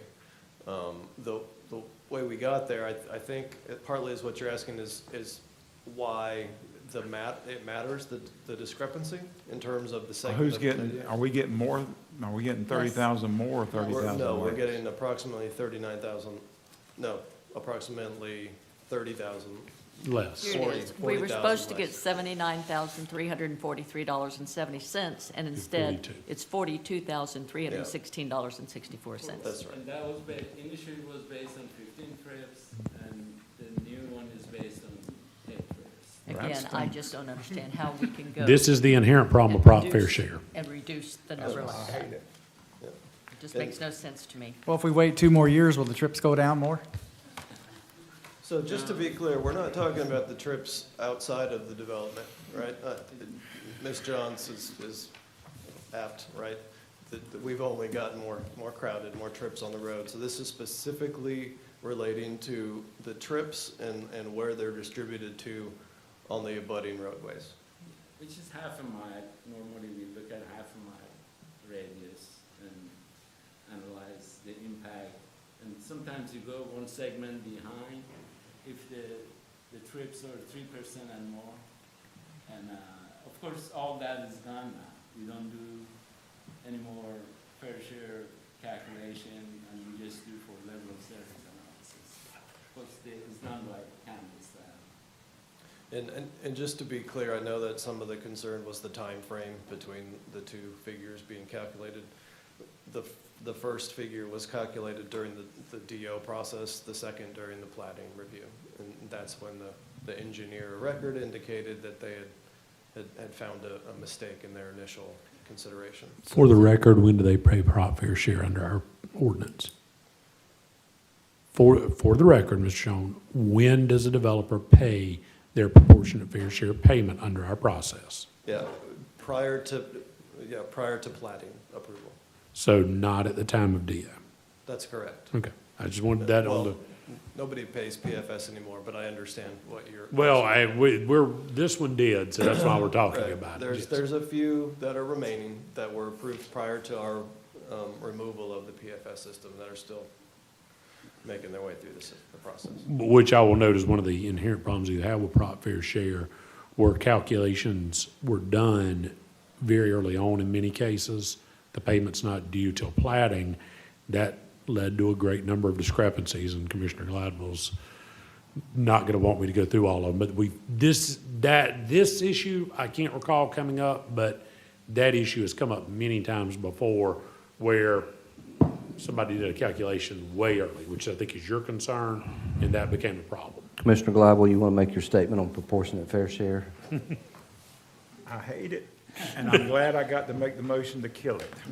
You usually say there's nothing proportional or. There is nothing proportional nor fair about proportional fair share. That's what I was looking for. Go ahead. So this being a quasi judicial, are we making a decision on which report is factual?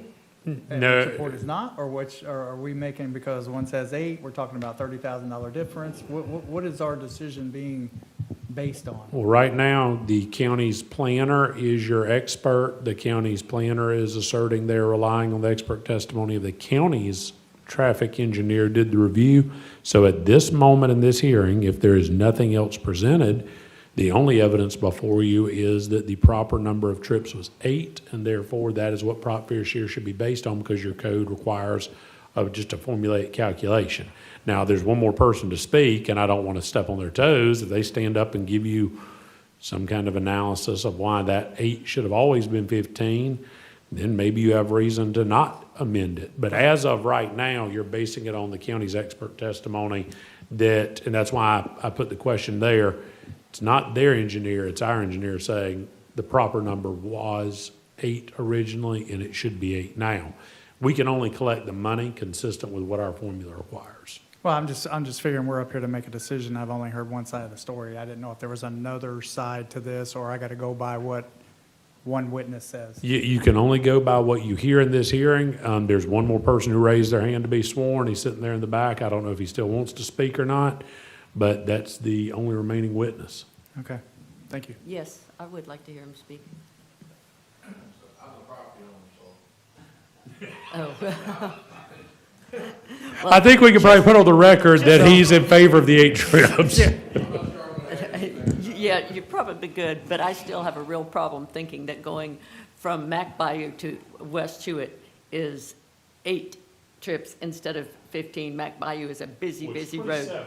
I do want to be clear. It is 27 trips. The 8 versus 15 is the amount of trips that reach through all that area out to a specific segment of 98. Right, but they're taking out the 15. No, they're going from 15 to 8. They're saying the number of, so they're still saying it's 27 trips, but of those 27, and Stephen can shake his head, of those 27, it is 8 that is triggering this issue, not 15. Well, it says on there that there's 15 trips going in one direction and 8 trips going in the other direction. But what they're saying now is those 15 trips shouldn't have been 15 trips, it should have been 8 trips, correct? So, yeah, and they're taking. You're the getting a 7 nod from the engineer for the record, just so we have that on audio. The 7 that are being pulled from this segment are going to the other segment. But the other one already had some on their segment. Yeah, and the other Right. segment, Not deficient. because they're not failing, they don't, the fee is not assigned. But basically, Prop Fair Share said that segment of 98 doesn't need any money collected for it. It Again, wasn't 98, it's between Mac Bayou and Hewitt. Yeah, that's portion of the US. but it is US 98, what he just said. And then, yeah, and that's how we normally calculate. We look at the fail segment. You know, you may go through 2 segments that is not failing, but you get to a segment that is failing, then you be subject to. Well, you understand how it's kind of confusing when, you know, it was done 2 years ago, and then all of a sudden there's a look, and it's, oh, yeah, that's not right. It just doesn't look good. It's confusing. Yeah. Especially, you know. So we have the quasi judicial add to 26-0096. Is there a motion? Motion to approve. Motion to approve by Commissioner Glidewell. Second. Second by Vice Chair Anderson. Is there any additional discussion from the board? Is there a discussion from the public? Seeing none, all in favor of the motion say aye. Aye. All opposed, no. No. Show it adopted 4-1 with Commissioner Johns in dissent. Vice Chair Anderson moves we rise. Show that done without objection. We are